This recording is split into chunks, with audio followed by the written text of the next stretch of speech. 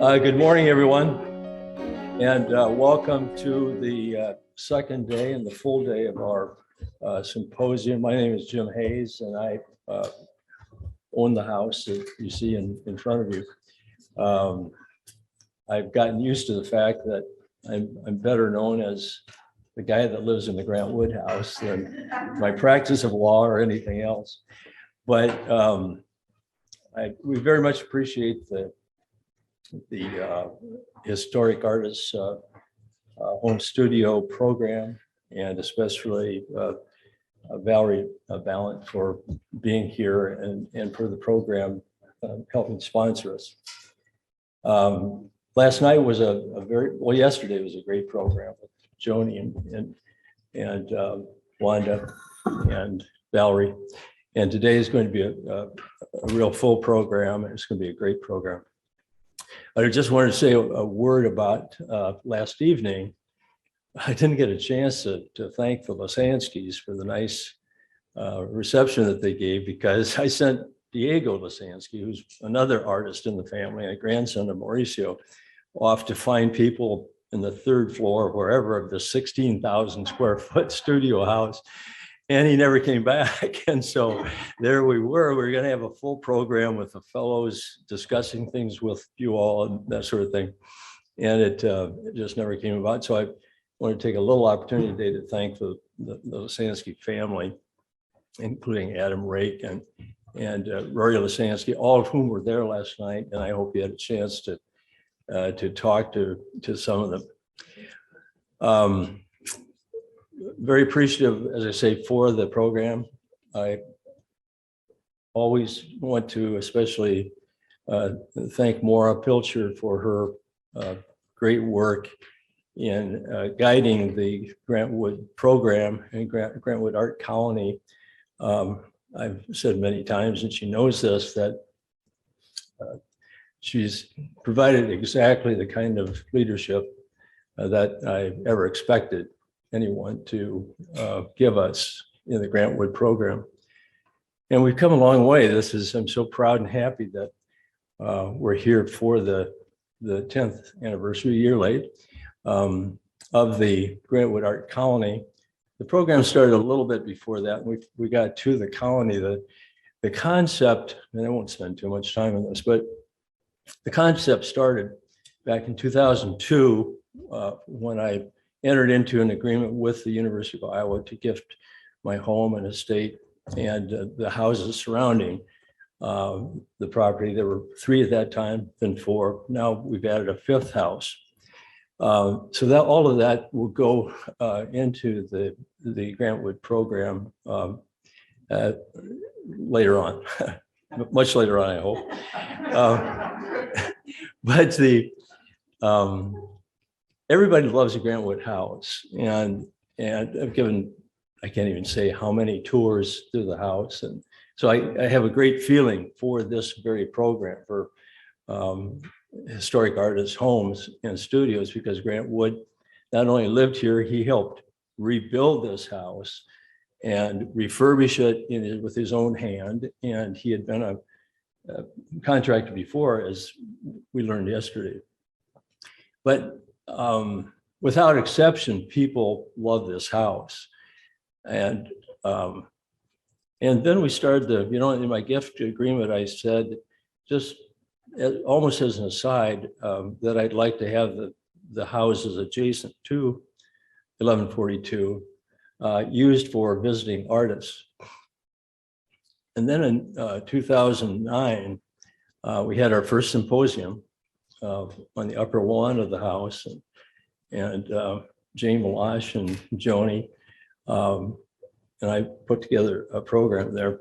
Jane had people from the Smithsonian. Joni came and talked, and one of Jane's associates, and that was the start. And then as an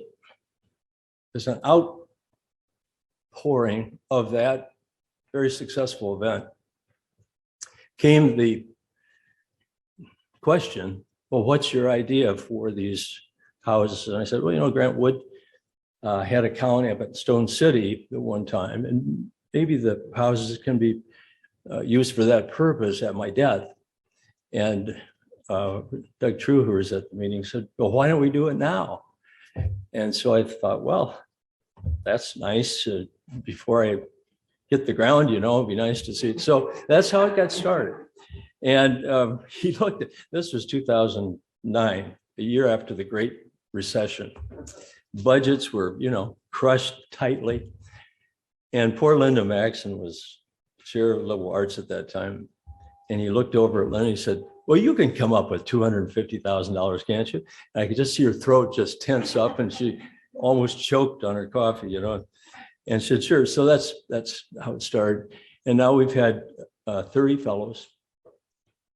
And we're very proud of the program. And what I was getting to is that it's such a lively place.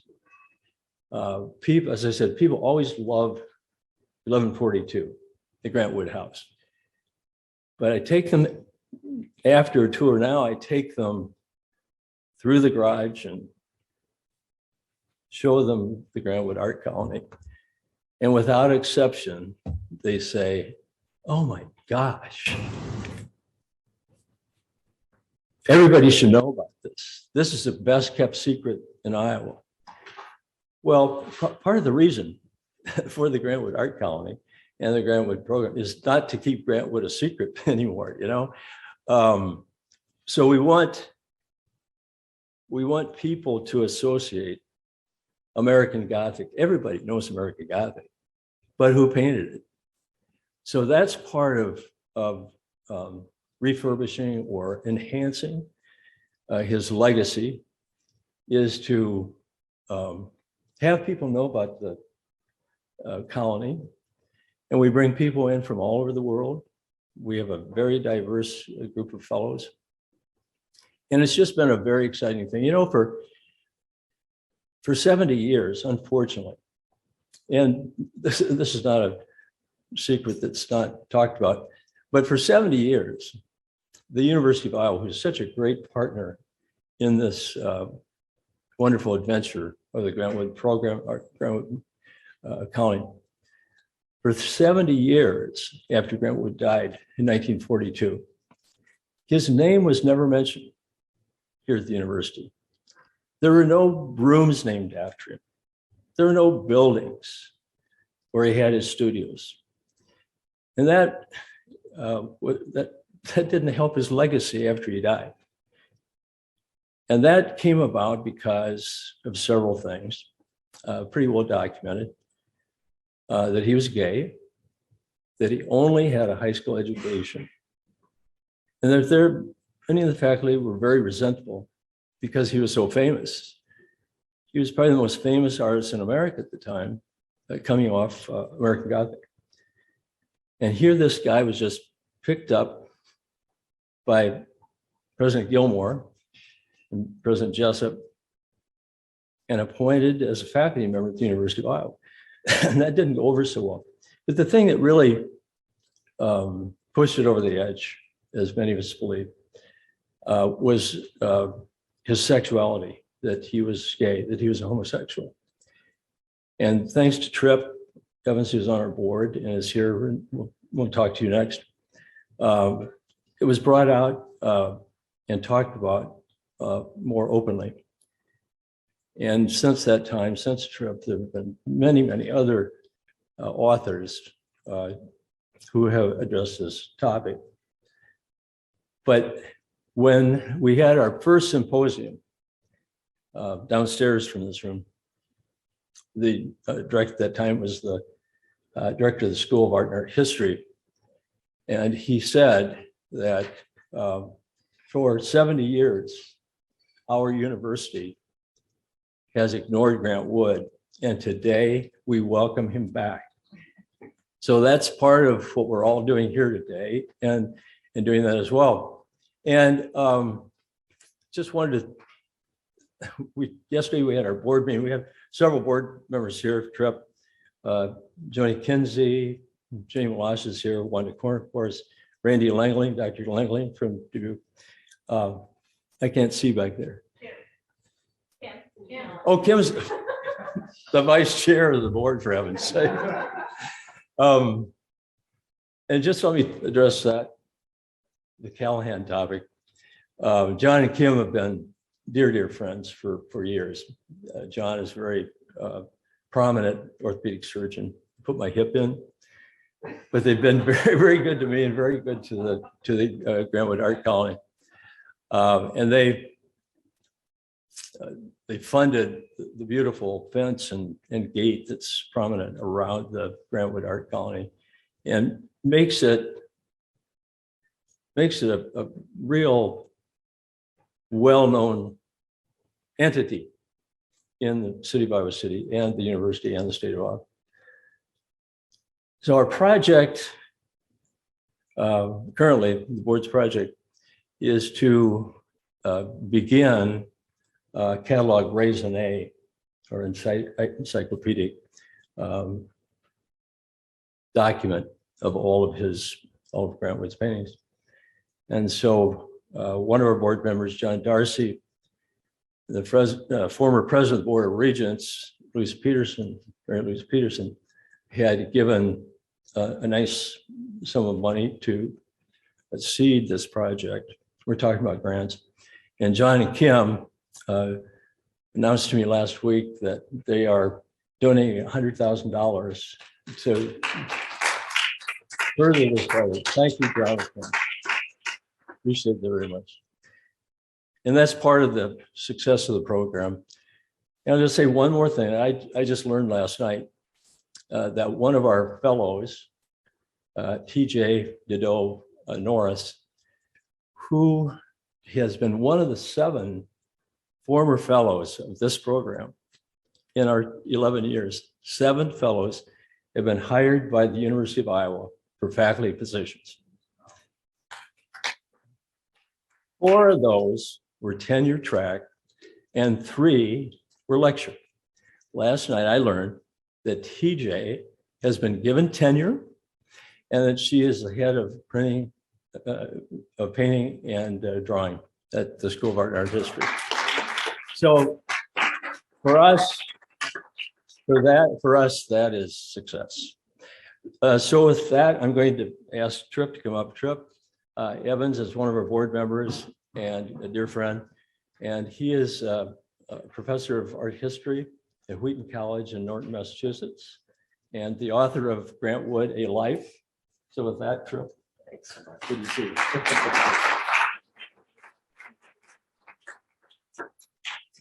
Thank you so much, Jim. What a treat it is to gather with everyone here and to hear these wonderful papers. I have to thank Wanda and Valerie and Joni yesterday for really setting the context for this extraordinary group of speakers. I don't want to impinge too much on the time of the folks who are going to be speaking in this first session, but let me just say by way of introduction to these next 3 papers that the theme that we chose for this first session is the art that is life. Many of you all may be unfamiliar with where that comes from. It was the motto for the Rose Valley Art Colony, founded in 1901 in Pennsylvania, which was a sort of a utopian socialist arts and crafts kind of community. And the art that is life, what it meant for Rose Valley was that the life that was lived in that artist colony was its own form of artistic practice. The meals that they had, the theatricals that they staged, the lives and relationships that were really fostered there were as much a part of the art that they were producing as the final products themselves. And I think you'll see in the papers today that this is also very much true of the owners and residents of the houses that we'll be exploring, which include Olivia Armandroff is going to be talking to us about Henry Chapman Mercer's Fonthill Castle, the wonderfully eccentric home that he built for himself in Bucks County. Michael Clapper will be speaking with us about Maxfield Parrish's The Oaks and the Cornish colony that surrounded it. And last, Karen Zukowski will be talking with us about Henry Varnum IV's Crow House, where the house itself became a motif even in the production. For all of these figures, I think they're, one of their great productions really was the live that they produced within these houses. And I hope we'll be able to explore, maybe in our discussion afterward, how those lives continue beyond the lives of their owners and creators, and just how fragile that sense of a life and fragile, sort of the material culture of these houses can be as well. So I'm really looking forward to these. Just a quick bit of housekeeping, just to keep us on track for the speakers. I will give you like a 2-minute warning as you're getting towards the end. I am the worst offender of this when I'm giving a talk, so don't take it personally. And afterwards, we'll have about a half an hour for discussion and Q&A, which I know will be robust. So really looking forward to it, and I will invite first up Olivia.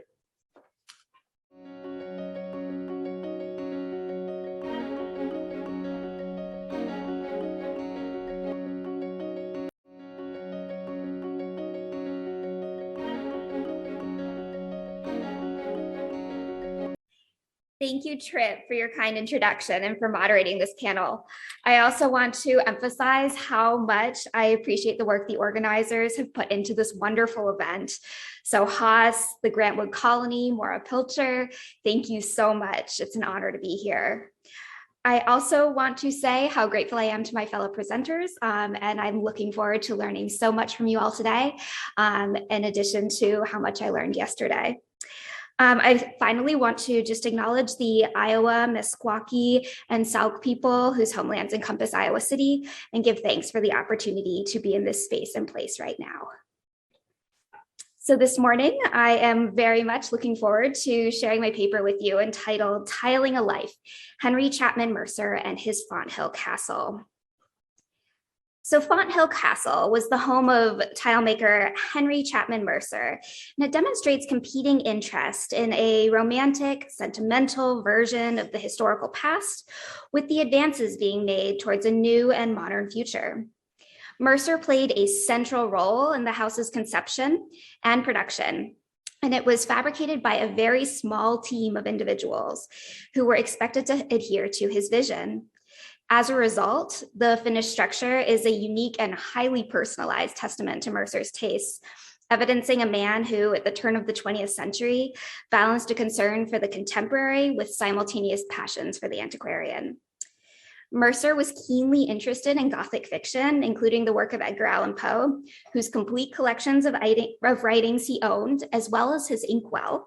And Mercer tried himself to write short stories in this style.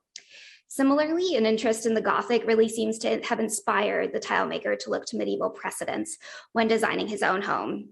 He remembered deriving inspiration as a child from his grandfather's medieval castles, prints of medieval castles along the Rhine River. And in addition, his travels through Europe gave him design sources. So his wealthy aunt, Elizabeth Chapman Lawrence, fondly known as Aunt Leela, began sponsoring these trips during his childhood. And it was the inheritance of her fortune later in life in 1905, when Mercer was 49 years old, that financed the construction of Fonthill Castle. In England, Mercer had visited Haddon Hall, a rural 12th century medieval manor and banqueting hall, and this had direct influence on his design of Fonthill Castle. Both structures feature irregular roof lines with towering chimneys and imbalanced ground plans, and similar ornamentation, including the gray facing and leaded windows. Furthermore, Mercer's construction notebooks show he sought to achieve a similar effect to the paneling in the dormer room as is achieved in the medieval precedents banqueting hall. In some ways, Mercer's project recalls ones undertaken by many participants of the Grand Tour, such as Lord Burlington, who designed his own Palladian residence, Chiswick House, after his return to Italy, outfitting it with a collection he amassed abroad. Like Burlington, Mercer embraced the role of amateur architect, using his travels as a source of his inspiration. Mercer's distinct approach to the planning process resulted in an irregular layout that resembled the floor plan of a medieval castle. Mercer had no architectural training, and although he knew several architects, There is no evidence that he consulted them on the project. While he did not make conventional blueprints, his construction notebooks include sketches of the rooms and their floor plans, as well as dimensional calculations.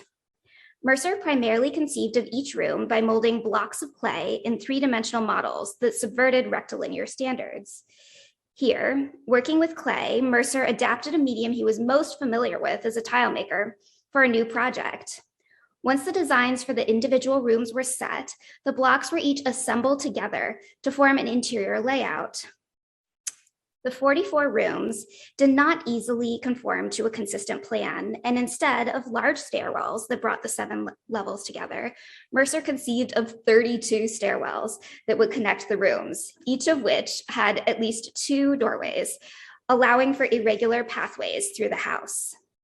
Narrow passages and winding staircases enhanced the sense of mystery and surprise.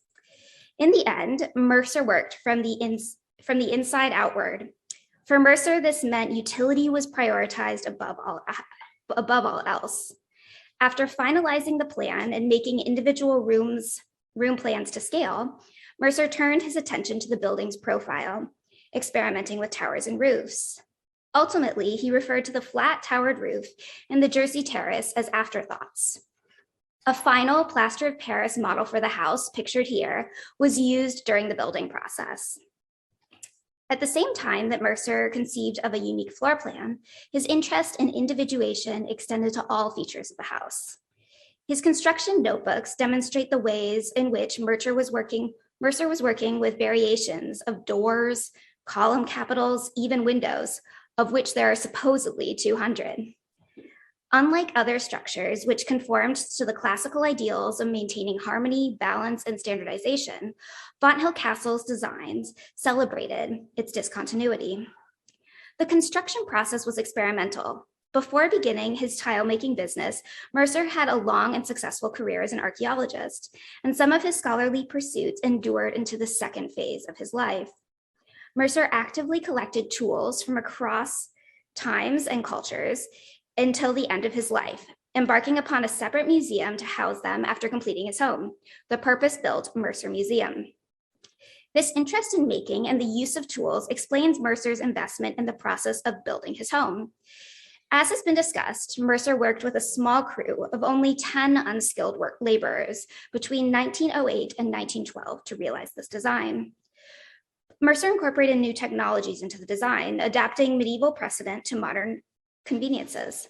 For example, plumbing, an electrical system, an intercom system, and even central heating were part of the design from the beginning.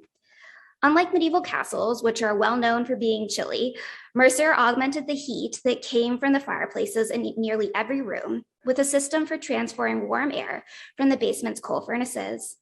He also created a system of air shafts in the exterior walls to prevent condensation and dampness. Unlike a traditional castle built from granite, Mercer embraced the relatively new technology of concrete for the entire structure. Mercer subscribed to and contributed to the magazine Cement Age, which had given him an appreciation for contemporaneous projects being undertaken with the material. At the beginning of the construction process, Mercer had also attended the meetings of the American Portland cement manufacturers, which would have also provided a new understanding of concrete's properties. Mercer was attracted to concrete's supposed permanence and recognized the benefits of its fire-resistant capacity, especially given that his uncle had lost a valuable collection of armor in a fire. The Cement Age would even pick up an article from the local paper, the Doylestown Intelligencer, that reported how Mercer had celebrated his birthday with a bonfire atop the concrete mansion in 1910, causing unnecessary alarm in the eyes of the article's author amongst his neighbors. Because cement mixes were not yet normalized, Mercer's workers mixed the concrete by hand, using recipes that resulted in a coarse texture that Mercer preferred. The mixed concrete was transported in iron wheelbarrows or boxes with handles and then hoisted to the upper levels through a horse-powered pulley system. While the concrete was mixed anew, other materials in the construction were recycled. Frames were often constructed out of salvaged wood, including from old buildings and bridges, and iron reinforcements were taken from junkyards. In some ways, Mercer's work foreshadows more modern assemblage techniques and that recontextualize found materials. Mercer was dedicated to the maxim of British architect and medieval revivalist Augustus Pugin, who called on architects to demonstrate construction, not to construct decoration. Called on architects to decorate construction, not construct decoration. In his own writings for the Cement Age, Mercer discouraged architects from disguising concrete with a facing of brick or stone, instead proposing they embrace it as a finished surface that could speak for itself. Here, Mercer again predicted a more radical turn in architecture toward revealing the inner industrial materials, including iron, that made architecture more modern structures possible. In the Cement Age, articles followed the construction process of Fonthill Castle, and there were illustrated articles that showed this process. And once it was completed, Mercer's home was celebrated for its unabashed use of concrete in a poem and illustrated frontispiece shown here. Because concrete's plasticity meant it could be sculpted or molded into shapes, the material allowed Mercer to incorporate design features from furniture such as vanities and bookshelves to structural embellishments such as columns and vaults. The concrete construction technique was especially well suited to Mercer's vision for tiled arches and vaults. In order to construct these arches and vaults, Mercer devised a system diagrammed in his construction notebooks. Before the concrete was poured, a curving layer of dirt would be mounted atop a wooden platform. The tiles would be placed face down in this dirt toward what would become the cavity after the concrete was poured, hardened, and the dirt was removed. So, black and white photographs of the house seem to substantiate its connection to medieval castles of the past, and the concrete easily resembles cut gray stone. Here, as I flip through photographs taken by the Historic American Building Survey, the building is set against a cloudy sky, heightening its sense of mystery. The interior shots, which often emphasize the vaulted ceiling, reveal experimentation with dark and light as it plays out on the gray scale.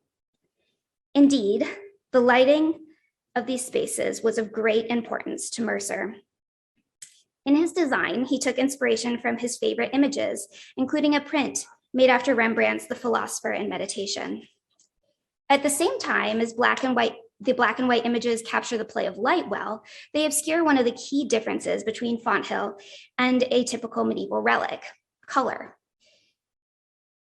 Instead, color images reveal the dynamism and playfulness of the structure. Most importantly, they capture the bright shades of paint applied to walls and doors, and the brilliance of the art and tiles. From the beginning, Mercer intended the space to be a museum as well as a residence. Mercer owned over 7,000 prints and engravings, placing 900 on display, which were accompanied by paintings, French tapestries, and over 6,000 books. Here, in the study, he even used chicken wire to showcase his collection of ancient Etruscan pottery above in the guise of a cornice. Most importantly, Mercer was able to integrate his collection of tile into the fabric of the house. The origins of the tiles were important and their provenance was carefully tracked. Much of the 1,564 tiles in his collection were spolia from China, the Middle East, Spain, and Holland. While many of the tiles had been acquired in Mercer's travels, both from dealers and directly from potteries, such as the Triana pottery in Spain, he began to aggressively add to the collection in 1914 after the completion of the construction project. Mercer rigorously pursued correspondence with expatriates, including military officers and YMCA workers, such as S.A. Filch, who was posted in then Peking, as well as Presbyterian missionaries, such as the Reverend Joseph R. Cunningham, who he contacted with form letters. In addition, he worked with American dealers, such as Lon's Curiosity Shop in New York City, and still more historic tiles had been awarded to Mercer, such as an old Bengali tile given to Mercer by then director of the South Kensington Museum in 1900. And a set of Delft tiles were presented to him by the Harvard Lampoon Society in 1907. Among the oldest tiles incorporated into the house were a set of Sumerian tablets that had once been used as receipts for goods purchased at markets in the second millennium BCE. These had been acquired by the American diplomat, antiquarian, and novelist Edgar James Banks. In addition, Mercer had pieces of red clay that were said to have been made in Jerusalem at the time of Christ, and other tiles that were believed to have been part of the original Alhambra. Mercer found intriguing and visually exciting ways to feature this collection, such as this set of Chinese roof tiles that leap from the concrete wall, creating a line that mirrors the flared skirt worn by Mercer's aunt in this portrait that sits nearby. While some of the tiles were collected, many had been fabricated by Mercer himself at his nearby Moravian pottery and tile works. He had begun experimenting with tile later in life in 1897 after a career as an archaeologist, and he quickly made a name for himself in the business after he launched in 1899, ultimately patenting 3 different kinds of tile making techniques. At the time he embarked upon this project, Fonthill Castle, Mercer was outfitting homes across America and even abroad. From one of his first commissions, secured through his aunt for Isabella Stewart Gardner, such as in this image, which shows the tiled floors of the House Museum's Gothic room, to ones across the United States, including in Texas, at King Ranch, and as we learned yesterday, for the floor of Alice Pike Barney's studio house in DC, which featured Mercer tile as well. In some ways, Mercer illustrated the dialogue between his collection of tiles and his own work by designing some tiles that were made in the guise of historical examples. So ceiling mosaics in the study are enlargements of similar reliefs in Toledo in the 16th and 17th centuries. Tiles in the yellow room that show a castle and eagle were inspired by 2 tiles excavated from the Church of Santa Maria in Seville, Spain. And more generally, many of Mercer's unglazed blue and white raised designs quote Wedgwood pottery's iconic style. In this way, the house was intended to represent the history of tile production. But Mercer also paired historically inspired tiles with his most iconic and recent designs, which were being sold at the time. Thus, Fonthill Castle was not only a museum, but also, as Mercer referred to it, as an exhibition home, which, like any showpiece, was a savvy advertisement. Already during its construction, Fonthill was a spectacle that had attracted attention. A 1910 report in the Doylestown Intelligencer recounted how Mercer had acquired a rooster and a watchdog in response to aggressive, even belligerent visitors.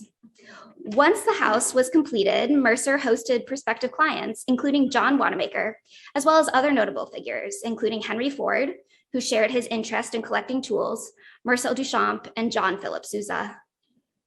These and other guests would have learned about the history of Mercer's firm through the visual narrative incorporated by Mercer's successful past projects. The Moravian pottery and tile works derived its name from Mercer's interest in Moravian and other early 18th century colonial firebracks. And the design of these motifs were inspiration for his first tiles. In his home, he set these iron firebacks into the wall alongside the brocade tiles they inspired. Other series were incorporated too, such as a set of golfing tiles that was commissioned by a country club, which were installed in one of Fonthill's bathrooms.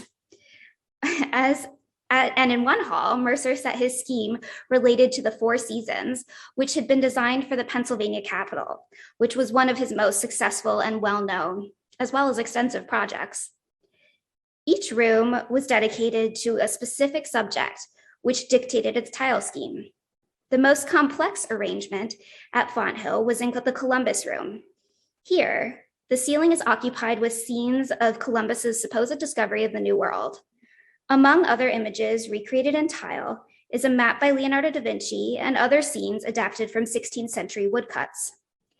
In the adjoining Bow room, Mercer dedicated the ceiling to a tiled map of ancient Mexico City. And finally, in the Yellow room, there was tile work dedicated to the story of the pirate Bluebeard. The fantasy of travel and exploration was alive in this house, in these rooms. While Fonthill was officially completed in 1912, Mercer lived until 1930 and continued to add tiles to the home throughout his life. The dynamic space is a testament to the artist's own creativity and his ability to channel the inspiration he derived from a range of sources into an utterly new and fantastic vision. Thank you.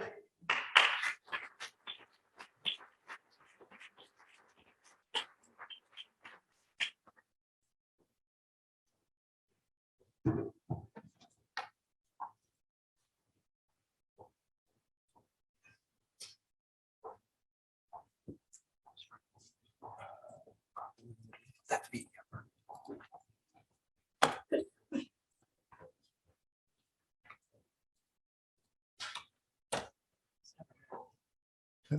I'm glad for the help.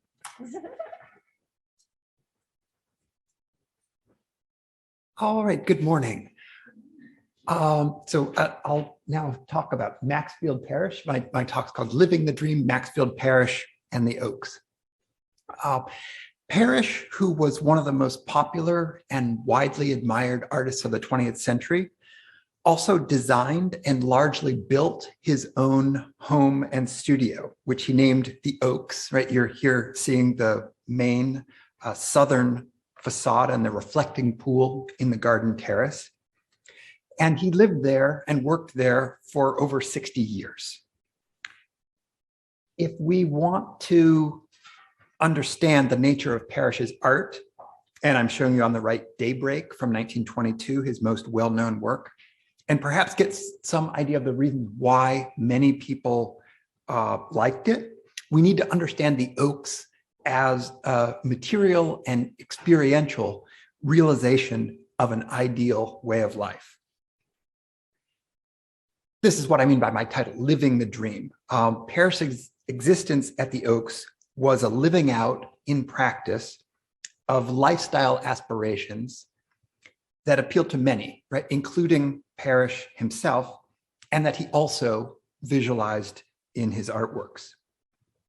Most people didn't have the means or the skills to live like Parrish did, but they could instead buy a Parrish print and through it enjoy an idealized version of the way of life that he envisioned. So I want to get into the particulars of the character of the house and the grounds at the Oaks and how Parrish transposed significant features of his home into his art. But the larger case that I'd like to argue is that both the Oaks and Parrish's paintings embodied a dream lifestyle, right? A respite from the pressures and shortcomings of urban industrialized labor. This ideal lifestyle had a constellation of features, right, including natural beauty, sophisticated culture, community, and freedom. A primary aspect of this dream was to enjoy and to live closely and regularly with the beauty of nature. So, trees, mountains, water, skies, seasonal changes, flower gardens, vistas. At the same time, this ideal world was cultured, right? Not rustic or crude or rough. Freedom, right? To pursue self-directed activities rather than to labor for money was important, yet so too was community with other cultured people. Thus, the formation of the Cornish colony rather than isolated individual retreats. Parrish and his fellow colonists very much enjoyed socializing, conversation, letter writing, gathering at people's houses, putting on performances, musical and theatrical performances. In several ways, right, his dream existence entailed having the best of both worlds. So nature and culture, privacy, but also artistic community, living in the country while also maintaining connections to urban cultural centers. Lest this seem too much like mere self-indulgence, I should add that certainly for working artists like Parrish, the point of this existence was to be creative and professionally productive. So let's now go on to the particular case of Parrish and the Oaks and how he not only enjoyed crafting an aesthetically rich and satisfying home environment for himself, but also drew on his experience at the Oaks to imagine a closely related fantasy life in his paintings. Parrish's home was both the site and the model for his art. So let me show you the house and highlight some of its key features, in particular, that its relationship to the land around it was one of its predominant aesthetic concerns. Parrish spied the spot for the oaks from his father, Stephen Parrish's home and studio, which is called Northcote. And so I don't have a view from Northcote to the oaks, but here's a view right from the oaks under construction sort of across a valley. And then you can see here is Northcote. What appealed to Parrish immediately was a small grove of mature oak trees, which he felt were calling out to shelter a house. To give you a sense of the topographical relationship and setting of the oaks and Northcote, right? Here's a topographical map with a blue dot for the oaks and an orange dot for Northcote. They're about a mile apart as the crow flies. At the left is the Connecticut River, which is also the border between New Hampshire, where these houses are located, and Vermont close by to the west. Note that both of the houses are at the end of long driveways, and they sit on fairly steep hillsides, right? The light gray topographical lines on this map are at 40-foot intervals. And they face each other across a valley at the bottom of which flows a stream, which is called Blow Me Down Brook. Parrish initially built a simple 2-room cabin. Here's a photograph of the work in progress with the help of George Ruggles, his neighbor and construction partner and handyman for over 30 years. The first year they only finished the kitchen. And let me say, this is the first of a number of images I'll show that are from Parrish's own collection of thousands of glass plate photographs that are now in the Special Collections Library at Dartmouth, which holds Parrish's papers. So 10 years on, right, in 1906, the two had mostly completed the compound. Here's a later aerial photograph. And you can see it includes a 2-story main house with gabled pavilions and a separate studio building that Parrish built starting in 1905, when after the birth of his second of 4 children, he found it was getting a little too noisy and chaotic to concentrate on his work in the main house. Throughout the building process, Parrish designed the house to accommodate and to take advantage of the trees and the terrain. So the main facade faced south, looking out across a walled garden, and below that pasture land that fell away rapidly. Here's a view from that pasture. And the house looks out toward the Connecticut River and beyond it to the landmark peak of Mount Ascutney. It's about 6 miles away in the neighboring state of Vermont. Looking toward the main house from afar, it consisted of a conjoined set of simple gabled blocks nestled beneath and amongst the massive oak trees. Looking out from the house, the chief impression was of the beckoning prospect of a vast, rugged landscape. Parrish's notion of landscape was always a humanized environment, right? Vistas that were anchored by and centered on people, often framed with architecture. In some of the most celebrated works of his early and mid-career, and I'm showing you here Dinky Bird from 1904 at the left, at top Garden of Allah from 1918, Daybreak, and then on the right, Ecstasy from 1930. The exultant or contemplative mood of the images derives from the relationship between the human figures and their surroundings. So this brings us back to the oaks, which was both Parrish's own crafting and experience of his ideal, and the inspiration and model for many of his paintings. In some cases, the borrowings are quite obvious and specific. His illustration of the Arabian Nights story of Prince Agib features a large circular reflecting pool like the one on the terrace of the garden at the Oaks, which in turn derived from a similar reflecting pool in his father's garden at Northcote. The pool at the Oaks was larger, it was 16 feet across, more in relation to the house and the larger open spaces around it. We also see in his painting the cascading spirea prominent in Parrish's garden. And notice how these shrubs similarly symmetrically flank central axis / walkway.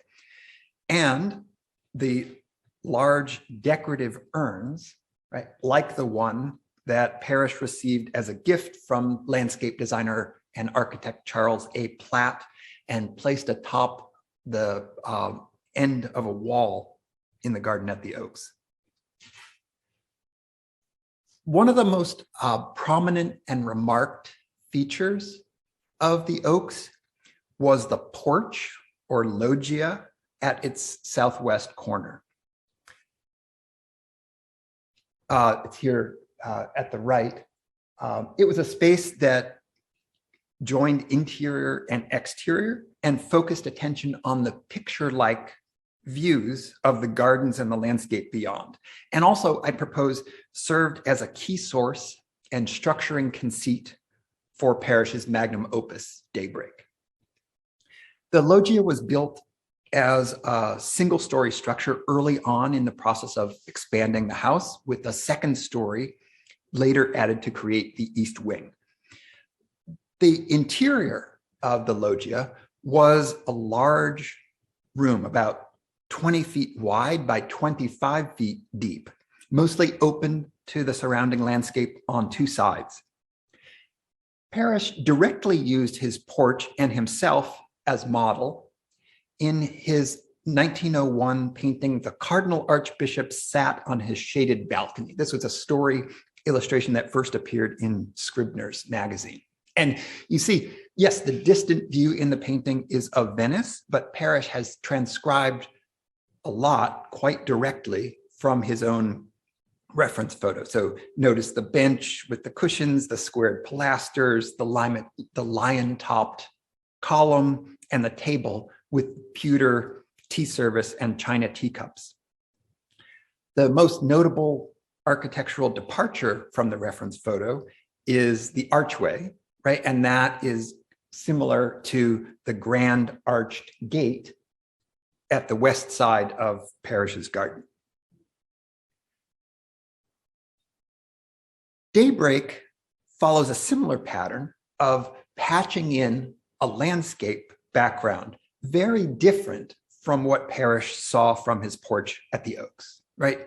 In this case, it's the sort of craggy, arid, rocky landscape in blue and orange that had so impressed him during a 1902 trip to Arizona on assignment for the Century Company, for which he produced a set of illustrations for a series of articles titled The Great Southwest, right? They did a series on regions of the country.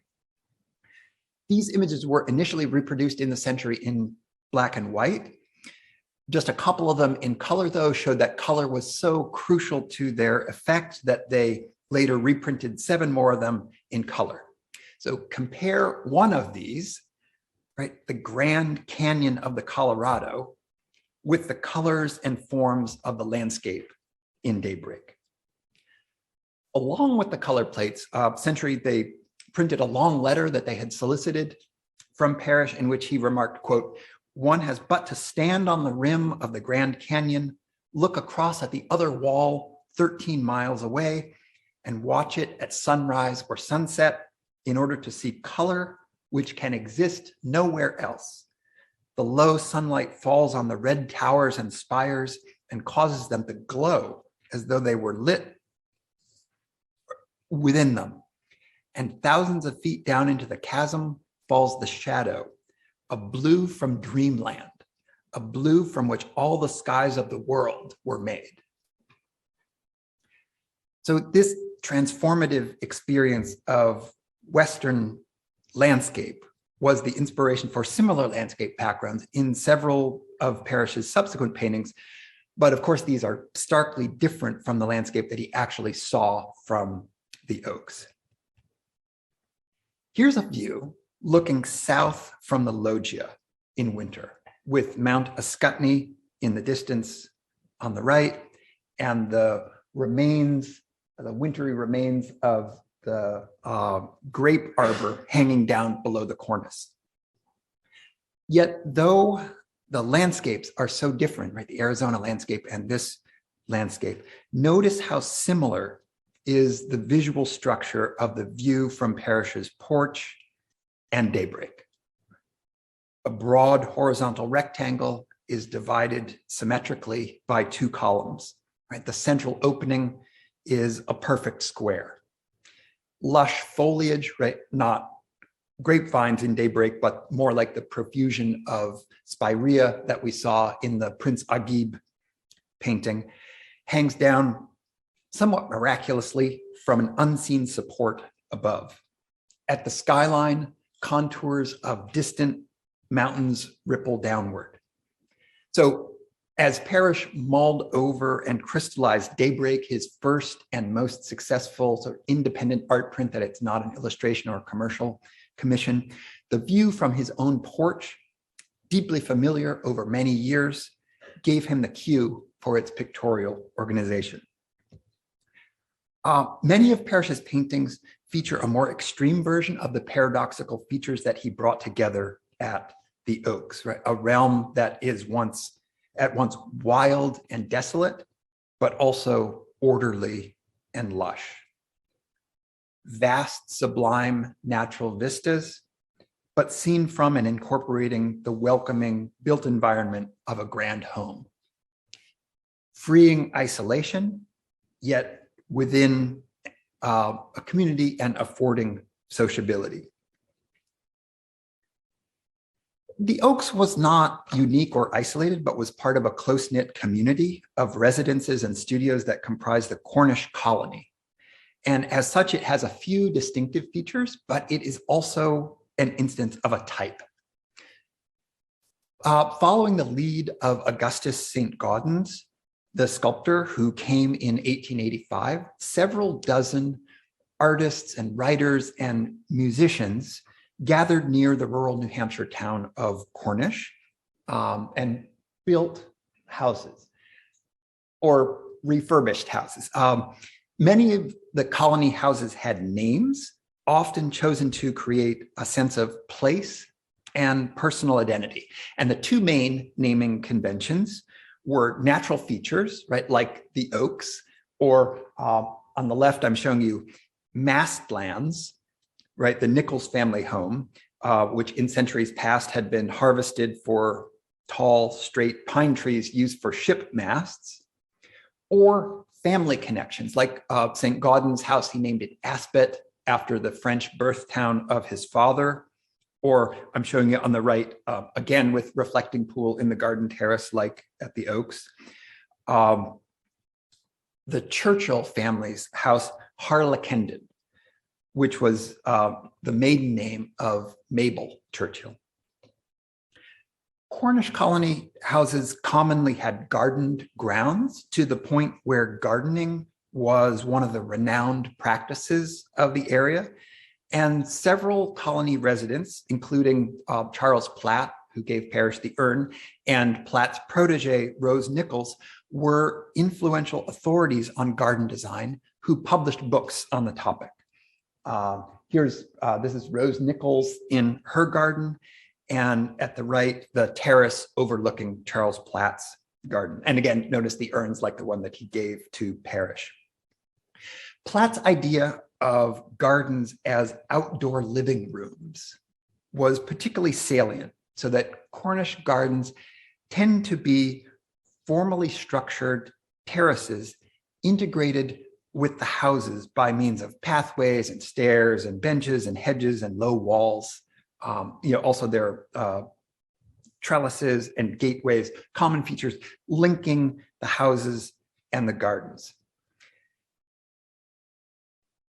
For fear that they would detract from his beloved oaks, Parrish did not plant the Lombardy poplars, right, that you see here. This is at Aspet, St. Gaudens's house, or that his father, Stephen Parrish, planted.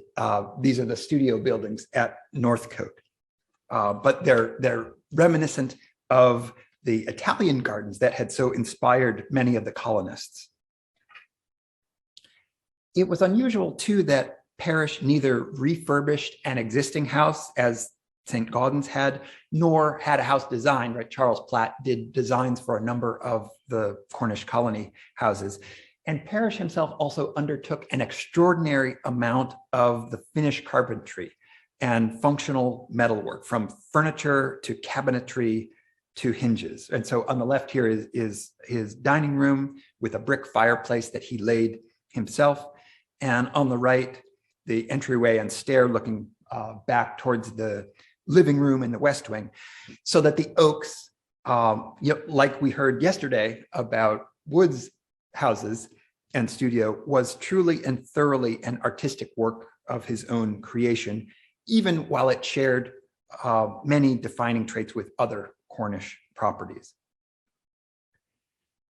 For the last 30 years of his career, Parrish painted almost exclusively landscapes, most of them as calendar images for the publishing company Brown and Bigelow.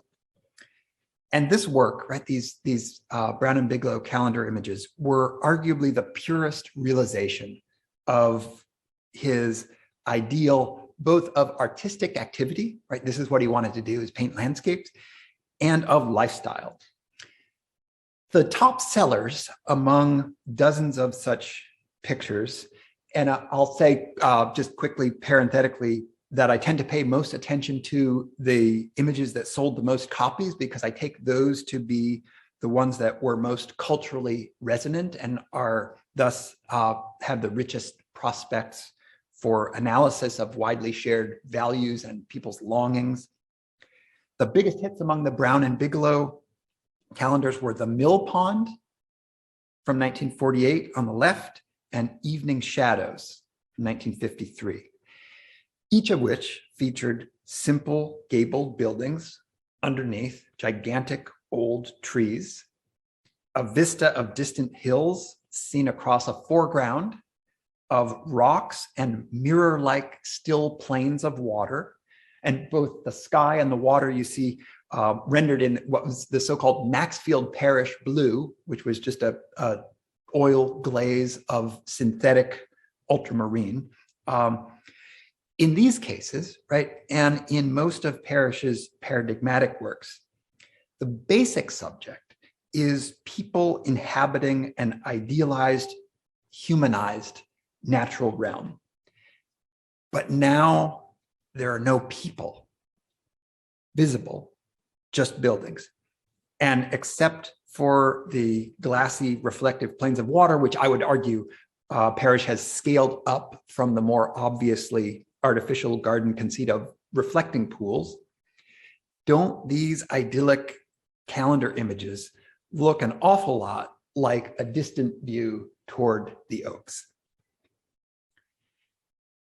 As Parrish turned his back on figurative art and contentedly holed up at the oaks to paint what he pleased, he asserted that landscape images were really what his audience most wanted and needed in their lives, and thus would be the new trend in popular and commercial art. In a 1931 interview, he declared, "I'm done with girls on rocks." This is mostly a reference to the annual calendar images that he had been producing for General Electric since 1917. He kept trying to raise the price. It was $2,000, it was $5,000, it's $10,000 just for 1 year's rights. But they kept paying him, so he had to keep doing them. Again, notice the orange-blue southwestern landscapes in all of these. Again, continuing the quote, "There are always pretty girls on every city street," So you see he's here imagining an urban heterosexual male viewer. But a man can't step out of the subway and watch the clouds playing with the top of Mount Ascutney. He could see that from his porch. It's the unattainable that appeals. Next best to seeing the ocean or the hills or the woods is enjoying a painting of them, end quote, right? So Parrish here presents a masculine ideal of refined country life and appreciation of nature as an antidote to urban living. At the Oaks, he could live this ideal every day and transmute that existence into his art, which could then become a next best, a vicarious art-mediated experience for his viewers. Thank you.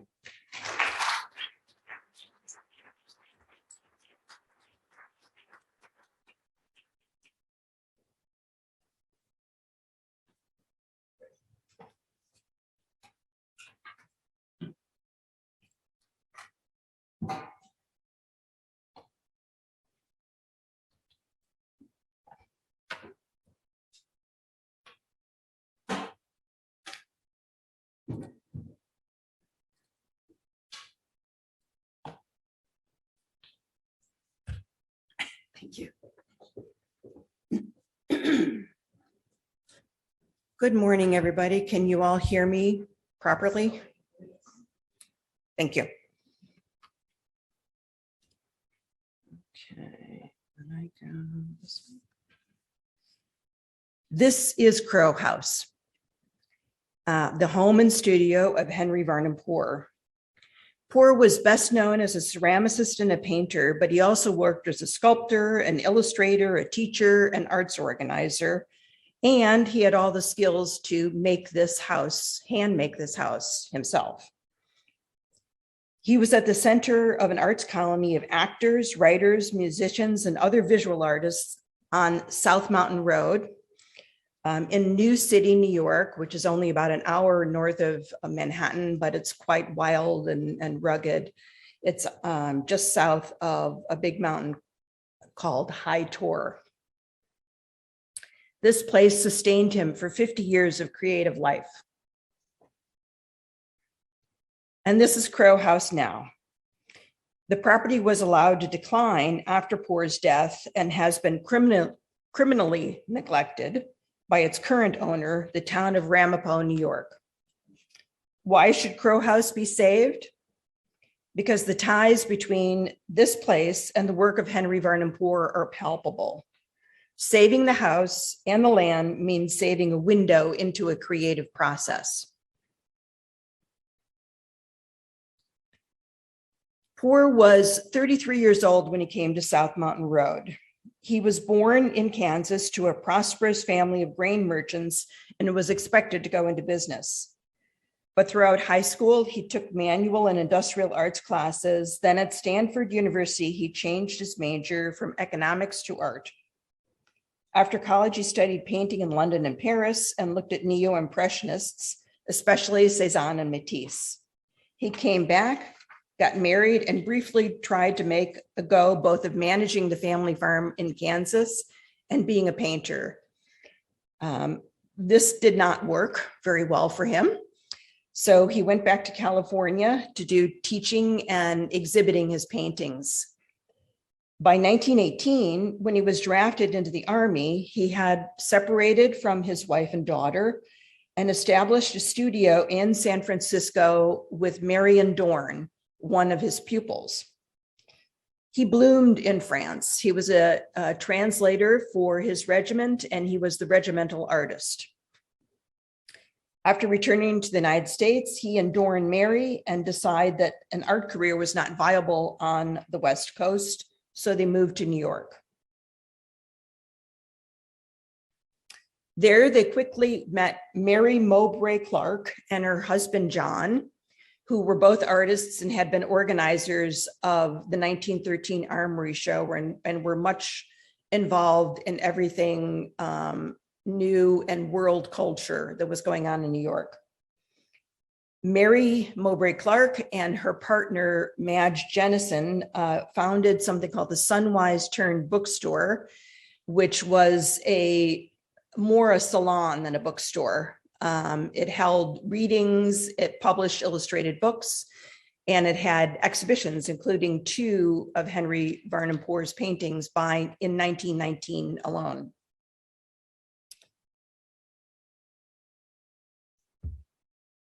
Henry and Marion were, excuse me, is there any water here? Thank you. Henry and Marion were caught up in the circle of Mary Mowbray Clark and Sunwise Turn Bookstore, and they often spent weekends at the Brocken, a place on a country road of South Mountain Road.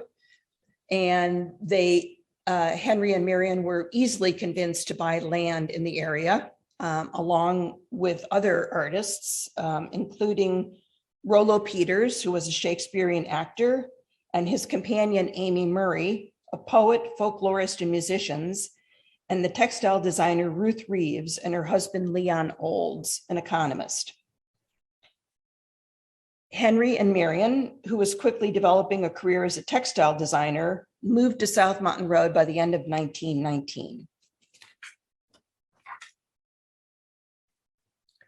Although Henry had no formal training as an architect, thank you very much. Thank you.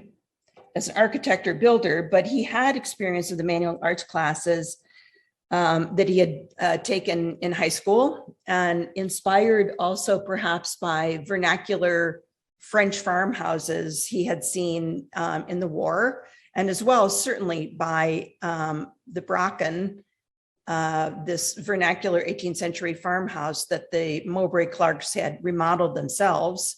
He took all that and just went to work and started making sketches and started actually building almost by himself. It was an ad hoc process, a pragmatic process, using simple tools. It started in January of 1920 and was done about a year later.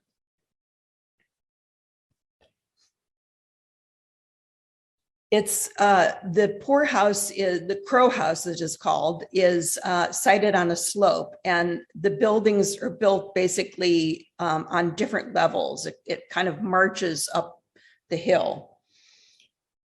Material used are mainly hyperlocal: sandstone from disused quarries that were uphill from him, brick from a yard, a famous brickyard down the road in Haverstraw. And a fortuitous, for him, chestnut blight had occurred 5 years earlier, leaving some trees all seasoned and ready to go, and to be chopped down by hand and adzed by hand and worked into the framework of the building. There are some very ancient building techniques: hand tools to carve and shape stone and wood, some new materials like metal frame windows, and lots of quirkiness. Massive headers over doors made out of chestnut beams, flat roofs of concrete and tar paper. When an archway in the interior of the house began to separate, Henry just simply added a buttress on the outside to hold it up. Here are the 2 facades of the house, which I'm just simply calling lawn facade and creekside facade. To orient you, unfortunately, the pointer on this thing isn't working, but look at the blue doorway that gets you into the living room of the house.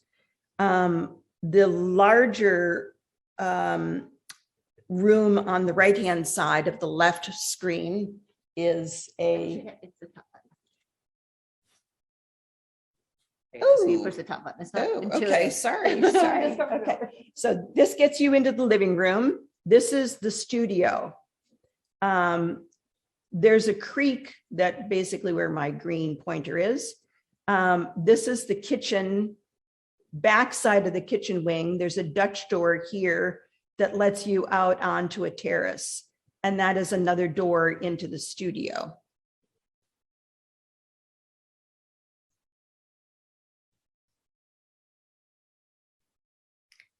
This is the living room with one of those massive chestnut beams. Fireplace with stone lintels that Henry carved himself, that buttress or that archway held up by the buttress outside. Most of the furniture in the room was made by Henry. You go through that archway, enter into the kitchen with a massive stone sink carved by hand.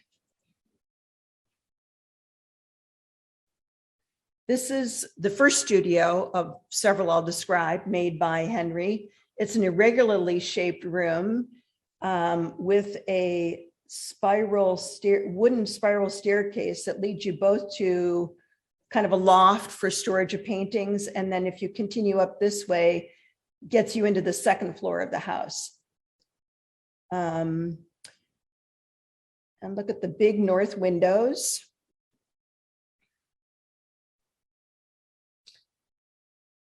Those big north windows there get you out onto the lawn where Henry established gardens and raised beds with ornamental plantings, ornamental shrubs and trees. The structure here was a wood workshop, as you can see, I hope you can see, ornamented with Henry Varnum Poor's ceramics set into the stucco work. The Creekside Terrace was a land work constructed by Henry and was the atmosphere and the whole sense of it was augmented or changed very much because Henry dammed the creek. And this area right here was a small pool of water that flowed through that doorway that turned a grinding wheel for making pigments.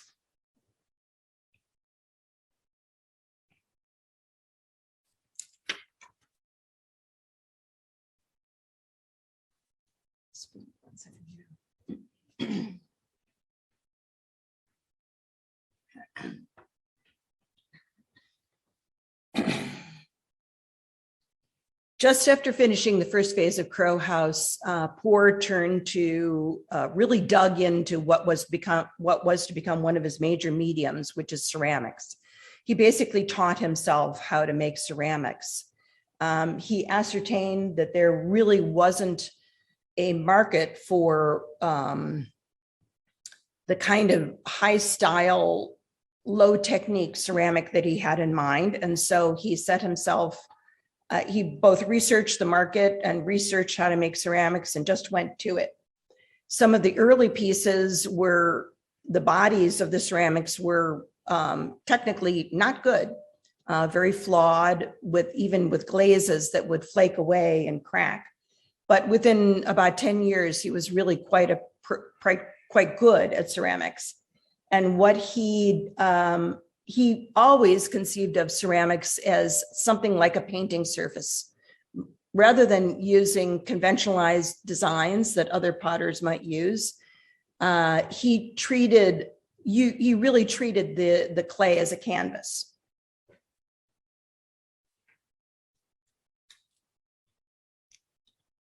Before the close of 1921 and only 1 year, he had enough wares to sell to the Wanamaker's department store. And by mid-1922, he was on a $200 retainer from the Montrose Art Gallery, a place that also sold his paintings.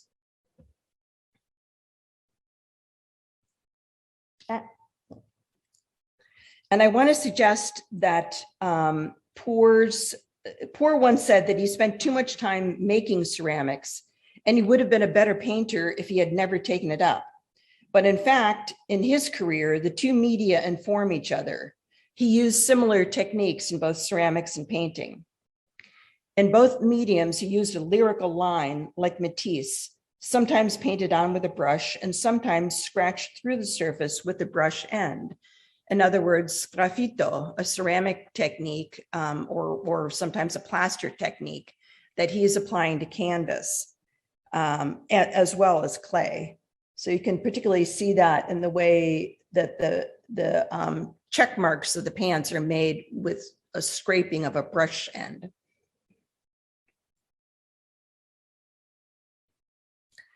But after a few years of country living, his relationship with Marion Dorn soured, and by 1923, they were divorced. After a time in France painting, Poor married Bessie Brewer, who was an editor, short story writer, and eventually a novelist. She was also the mother of 13-year-old Anne, whom Henry adopted. By 1926, Bessie and Henry welcomed a son, Peter, to the family. This was the third marriage for them both, and it stuck. By 1913, the family needed more room and they wanted more light in the living spaces, and Henry wanted a pottery studio. The new addition was built into the uphill studio side of the house. This is the new pottery studio. Again, Poor works in an ad hoc fashion, but this time with a mixture of new and old materials. He still used massive wood beams to carry the roofs and much plaster and brick throughout, but now walls were constructed of concrete block, and he made bigger windows with steel casements. He added another full story on top of that old studio and added stone facing onto the lawn side of the story. This new story became bedrooms and bathrooms. And basically where you see something painted brick, that's concrete block, and it's a new addition. So this is the lawn side. So this is the new addition. And that's the new addition from the creek side. This structure here is the same as this structure here. And that was added on later in 1949. But back to the 1931 editions.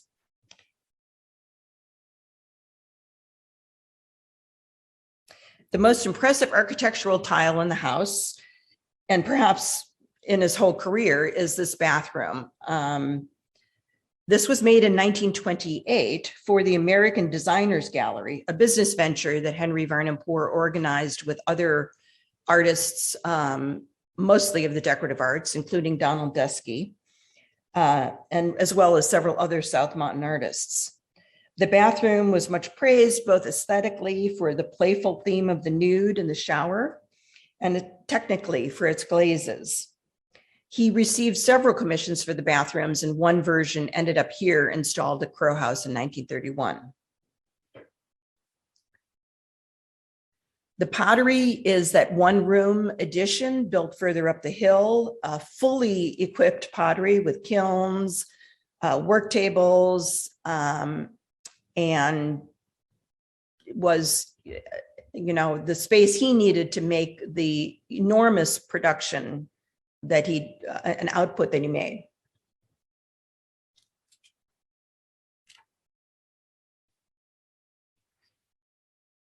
On the right, you see a bedroom, and everything you see in that room was made by Poor, including the table, the curtains, and that is a ceramic stove.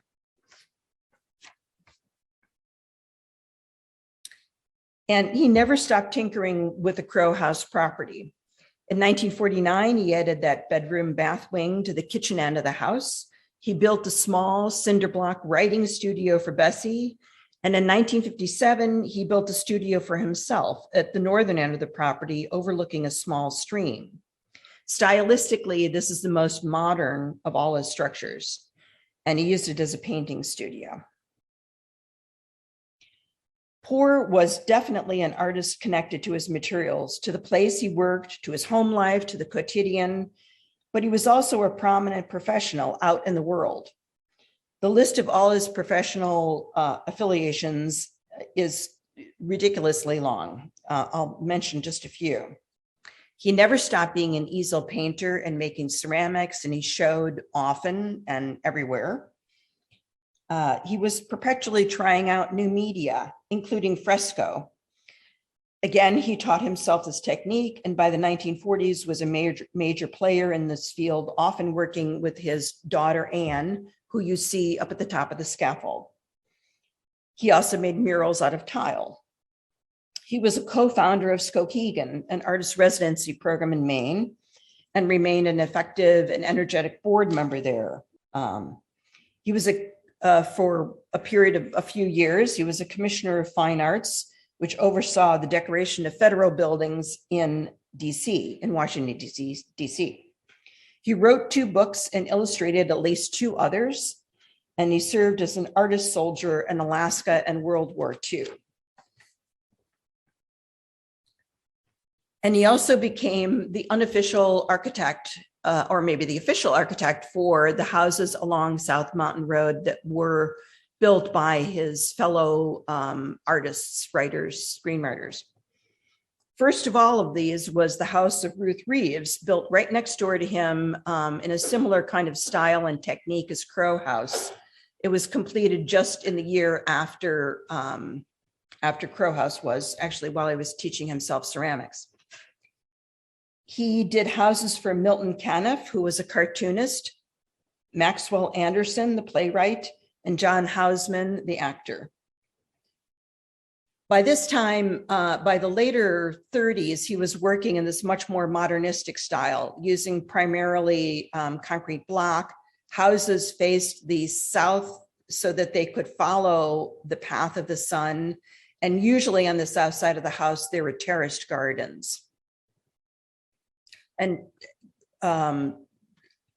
he was an active maker of the gardens, as well as Mary Mowbray Clark, who became quite a prominent garden designer. But I want to bring this back to Crow House and how that place informed his work. March Sun of 1933 shows Bessie Poor, Peter Poor, and Anne Poor. They sit in front of the garden window in Crow House with the cat sunning itself in the wan early spring light. The painting combines several genres that Poor expressed on canvas, in his drawings, in fresco, and on ceramics: still life, portraiture, and landscape. In fact, most often the subject of Henry Varnum Poor's work in any media is Crow House, his family, their land, and the world of South Mountain Road. And I want to suggest that Crow House is not only the subject, but the catalyst for Poor's creative life.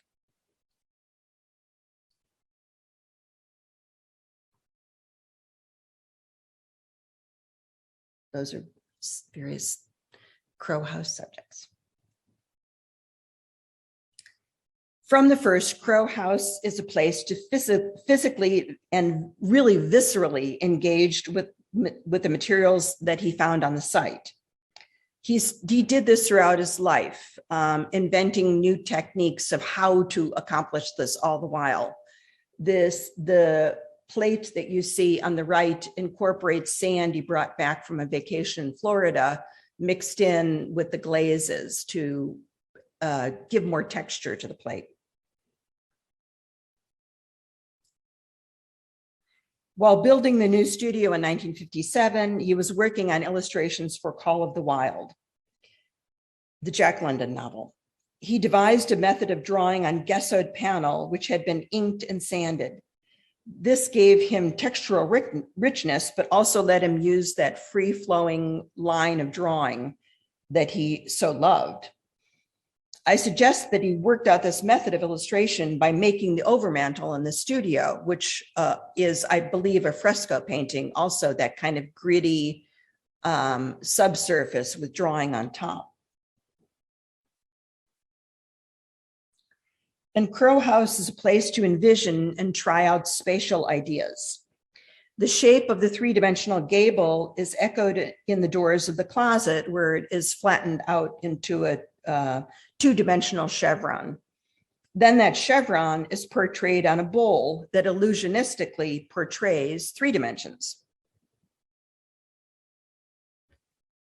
Poor was fascinated with curving and spiral staircases. They appear in the first iteration of Crow House in stone and in wood. When rendered in 2 dimensions, that chevron can look like the stairs climbing up the curved surface of the bowl.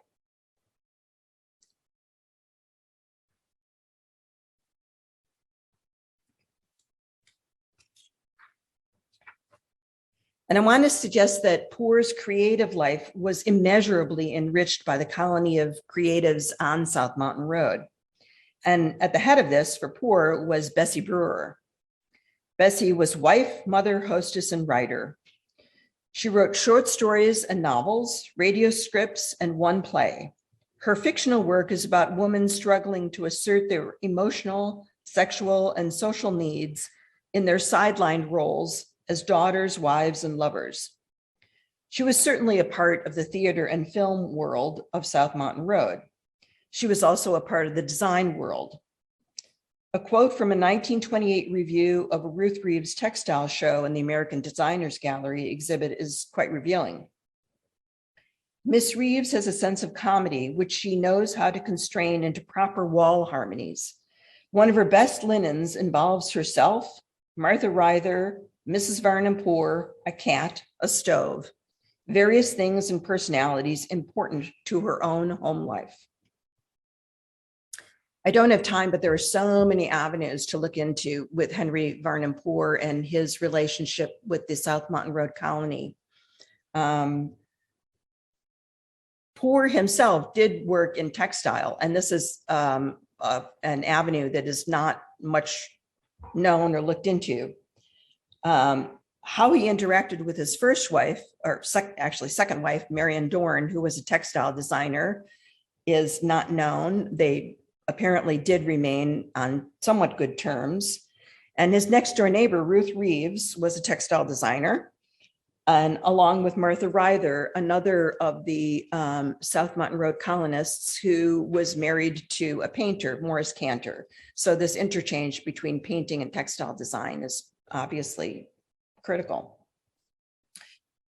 Poor made many, many drawings of military life and paintings, and his interactions with Milton Caniff and Bill Malden, who were both cartoonists who portrayed the kind of drama and emotional richness of military life.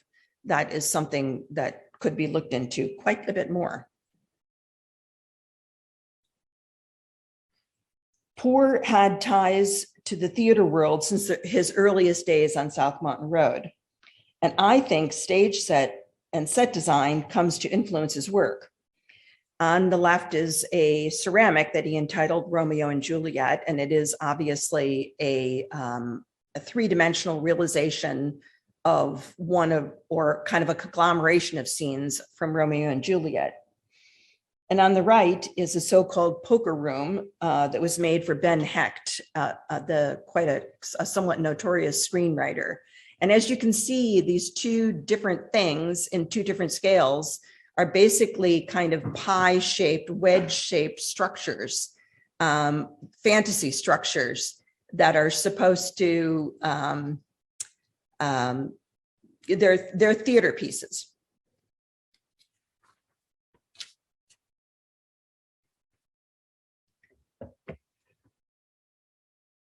Poor died in 1970, Bessie in 1975, and Anne lived on in the house until her death in 2002. Peter Poor decides that the house is too much of a burden for his family, and he decided to sell it.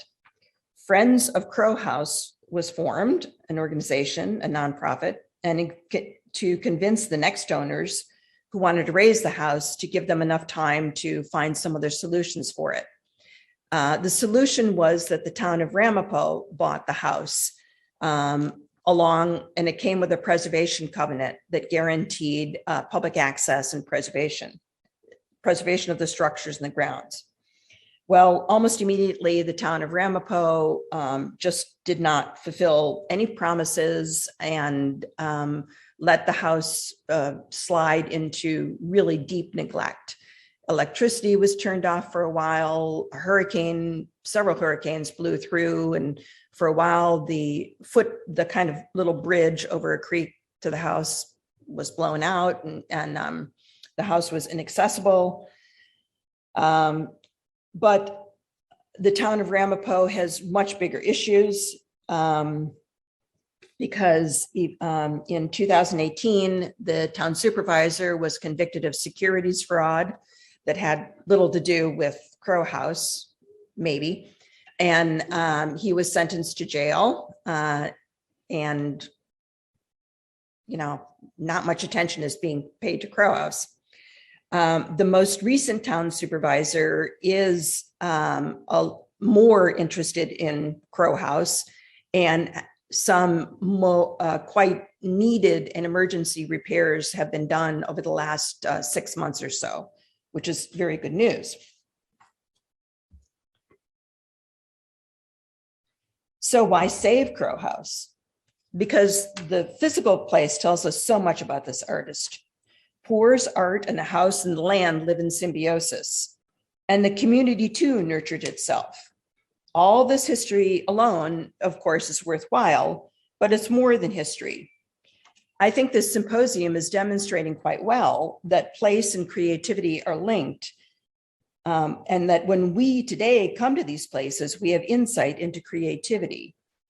But as good as these papers are, it's not as good as being there.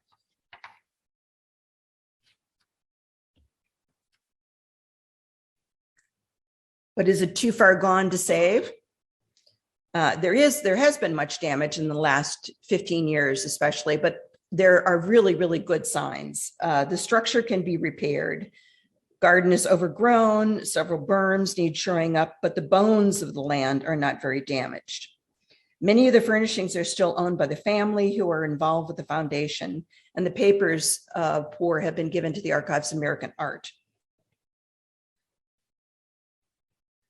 What is the best, highest use for Poor House? Of course, it could be a historic house museum. It could be an artist residency program, or a scholar study, or a conference center done in partnership with a nonprofit. It could even revert to private use as long as there were accommodations made for accessibility and maintenance. So the hero in all of this is the Henry Varnum Poor Foundation. And just to close my talk, I'm going to be a bit of an activist here and say that I have brought along a letter written to the town of Ramapo supervisor, which if you all would like to sign would be most appreciated. Thank you very much this morning.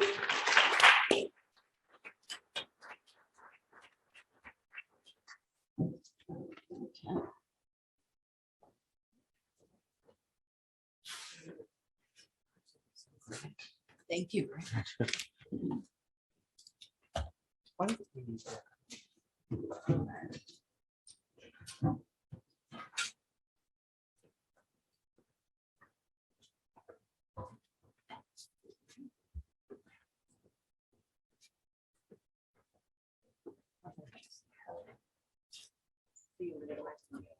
So I'll use this microphone to make. Okay.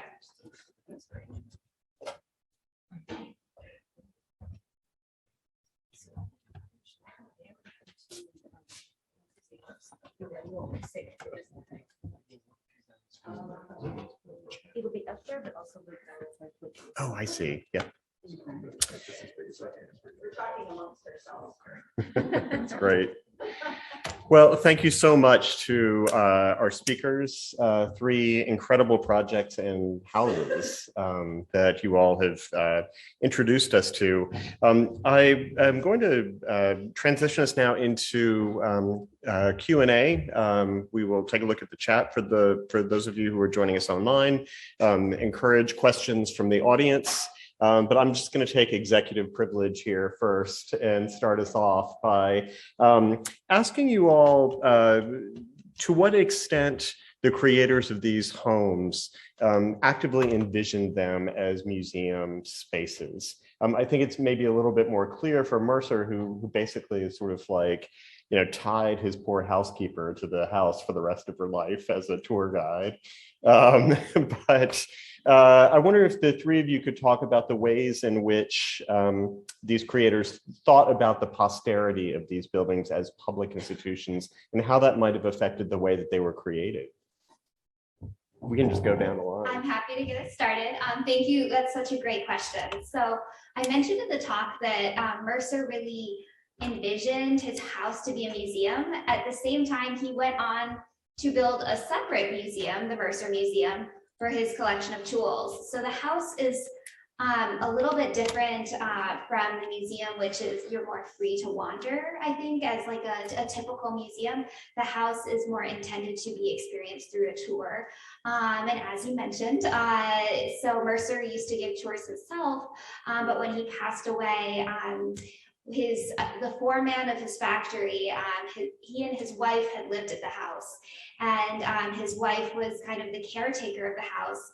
And so in perpetuity, Mercer left the house to Bucks County and requested that this caretaker remain on the property to give these tours. And so it was in some ways open to the public as a museum until she passed away, at which point it became more of the established museum that we see today.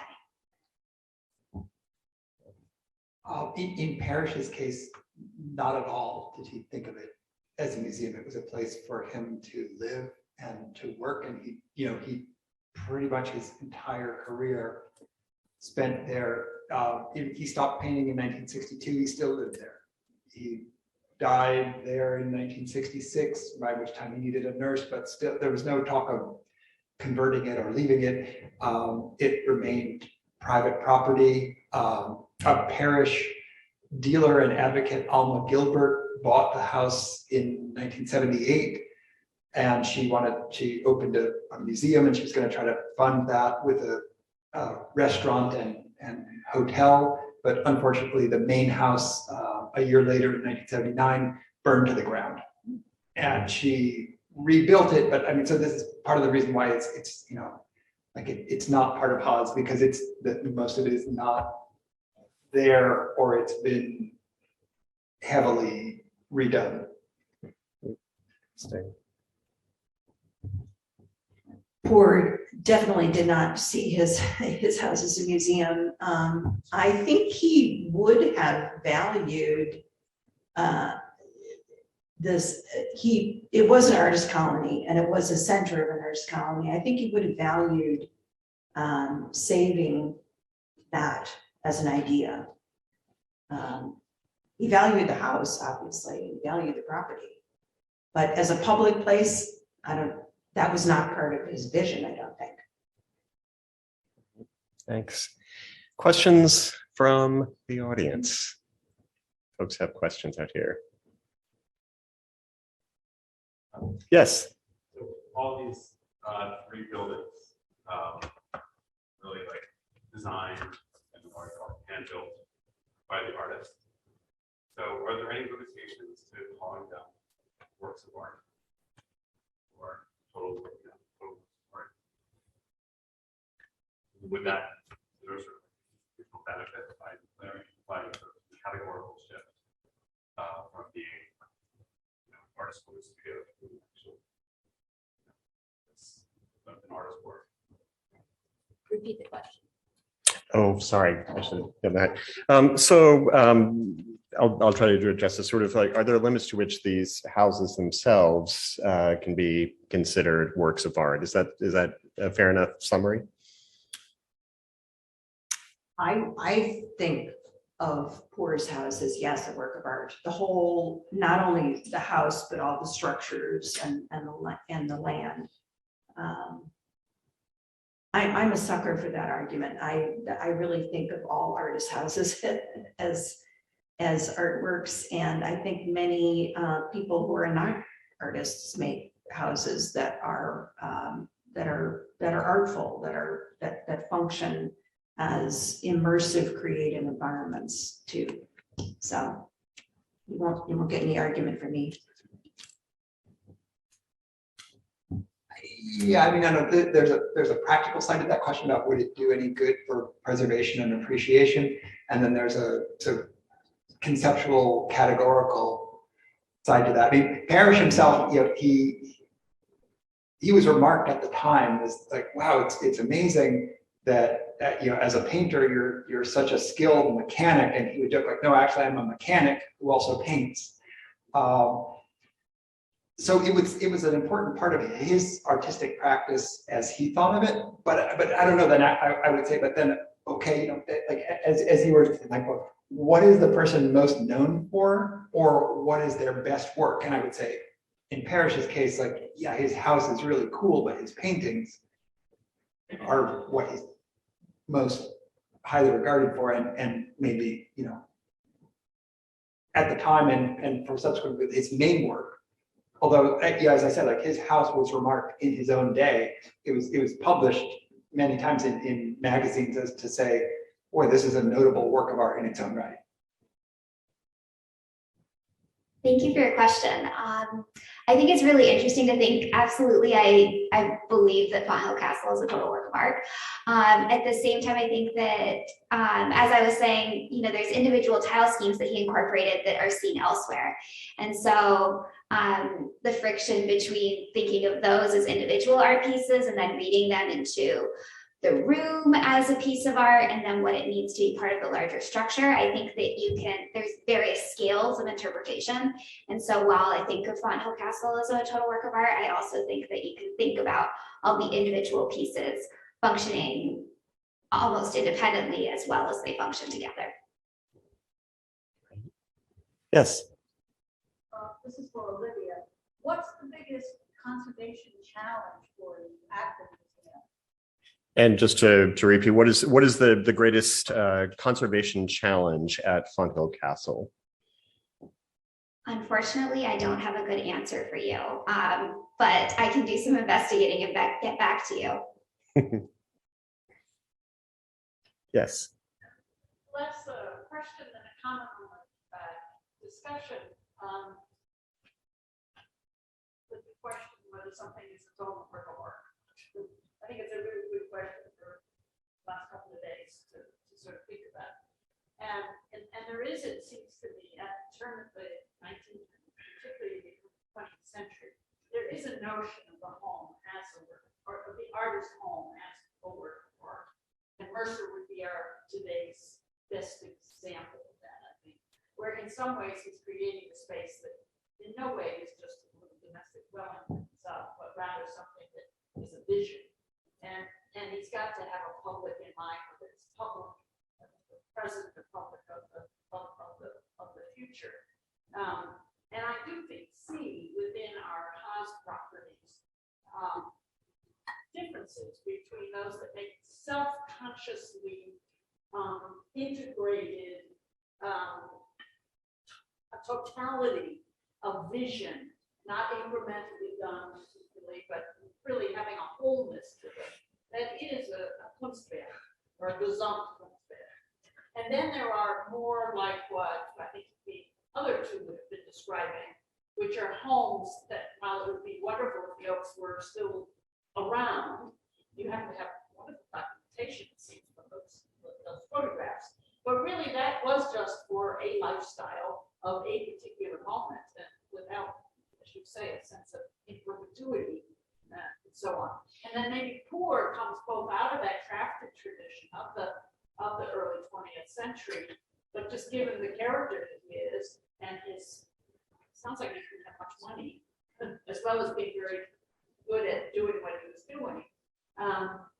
It's really for the moment. And it's a particular, why I love saving something like that is because it describes really an individual moment and an individual lifestyle.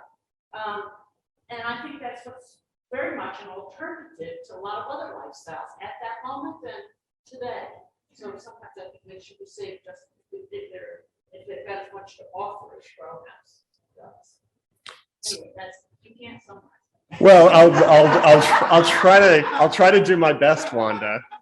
So for our virtual audience, Wanda Korn has just given a much more eloquent look at these artists' houses than I could probably recapitulate. But to put it in a nutshell, the notion really is that the collection of houses under Haas's guidance, or that we think of as artists' houses, run a full gamut from the total work of art, the Gesamtkunstwerk house, which is really conceived as a product unto itself, to these houses that were settings for lifestyles or settings for a particular approach to an artist's practice that are in many ways, every bit is worth preserving as sort of windows into a particular moment or particular approach to craft or to art as something that is much more recognizably kind of a work of art unto itself.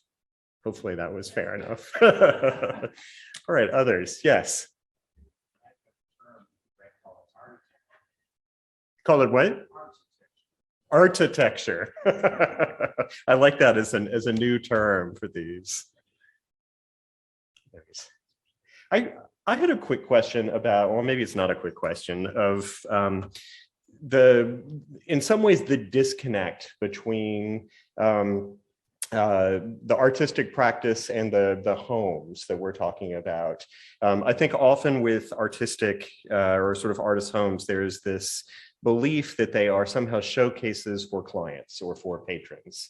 And when I think about Mercer's work, certainly he had a great range of clients, but those visiting his house might have run for the hills if they had seen some of those interiors.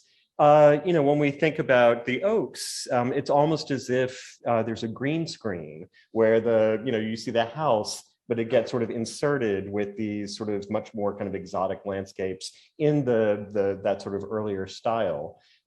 And when you look at, Por's ceramics, I think immediately of Italian Majolica or something along those lines, as opposed to, I wouldn't have immediately have associated them with that house. So I'm wondering if the three of you can talk about that disconnect between what was kind of privately created for themselves versus what the public or a patron or a client might have expected or wanted.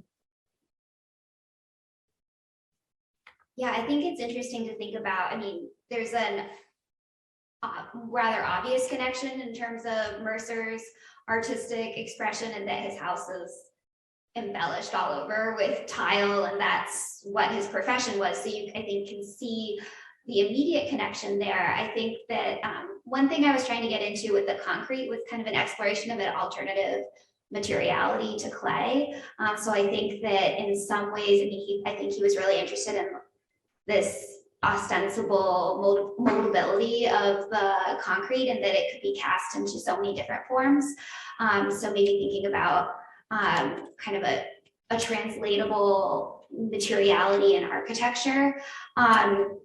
At the same time, I think, just to address your question about the role clients played, I think that he did conceive of it as a showcase, but he was also, I read some interesting stories about various people that did visit Fonthill Castle, and I think that he was a little bit selective in his own invitations.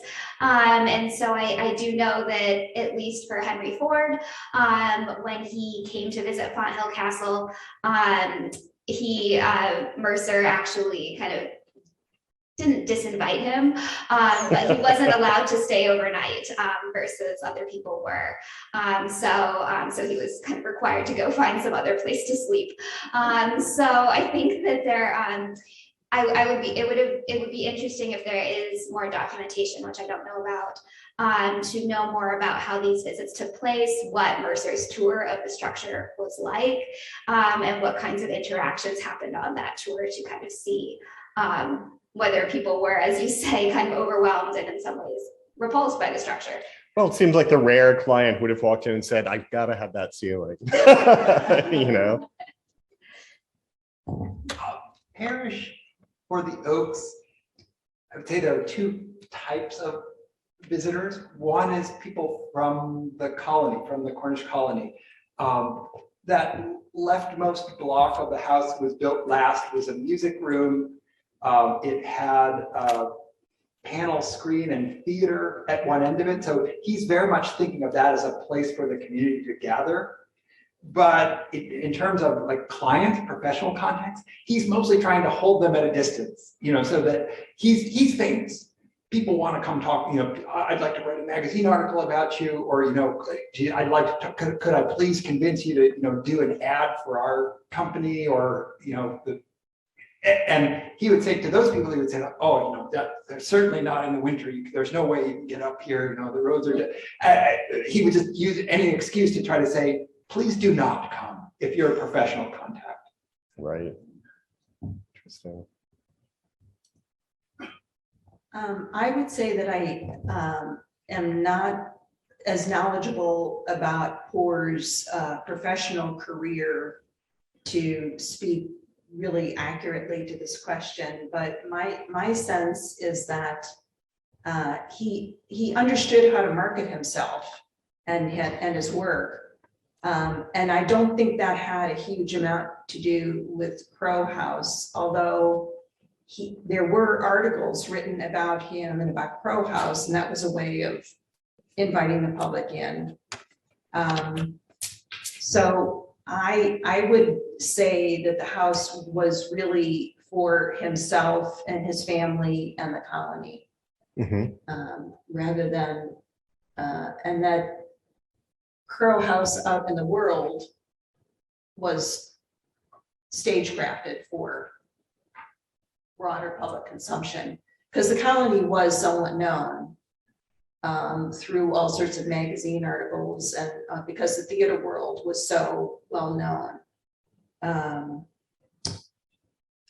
And poor was always discussed as at the center of it all. But the specifics of Crow House were not really brought into that discussion, I think. Right. But I'd have to know more.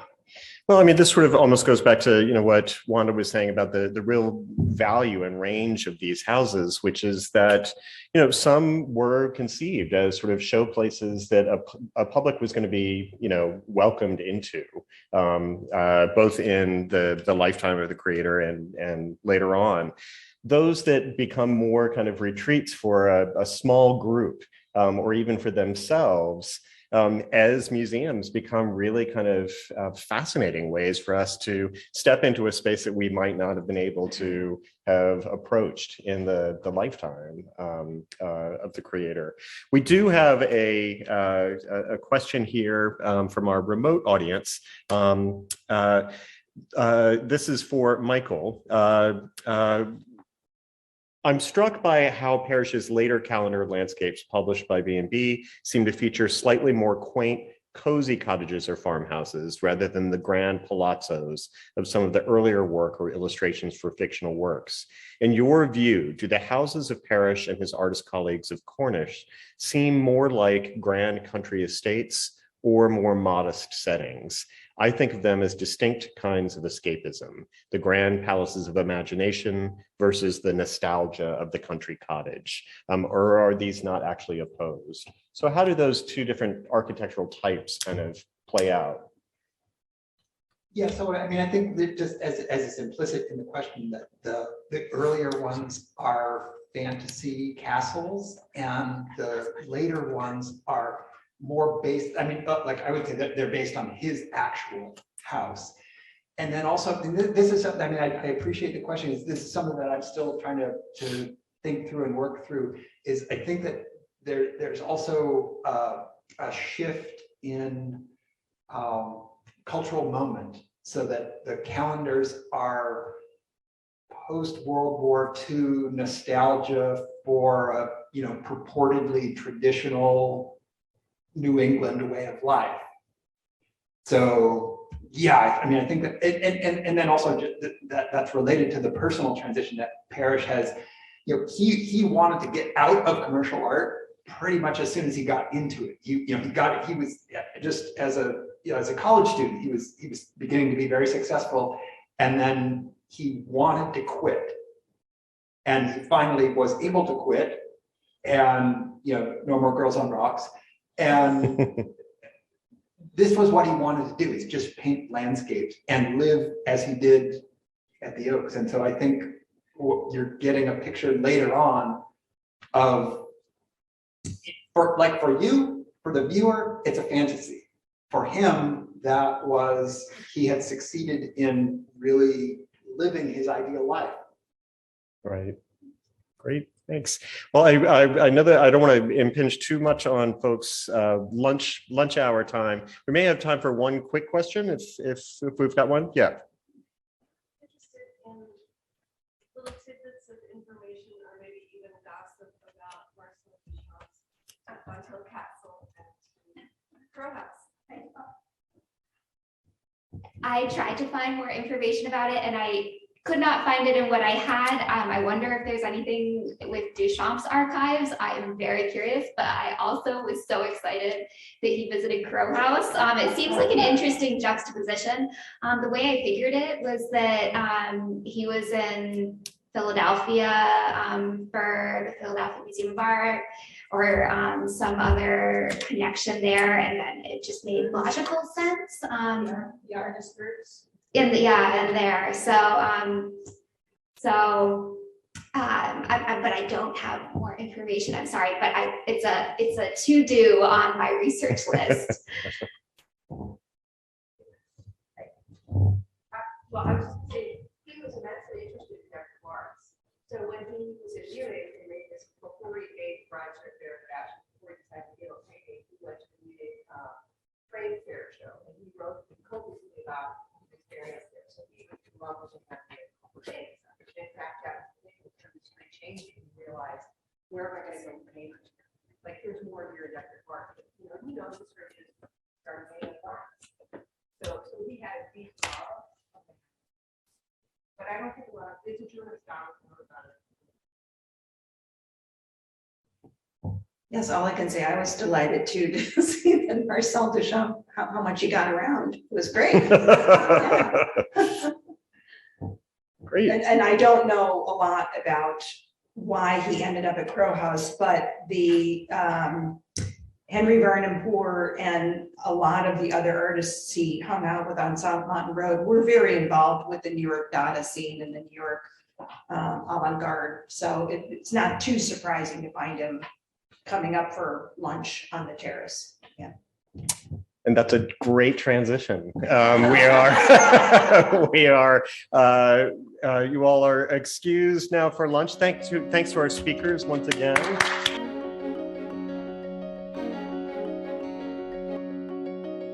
Good afternoon. I hope everybody had a very delightful lunch and took in those sun rays, bit of spring out there. It's my pleasure to welcome you back. Okay, guys, get your seat here. I'm Jane Milosch. I'm supposed to introduce myself and I'm very happy to do so, as a Grantwood Art Colony board member. And I was fortunate enough to be one of the people that Jim Hayes invited to 1142 to kick off our grassroots first symposium, but it was so beautifully orchestrated. I mean, it's the kind of grassroots that you want. So it's really an honor to be back participating and hosting and chairing this third session for the symposium entitled Visionaries. And I thought I would begin with a brief introduction about Grant Wood's connection to being a visionary, but more than that, even just a definition of what is a visionary, because I think over the course of the papers we've heard so far, a lot of these people fall into that category as an artist, but I want to get a little more specific about what that word means. And the other word that has come up quite often is Gesamtkunstwerk. And so how does that connect up with what we're going to talk about with the two presenters from two different angles? So I have two definitions on the visionary, or almost three, but what is a visionary? Especially a person, I thought that was funny, thinking about or planning the future with imagination or wisdom, a visionary leader. Relating to or able to see visions in a dream or trance as a supernatural apparition, a visionary experience. A person with original ideas about what the future will or could be like. In a more religious definition of a visionary, a person who has a religious or spiritual experience in which they see a holy person who is not living, or they see a holy event and they cannot be scientifically explained. And I think that's key, because I think the one sort of thread between is this contemplative and performative aspect of these places and environments, that we're seeing a deeply spiritual connection to the material connection, that these things are not broken up. And the guy that kind of started that idea is not a visual artist, but was a composer, Richard Wagner, also German. And so he came up with the term Kunstwerk to describe a total work of art in which the artwork of the future, he believed, would be only art with a capital A, would just be one thing. It would be so seamlessly connected, all music, theater, light, all these sensorial things would come together with the actual material things. And so that they sort of dissolve. If you know Wagner, you just sort of dissolve into everything. But from that term, a lot of different art movements were launched. Most people are familiar with Art Nouveau. I'm more familiar with Jugendstil, but also the connection to the arts and crafts movement. And so thinking a little bit more about that, Gesamtkunstwerk, another definition talks about it being roughly, I just say this, Gesamtkunstwerk survives mostly prominently in architecture, where all aspects of design, interior, exterior, and furnishing were connected to complement one another.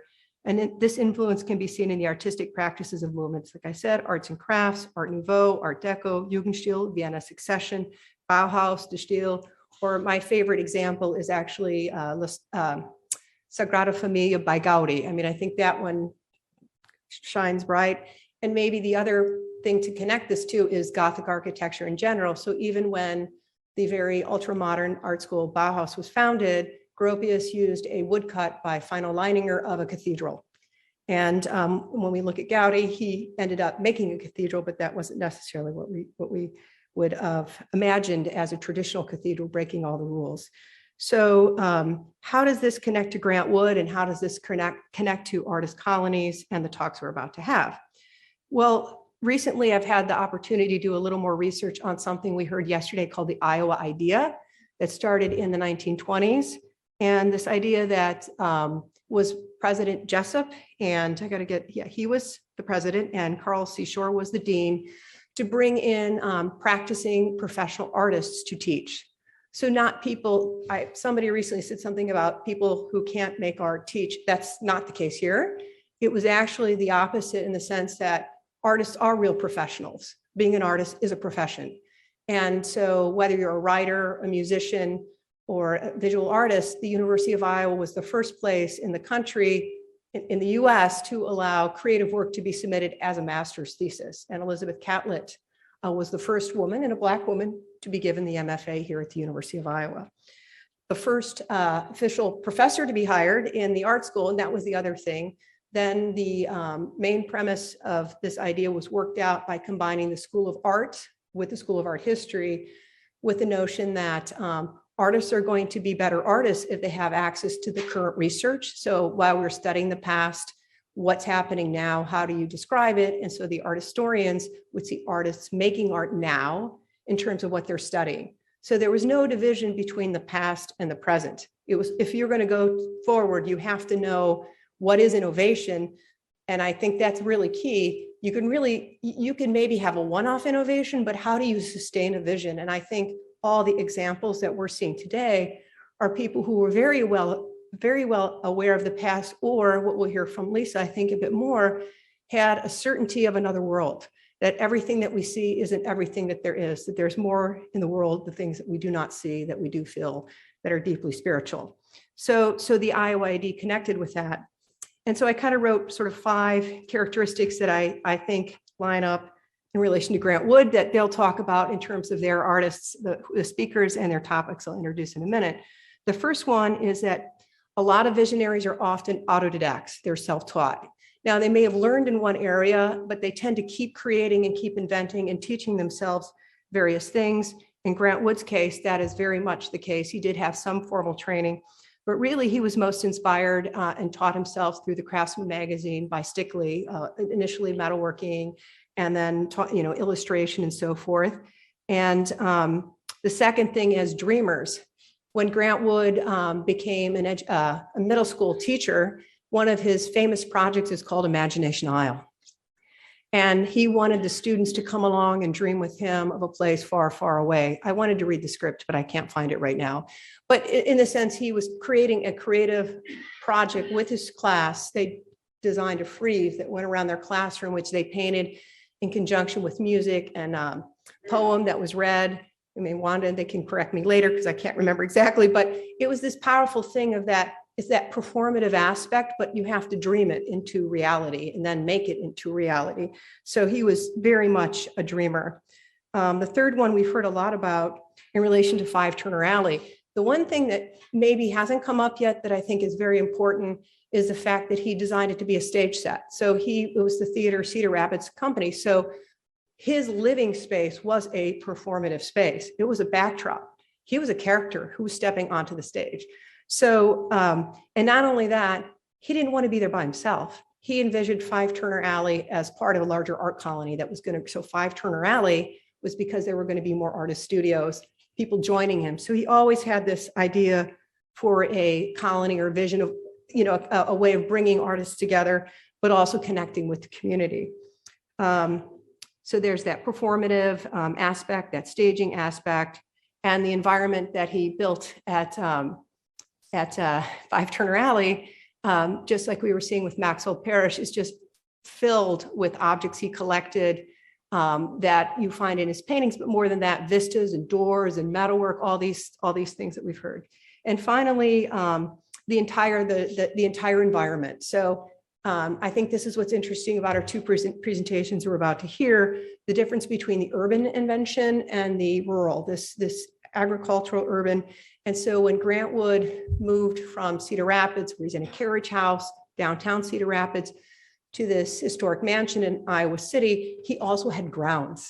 He finally had gardens. So he was able to completely craft and even expand his environment, a way to relax from what was sometimes not the most exciting, not always supported by the first director of School of Art and Art History, Lester Longman, and Joni Kinsey wrote a beautiful, fascinating essay about Iowa being the battleground for avant-garde and American regionalism. So I highly recommend that to people.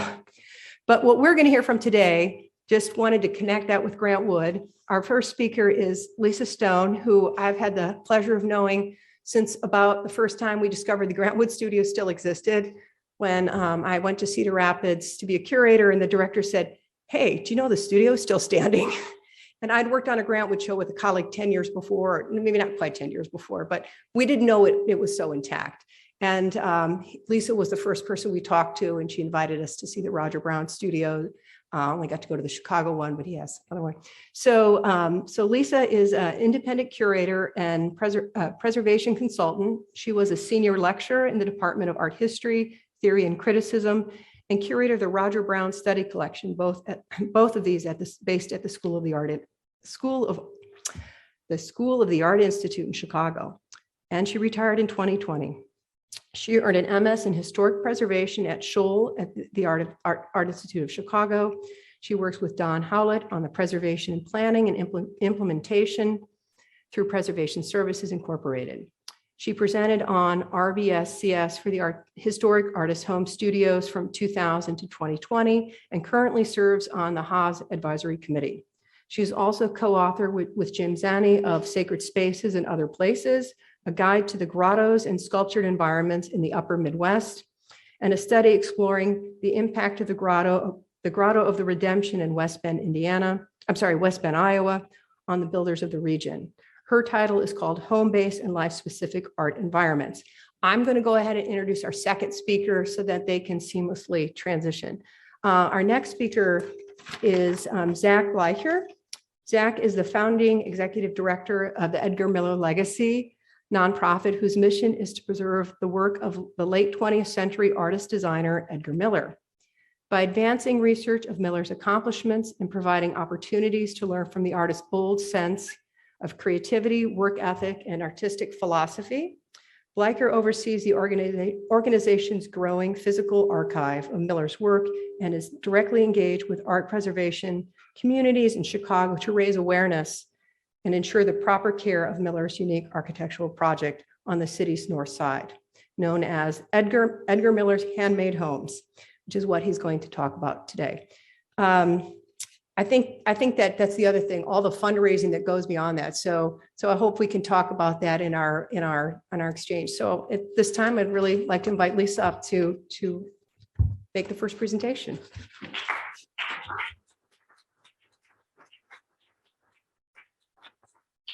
This up. Sorry about the right level. So good afternoon and thank you, Jane. I'll just say about her introduction what she said, and we didn't talk about this in advance. I'm honored to participate in this conference, which brings together things I'm interested in, including Grant Wood, the genres of historic artist homes and studios, and artist-built environments. I want to thank Maura Pilcher, Wanda Korn, and Valerie Ballant, and everybody else behind the scenes for crafting this conference, and the Grant Wood Art Colony and the University of Iowa for hosting it. I'm going to briefly introduce the genre of artist-built environments, a current term for artists whose homes, studios, and in many cases gardens or surrounding landscapes are the works of art, not just where they were made, such as Malda Rita and Walter Larson's architecturally modified home in Kewanee, Illinois, enlivened with their singular compositions and arresting color combination. And in some cases, such as the Larsons, the artists become intimately enmeshed in their visual and architectural programs, indistinguishable from them. When I was a kid visiting grandparents in Iowa, I was taken to the Grotto of the Redemption in West Bend. I could say that this is my family, as it shows a mom, a dad, and 2 girls and a boy, but it's actually a stock souvenir color slide. But given how important Midwestern devotional grotto research eventually became for me, it's ironic that I was told that I slept through the entire experience. I eventually woke up. Years later, my colleague Jim Zanzi and I began doing serious research into the grotto phenomenon that eventually became a kind of a area of study, and we wrote a guidebook, which was really just the beginning of ongoing studies that Jane mentioned. And it's really poorly produced on a busted shoestring, but it works as a guidebook. So this is the builder, Father Paul Doberstein of the Grotto of the Redemption, who used the church rectory as his studio. Here he is making some of the many thousands of massive rosettes for his grotto in his living room, an early example of home, or in this case, rectory, as studio.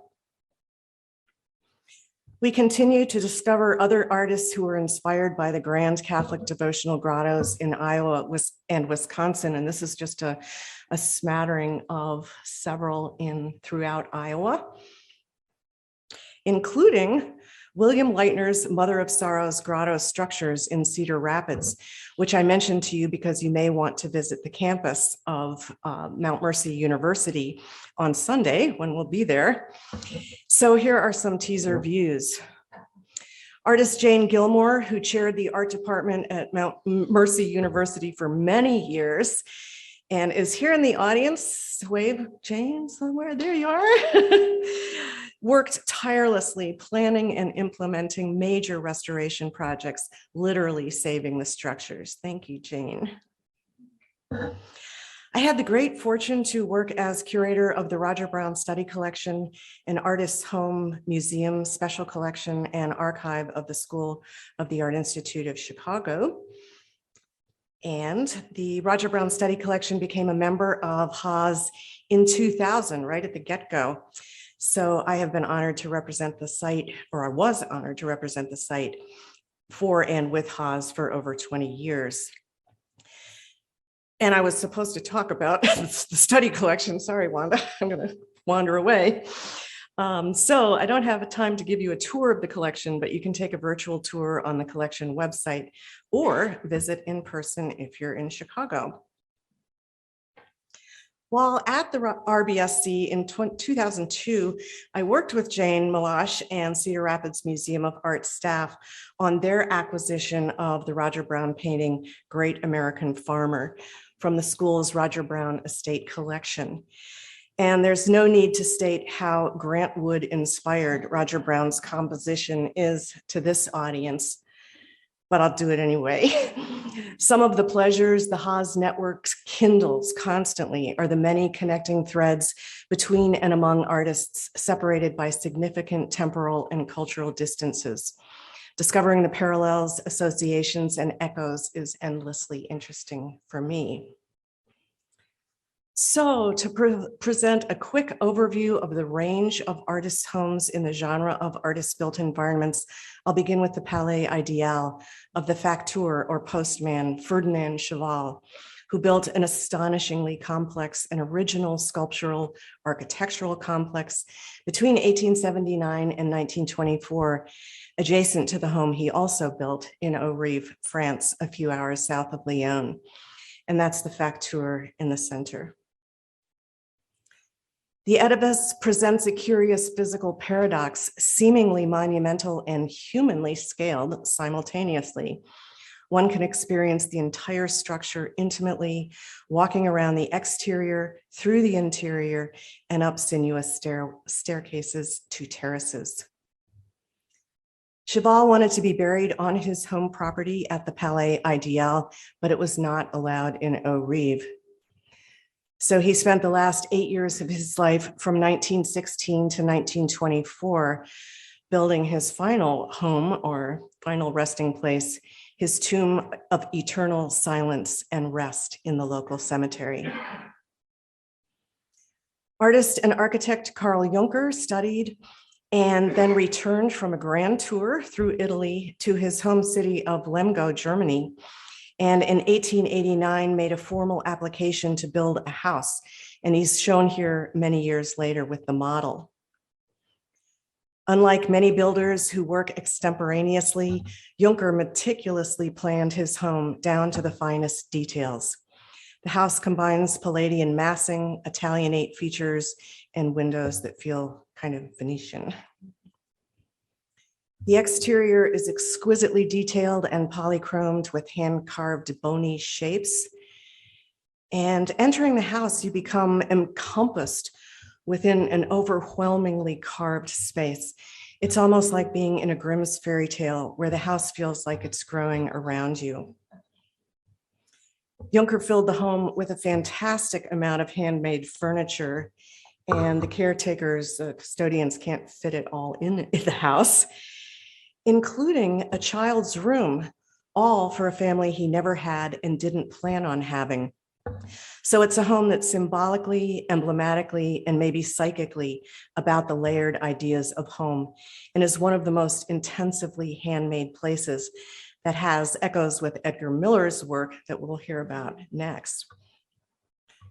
The site is expertly preserved and interpreted. Visitors move from a contemporary orientation space and museum through a breezy bridge on the left to the back door over expanded metal that takes the dirt off your shoes. And instead of velvet ropes, they have platforms so people can be in rooms without impacting them. Back in the US, the complex built by Italian immigrant Sabato or Sam Rodia, known as the Watts Towers, is as improbable as it is stunningly beautiful. Rodia was born in 1879, and very, very, very long story short, he began building his opus in 1921 and continued for 34 years when he deeded the property to a neighbor and walked away. I'm going to show a clip from the film The Towers from 1958, and this was a graduate school project. And you can find the full 12-minute video on the LACMA website. And apologies for the pixelated quality. It's the best I could get. Sam Rodia, tile setter by trade, Italian born, Can you put the volume up a little? builder of the fine towers.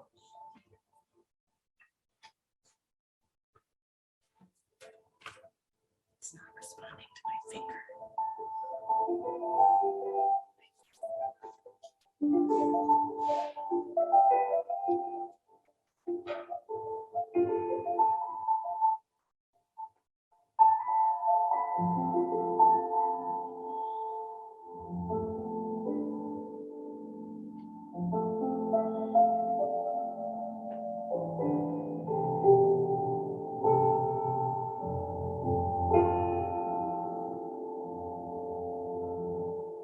build a farm myself, and I've got that in my mind. I know I want to do something. I say, I'm going to do something. I'm going to do something. I'm going to do something.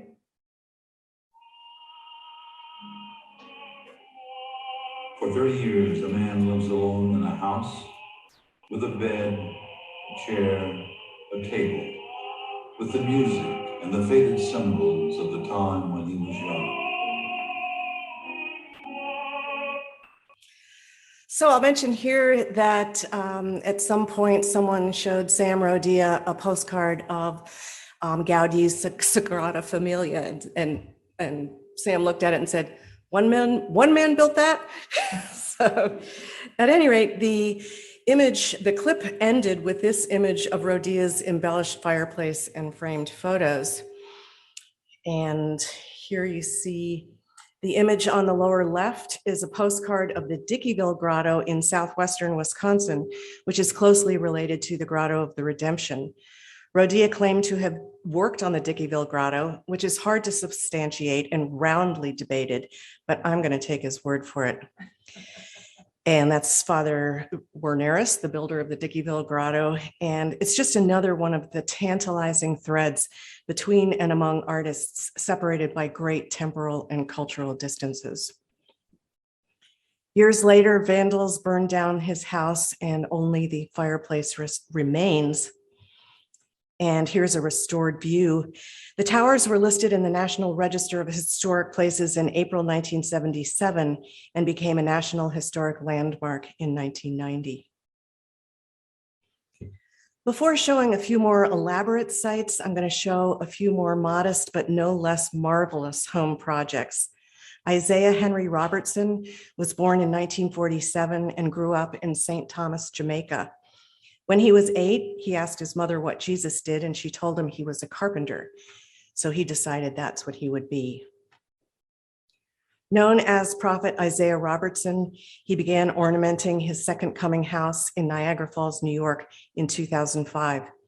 He worked on it and animated it with commanding oratory performances until his death in 2020. And here you can see that it's in an ordinary single-story front gabled vernacular house in an ordinary neighborhood that's compositionally sophisticated and flat out original while retaining its basic houseness, reflecting Robert Venturi's concept of both/and, who wrote, quote, "I am for richness of meaning rather than clarity of meaning. I prefer the both and to either or." And that was just a partial quote of his much debated conviction.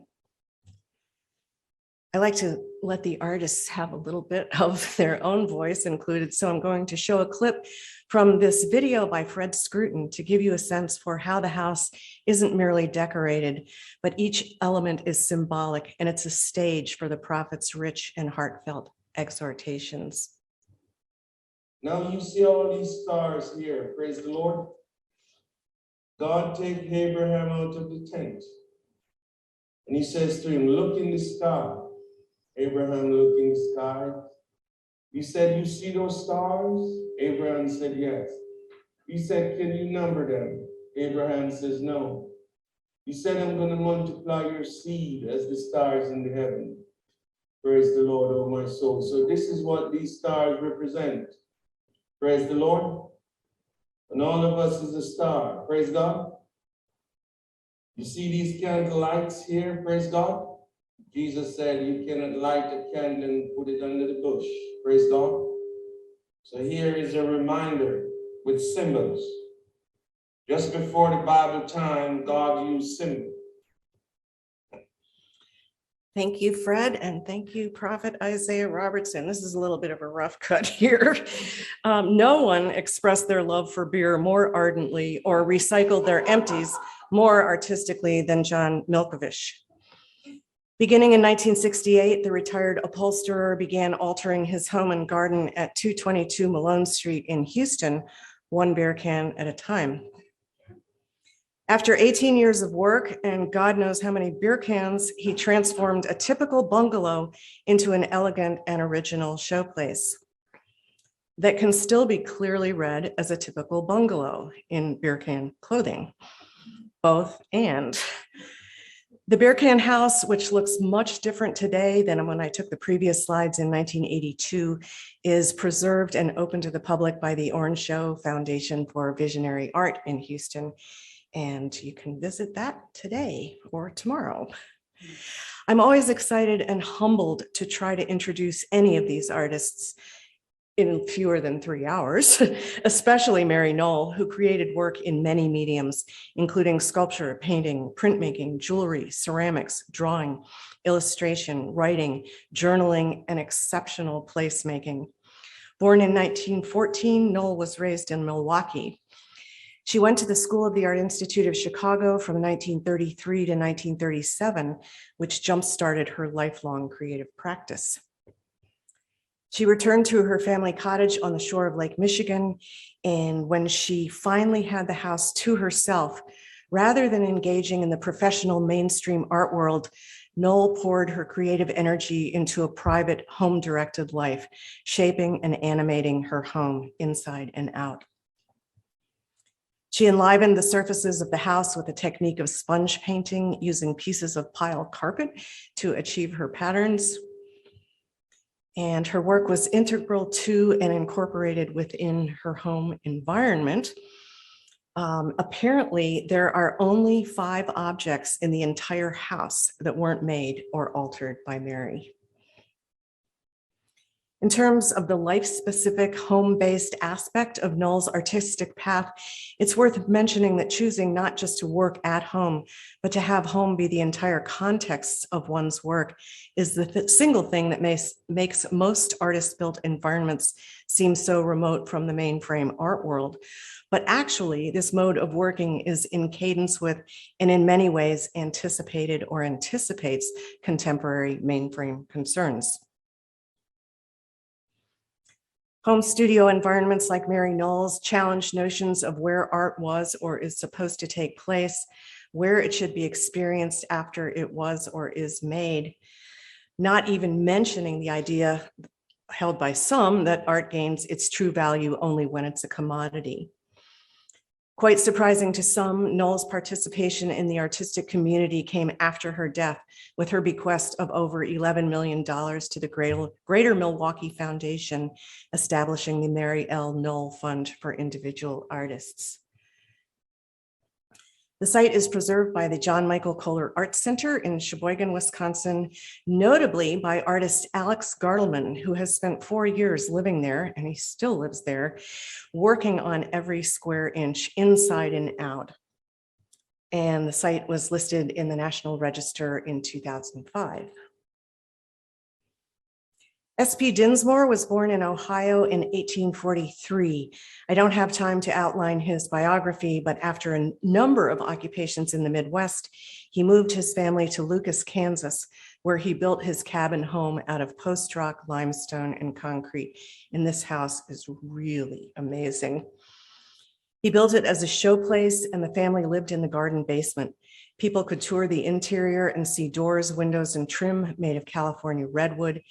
And for some reason, a display of virtuosity, I guess, no 2 doors or windows are the same dimension. Then at age 64, he spontaneously combusted into a placemaker extraordinaire, creating an expanded spatial narrative expressing his social, political, spiritual, and deeply personal beliefs around the cabin home. Moving through his sculptural spectacle, one enters through an Adam and Eve concrete arbor, and then arriving at his final tableau, The Crucifixion of Labor, which was a kind of late 1920s Occupy Lucas social political statement, which is considered to be unfinished. Would love to see where he would have gone with this. And many scenes in between. Dinsmore's Garden of Eden is an immersive open work panorama surrounding his remarkable home in the post-rock limestone region of the dusty Great Plains. Like Ferdinand Cheval, Dinsmore wanted to rest eternally at his home in the Garden of Eden. He built his own stepped pyramidal mausoleum and took this double exposure, gazing at himself in his homemade coffin, where you can still see him today. The site has a long, rich preservation history, and it was listed in the National Register in 1977, 15 days after the Watts Towers. The Garden of Eden, Inc. are the devoted site stewards. Eddie Owens Martin was born on July 4th, 1908 in Glen Alta, Georgia, near Buena Vista, and that's the way they pronounce it, where he eventually built his colorful kingdom. At age 14, he ran away, eventually landing in New York City, where he led a spectacularly wild and colorful life. 35 years later, he tired of New York and the various hustling scenes he engaged in and returned to Buena Vista, having inherited his mother's farmhouse. He set up shop as a fortune teller. He was very successful at that, and began transforming his mother's 1895 vernacular Georgia farmhouse into a rambling compound that retains its identity as a vernacular house while becoming something else entirely, both and. The site is divided into garden spaces with walls filled with ceremonial bas-relief imagery and other structures such as his elevated pagoda. And I always thought this must have been this, kind of spiritual meditation space, and it was his beadworking studio. Eddie Owens Martin became Saint Ohm, called the site Passaquan, and he became a Passaquoyan. He had an elaborate belief about an invisible network of nodes in the body that give one radiant power called power suits, and the cone atop of his head is upswept hair. And here's a little clip of Eddie speaking. Hello there, all you people. This is Marion County, and Buena Vista is the county seat, and I made it modern to live here. I created and draw and sculptures and build walls and everything. And within my heart, I always had a hope that my dream would ring, and it's rung so true. Thank you, Eddie. Sorry to cut you off so soon. Passaquan was listed in the National Register in 2008, and in 2014, the site underwent a 2-year preservation project by Kohler Foundation and Columbus State University. The university is the site custodian, and they use Passaquan for all manner of academic programming, and they welcome the public for tours and other experiences. And I won't go into other experiences. I wish I had time to relate the extraordinary life work of Noah Purifoy as a designer, artist, co-founder of the Watts Towers Art Center, responder to the Watts Rebellion, curator and radical arts administrator before his last chapter or encore. In the late 1980s, Purifoy moved from Los Angeles to the Mojave Desert and spent the last 25 years of his life creating 10 acres full of large-scale sculpture around his trailer home in the high desert of Joshua Tree, California. And the red lines are the approximate footprint of the site.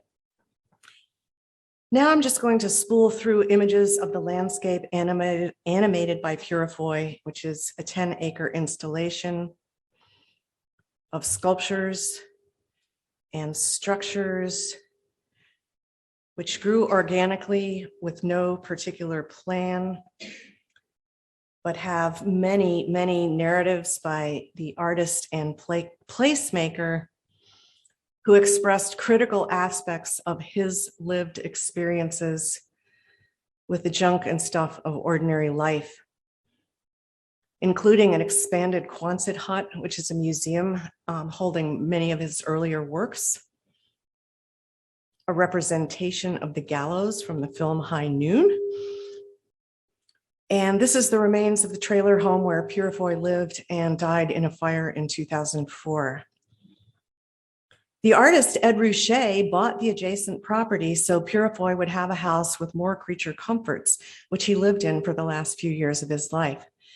The Noah Purifoy site is owned, preserved, and maintained as a museum by the Noah Purifoy Foundation in Los Angeles. So I'm thrilled to reshare the news, which Valerie shared yesterday. That the Noah Purifoy site and St. Oms Passaquan both became members of Haas this year, significantly expanding the diversity of Haas's representation of the nation's art historical legacies.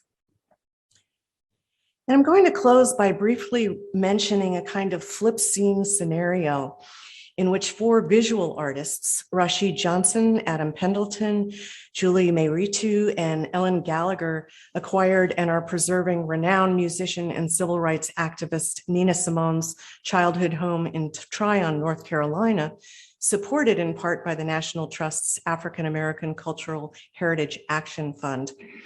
They have amazing plans for the place and are an example, and I hope not a rare example in the future, of visual artists, not just as placemakers, but as place savers. Thank you.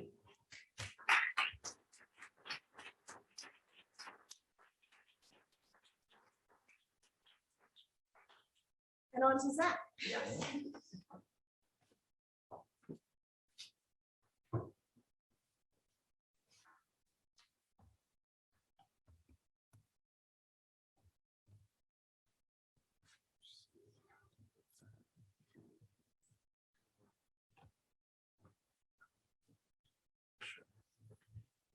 Hi, everybody.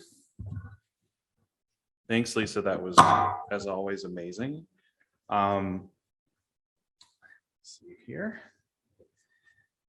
And I'm really thrilled to be here. I think this is my first time speaking in front of a live audience in several years.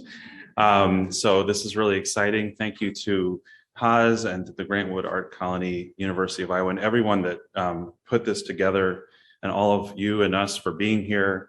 I know it's actually, this is really exciting. And I'm excited to introduce you to the work of an artist that I love, and I hope you'll come to love if you don't know much about him, who was another visionary artist and placemaker. Where do you do the, let's do this? Yeah. So James Edgar Miller was a prolific American artist designer whose work consisted of a wide variety of mediums, including painting, sculpture, stained glass, tile, and other forms of craft work. He is also most well known as a visionary placemaker who was one of the driving forces behind the creation of a handful of artistically rehabbed artist colonies on Chicago's near North Side during the city's interwar era. His practice consisted of both fine and commercial art projects, architectural and built environments, and philosophical writing, closely associated with 1920s to 30s interwar era Chicago art and cultural movements. Miller was highly regarded as a leading modernist in many creative fields. He became well known as an architectural art designer and artisan, and was highly influential upon vernacular artistic rehab architecture on the near North Side of Chicago throughout the mid-century era and beyond. His artistic built environment projects, the Carl Street Studios and the Kogan Miller Studios, which were primarily constructed from 1927 to 1936, were Victorian homes transformed into studio apartment buildings for artists and other creatives. Miller achieved the completion of these buildings at the peak of his ability in his young adulthood. Not only did they influence Miller's own practice and the trajectory of his professional career, these built environments also influenced the lives of many other artists, creatives, and socially conscious activists for decades to come, and continue to do so to this day. Edgar Miller's work immediately resonates with a wide variety of audiences, but perhaps the most common first impression is, how have I not heard of this artist before? Of course, there are many undiscovered artists who are only now becoming, quote, rediscovered, but perhaps what makes Miller's obscurity so surprising is that Miller was at one time a prominent artist who was widely recognized by his peers and critics. And he worked in Chicago during the early 20th century, by then a city that was not exactly a remote outpost, and that was a place where many artists from before Miller's time and since have risen to much wider acclaim. One of the simplest explanations for Miller's general obscurity has to do with the relatively low accessibility of his work, as most of his work was built into architecture and either remains closed off to the public or has been destroyed in the city's rapacious need to constantly demolish its past in ill-conceived market-driven real estate development decisions.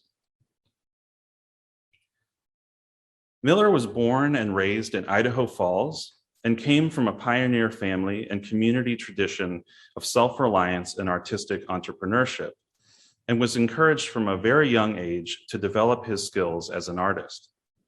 His parents encouraged all 5 of their children to read and be creative, but Edgar stood out and seemed to have a preternatural ability to learn and excel in any artistic medium with simple practice and with little or no instruction.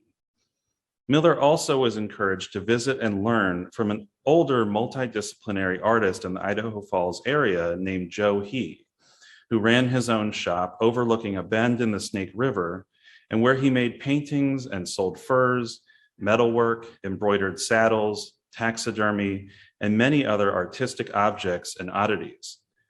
This formative experience for Miller, when he was less than 10 years old, would influence him and his approach to self-education and to have a do-it-yourself attitude for the rest of his life.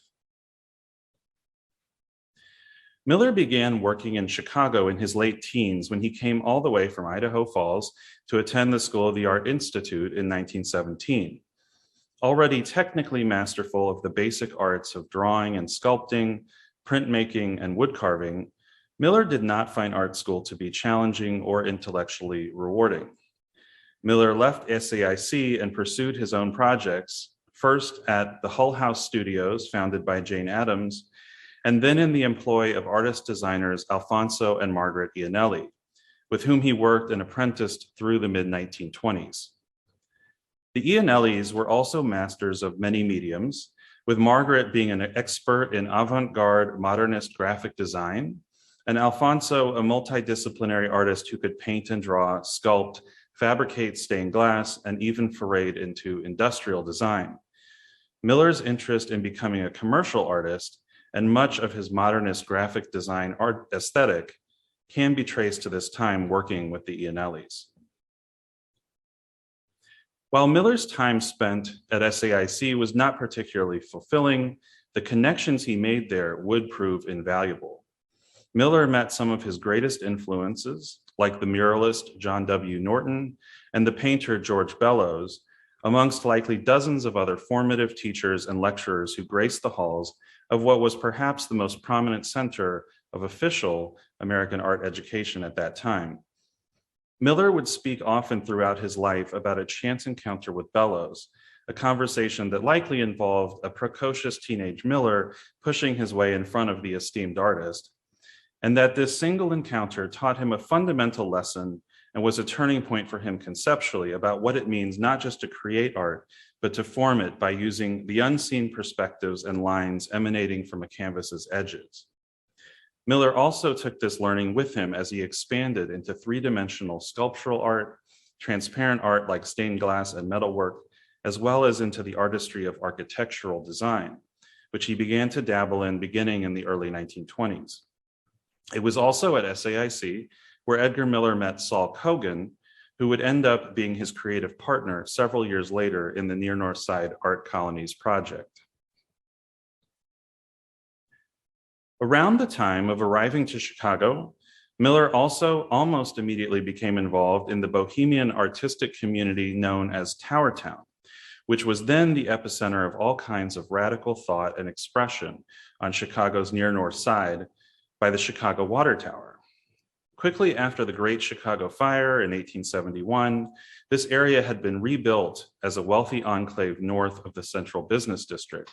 But by 1900, the area was already evolving into a lower rent district as the wealthy elite moved further outward, allowing landlords to buy up their mansions and townhomes and divide them into cheap boarding houses and apartments. By the early 1900s, the neighborhood had already become an epicenter of a diverse group of writers, artists, and radical activists. Washington Square Park, directly in front of the Newberry Library, became known as Bughouse Square so called because of the dozens of soapbox orators and their audiences who populated its grasses on any given day for decades. At one point, thousands of people would flow through this park per week to hear from all manner of radical activists and organizers preaching different varieties of isms that they believed would advance society away from the societal horrors of the Industrial Revolution. By the time Edgar Miller arrived, much was already underway, and the social movements he got caught up in, political and artistic, had been brewing worldwide for some time. Miller's main focus was artistic expression, but he found kindred spirits in many other types of artists and activists in Towertown, likely because of the anarchistic and self-determining ethos celebrated by the community. Not everyone agreed on which way the world should be going, but they all agreed that the past had its major flaws, and to get the best out of the future, a free flow of ideas and creativity for creativity's sake was paramount. Miller was highly involved in the area's art centers, such as the Dill Pickle Club, where rousing programs were put on, experimental plays were performed, and avant-garde art was displayed. The Pickle was also welcoming to people of all racial backgrounds and sexualities, and from about 1917 to 1927, it was perhaps the most avant-garde venue in the United States at the time, certainly for a large and vibrant consortium of working-class artists and thinkers. After briefly opening and managing the Dill Pickles gallery and print shop around 1925, Miller founded his own studio and gallery in 1926, just around the corner, and called it appropriately the house at the end of the street. There he fabricated and showed his own work, as well as work by contemporary modernists such as Albert Bloch, Blanche Lazelle, Lionel Feininger, and Eric Mendelsohn. While Miller was a polymath artist who worked in a variety of mediums by this time and was philosophically and practically rooted in arts and crafts traditions worldwide, he was also influenced by the great European and Mexican modernists, who were still considered avant-garde by many of the more conservative Midwestern audiences at that time. He also kept himself employed by taking contracting jobs like plastering, painting, and tile laying, experience that would come in handy only a few years later once the Artist Colony project started in full. As noted previously, revolutionary ideas were all about, and in the art, social, and cultural spheres that Miller was working, there was continuous calls and strivings to push away from the previous worldview as it related to creativity and social organization. One of Miller's mentors, Jane Addams, had founded the Hull House in the late 19th century, not only to provide social and educational services to immigrants from all over the country and the world, but she also brought to Chicago a new approach of the arts and crafts movement, where in everyday quote unquote low arts were intentionally cultivated and taught in order to allow artistic expression to become a less elitist function of society. And these philosophies aligned with Miller's views. Miller was concerned with moving art forward into the modern future, but he also felt strongly about the deconstruction of the idea that art could only have true meaning if it were considered refined, academic, or intellectual. For Miller was in search of a national American art which would blend all the world's cultures into a unified and distinctly modern expression, and he strongly believed that to instill a national art, the quote, high and low arts, both needed to be practiced by its national artists. In 1927, Miller teamed up with his art school colleague, Saul Kogan, to create an art colony at 155 West Carl Street, now Burton Place, called the Carl Street Studios, endeavoring on what would become a lifelong project for Miller. Later in his life, Edgar wrote in his memoirs, in 1927, an opportunity presented itself, the opportunity to create an environment that could include all the lesser arts.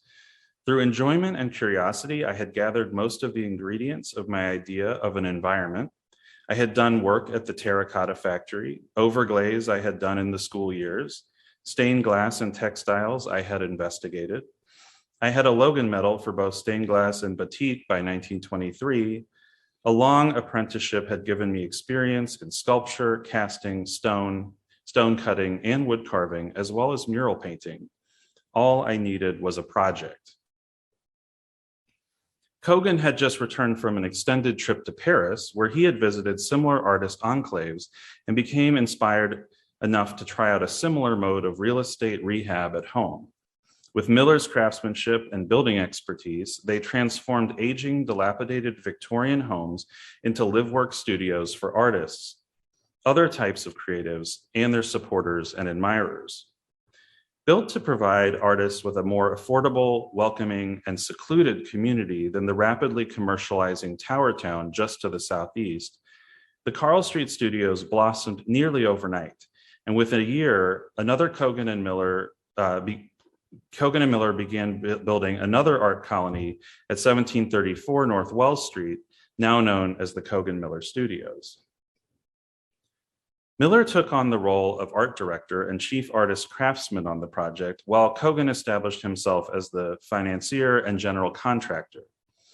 Within the walls of each unit and the courtyards, Miller installed hundreds of unique and complementary art pieces using materials as varied as paint, stone, wood, metal, tile, glass, and terracotta. Miller is also credited with being the architectural designer for many of the interior and exterior spaces, though he did not possess any official credentials. Another prominent modernist architect named Andrew Robori signed his name to the paperwork as the consulting architect, though he claimed later in life that he was rarely consulted.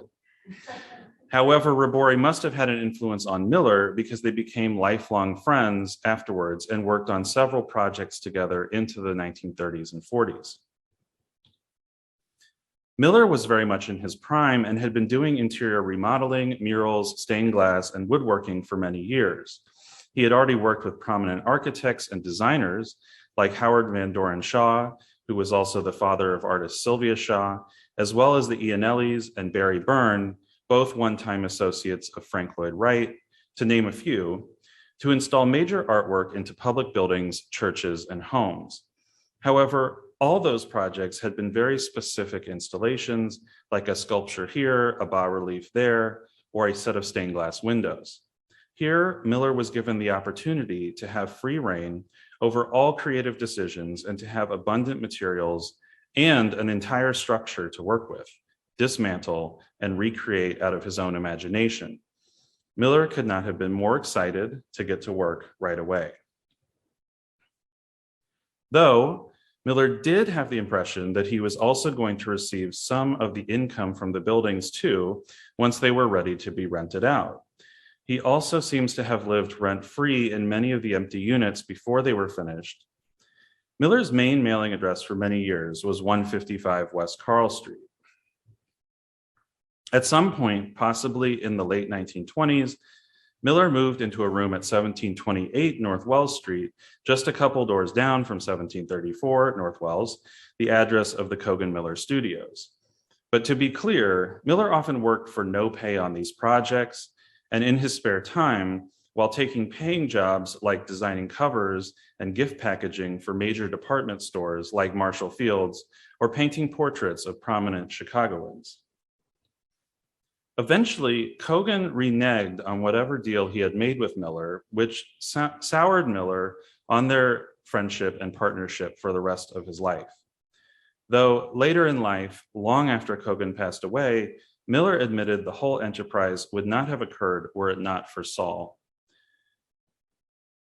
Nonetheless, for many years, a magical creative environment existed for Edgar Miller, and the imprint it left on him and so many other artists cannot be understated.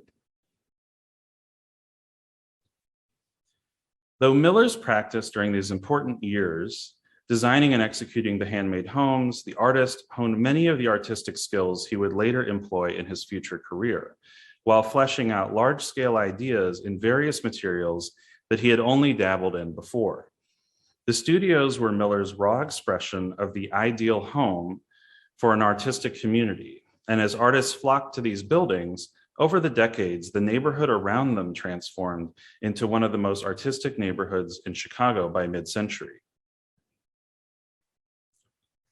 Miller's ethos was one of fearless creativity, and he used materials in such resourceful and interesting ways that merely passing by them, going to a gathering at one of them, or living in one of them strongly influenced other local artists and architectural rehabbers.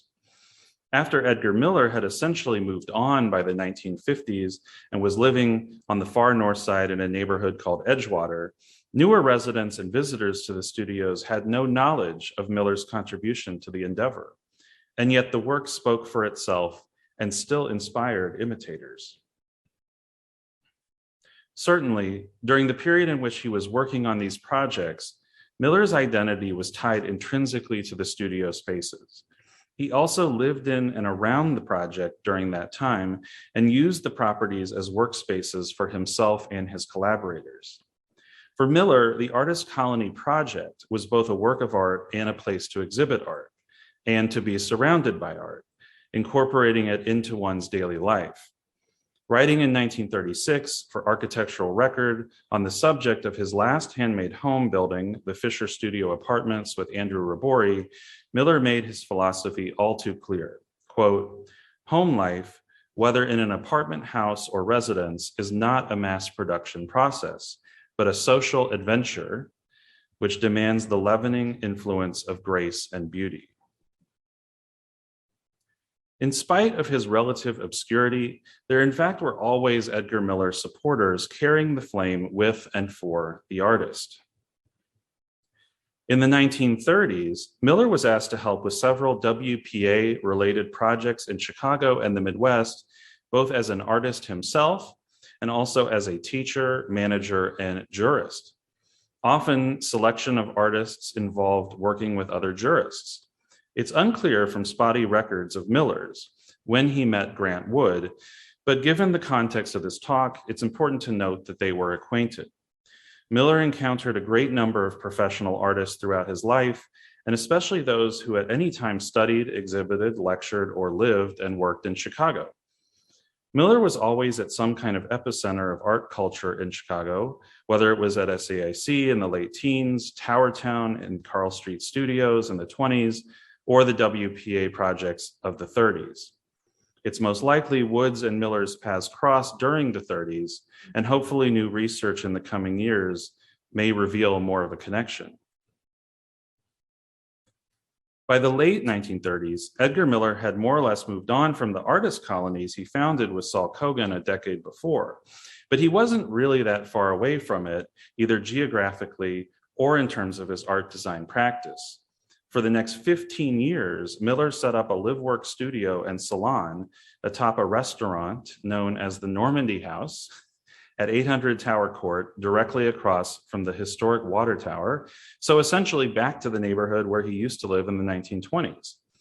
At the Normandy House, Miller continued his personal mission of creating dazzling artistic environments. Miller painted murals, installed sculptural reliefs, carved wooden awnings and furniture, fabricated stained glass windows, and created a high-relief sculptural fireplace. He also designed their menus, postcards, placemats, matchbooks, and even the servers' clothing.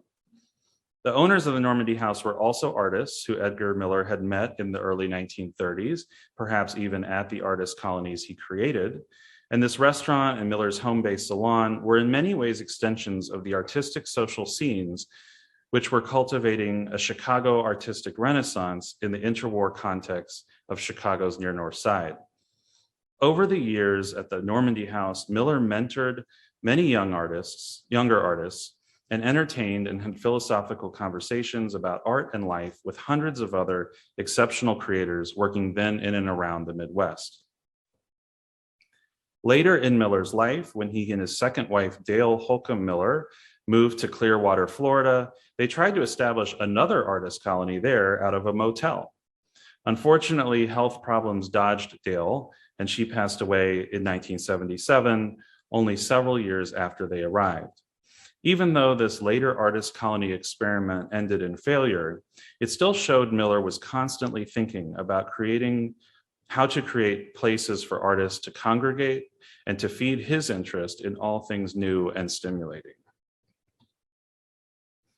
Remarkably, Miller came back to Chicago again and the Artist Colony Project in the 1970s and 80s, and executed many more art pieces during an extensive and intensive rehabilitation and preservation period. In 1969, an important behind-the-scenes civil rights activist and philanthropist named Lucy Montgomery bought the Cogan Miller Studios and began to rehabilitate the property. She eventually met Miller in the late 1970s after his return to Chicago, and Montgomery commissioned new stained glass windows by Miller. In the 1980s, a young entrepreneur and businessman, Mark Mamelin, who, full disclosure, was also my late uncle, purchased the Carl Street Studios at 155 West Burton Place and worked with Miller to incorporate new stained glass windows, carved doors, and other artistic rehab work. It is no understatement that to say if Miller had not reconnected with Montgomery and then Mamelin and spent years more in and around the Chicago artist colonies, that it's not likely we would even be talking about Edgar Miller today. That connection enabled the younger generation, led by Mamelin's efforts, to spearhead preservation efforts after Miller's death in 1993. Mamelin would go on to rehabilitate Miller's masterwork, the Glasner Studio, at the back of the Cogan Miller Studios, and underwrote the publication of the seminal book, Edgar Miller and the Handmade Home, Chicago's Forgotten Renaissance Man, by Richard Cahan and Michael Williams, which was published in 2009. Mamelin, who died suddenly in 2013 at age 67, also was instrumental in the founding of the nonprofit Edgar Miller Legacy, which was formally incorporated in 2014, several months after his death.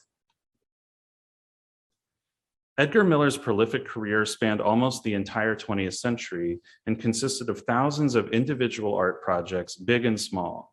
Yet it's these handmade homes he created in the interwar era that have come to define his career more than any other project. These artist colonies were the apotheosis of so much of Miller's creative capacities and artistic philosophy, such that he was delighted to see later generations venerating his work there, perhaps at the expense of many other projects he completed in the years before then and afterwards. Miller understood that the Artist Colony Project had affected him tremendously, and that it had inspired so many others and would likely continue in that vein for many years to come. His approach to art and life, and through his work, Edgar Miller continues to dare artists to throw themselves into a project out of the enjoyment of it, rather than as a purely intellectual pursuit. Many artists continue to this day to find themselves visiting the artist studios and becoming reinvigorated by Miller's radical vision for a way of incorporating art into one's life. But going back again to the 1930s, Alice McKinstry, writing in the August 1930 issue of The Woman Athletic, commented, "A place to live is a place to live. Walls, ceiling, stairway, kitchen, porch. Mankind has to have them if he is to continue his ordered habits. Sometimes it makes no difference whether they are beautiful or not. There is a kind of decent comeliness that suffices very well for many homes. The clean, cheap rug, the comfortable chairs, the uninspired covering of a wall with loopings or bedraggled flowers. If you feel that a home should only be this, and a springboard to leap lightly toward movie or baseball game, stay away from the Edgar Miller Studios on Carl Street and Wells Street, for they will fill you with the haunting surety that you are missing something remarkable and lovely in this world." Thank you.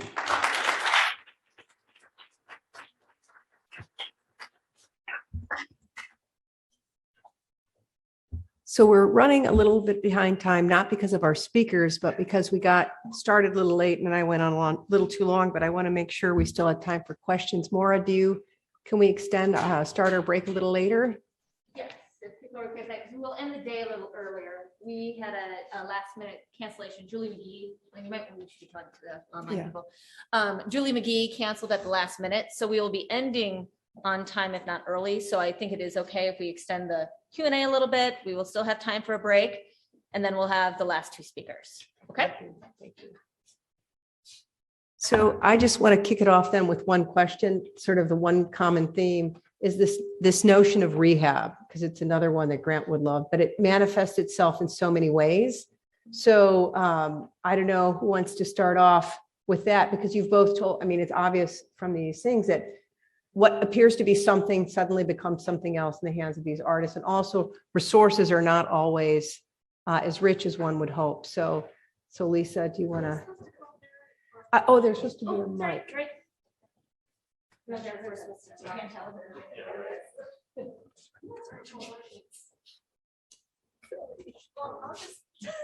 you're getting that together. Yeah, go ahead.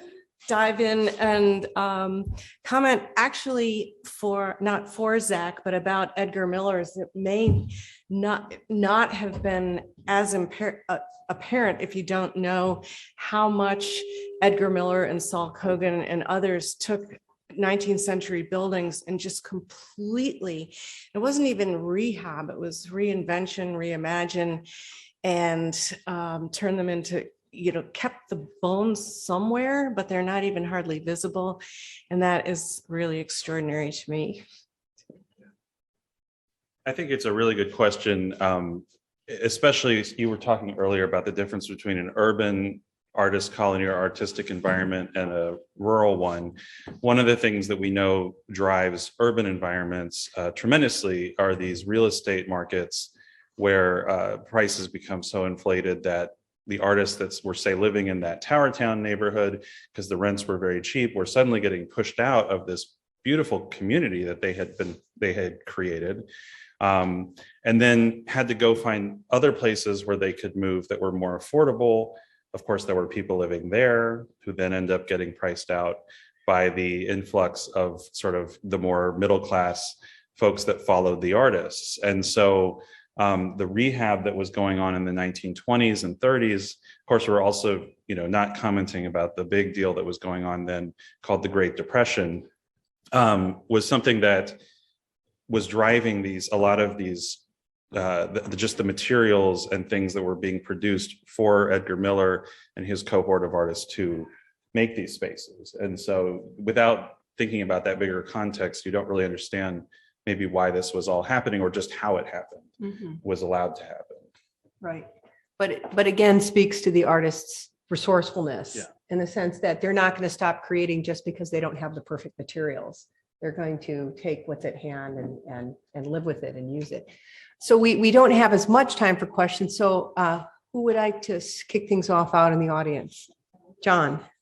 I have a question. So what stands out to you about how these artists funded these renovations and creative spaces within their homes? Because if they weren't nationally known and selling art, how did they go about doing that? What stands out to you about how they funded these creative exercises?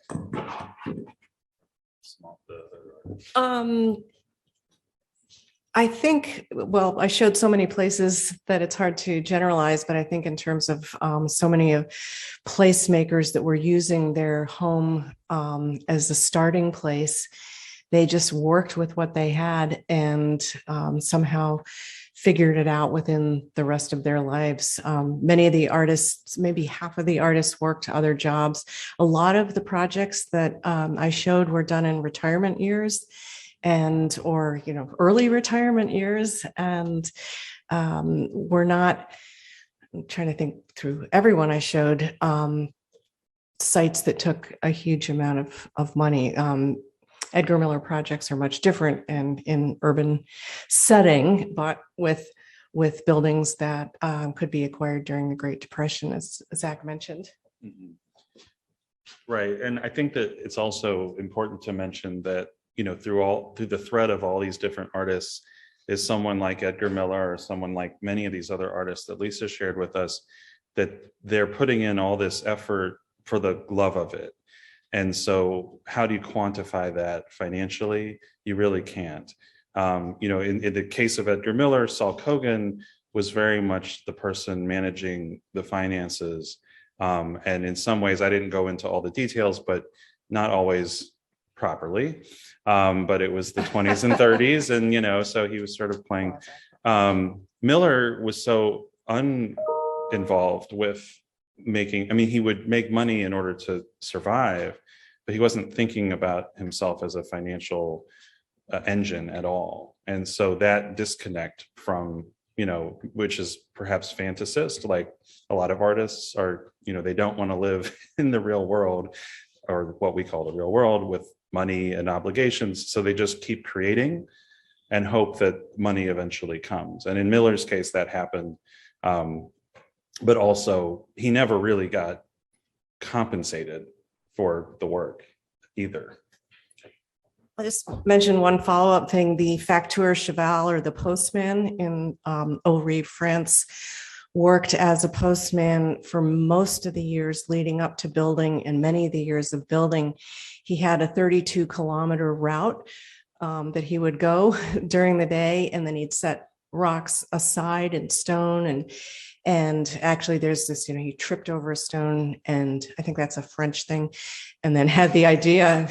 It's not the only example, but he was working and thinking and thinking and thinking, and then finally, so he was building it in his mind, gathering materials while being employed, and then finally, even though he would dress up in his postal outfit after he, completed the palais, and kind of show himself as a working person.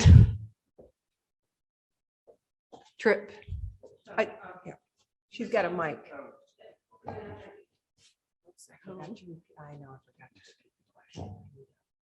So Lisa, a lot of these creators that you're talking about would have, in an earlier generation, been referred to as outsider artists. Can you talk a little bit about the evolution of that term and why, it's not really, I've noticed that you certainly don't use that term in terms of thinking about these environments. How have we sort of moved away from that term, if we have? Some of us have, and some of us never will. I really reject the term as being paternalistic, and first of all, the artists in question would not call themselves outsiders, so end of subject. But also, the term serves the market really well. It doesn't serve other situations too well. And certainly, I don't think it serves the artists well. But it seems to be a fallback, and there have been so many generations of people using it that young students today, when I was teaching, I would be really vigorously say, I do not use this term. I'm not talking about outsider artists. I'm talking about artists from all different kinds of relationships to the so-called mainframe. And I think the major difference, if we could generalize between artists, many of the ones that I was discussing, is that they weren't making work directed at the academic mainframe, whether or not, the larger world discovered their work. I've kind of given up fighting the term, but anyway, is that? I think we have time for one more question in the middle here. Just to follow up, I think I was so interested in the grotto artists because they weren't purely working in isolation, but they were looking at each other. And there was almost like a history of art that could be told, I think, unless I'm misunderstanding your presentation, that sort of has like an alternate model from the sort of the binary of insider and outsider, when in fact there are these whole networks of quote unquote outsider or visionary artists. And I'm wondering if that's something that you've detected in your research, and that I haven't seen your book, so I apologize for that, but I would like to hear more about sort of this alternate history of art, of sort of against this idea of isolation. Thanks. Great question. I can only really go into that in terms of Midwestern grotto builder history, and with the Grotto of the Redemption begun in about 1912, which it shocked me that I never kind of put it together that the use of concrete in the castle. Why am I blanking out Yeah, on Fonthill Castle and the museum and the Moravian pottery, exact same time. And people are discovering new technology, the very recently availability of concrete to not only builders of grain elevators and so forth, but to, homes and grottos and so forth. But in a kind of real quick nutshell, the Grotto of the Redemption presented this, sort of city block, very large presentation of heavily embellished concrete. In the Dickeyville Grotto, a little bit closer to Madison, Milwaukee, Chicago, and other more urban areas, was an example where the builder didn't need to have precious stones and minerals, but he would use broken glass and crockery. So like everyone can go bust up a china cabinet and do that. So, I mean, not everybody, but you don't have to go and get train car loads of geodes and so forth. So that the Dickeyville Grotto had a major impact on a number of builders and a couple of generations of builders in primarily Wisconsin, definitely Iowa, a little bit of Illinois, and it just became a matter of influence. And so it has its own, it really developed into a tradition. And there are lots of other ways to explain things that have happened in that kind of casual way in other areas of the country of seeing things. I always tell students, if you find something really interesting, explore the area, because you're going to find a lot of other things. And then, with a little bit of open mind and discovery, you're going to see how things evolve in an area in a more kind of rhizomatic way. So, do you have anything to add? No, I just want to add that I think that was a great way to end on, that art is never created in isolation. Even if the artist is working in isolation, it's because they're attuned to their environment. And so it's always an interaction of the two. I think of that work in prayer, that sacred and vernacular again, that there's much more of an intersection. So we're going to break for 10 minutes, right, Maura? And so grab them for more questions, because they were packed. And I want to thank our speakers for really, two fascinating but connected presentations. Great.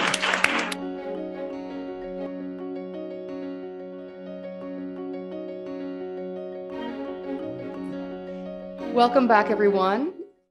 It's a pleasure to chair. I'm Lauren Lessing. I'm the director of the University of Iowa Stanley Museum of Art. If you noticed a beautiful new building right on the corner of Burlington and Madison Streets in Iowa City, that's our museum. And I'm just going to put in a plug for our opening on August 26th. I hope that you can make it back to Iowa City next year to see our inaugural installation, which we're titling Homecoming. Welcome to this third session, which is titled Labors of Love. It's a real honor to be able to introduce our first speaker this afternoon, Sarah Rovang. Sarah is an architectural historian based in Santa Fe, New Mexico. As a program officer at the Toma Foundation, she oversees grant-making initiatives and research related to rural arts and education. Born and raised in New Mexico, she holds a PhD in the history of art and architecture from Brown University. Before joining the Toma Foundation, she taught architectural history at the University of Michigan, traveled around the world as the Society of Architectural Historians H. Allen Brooks Traveling Fellow, and was a research fellow at the Georgia O'Keeffe Museum in Santa Fe. Please join me in welcoming Sarah Rovang.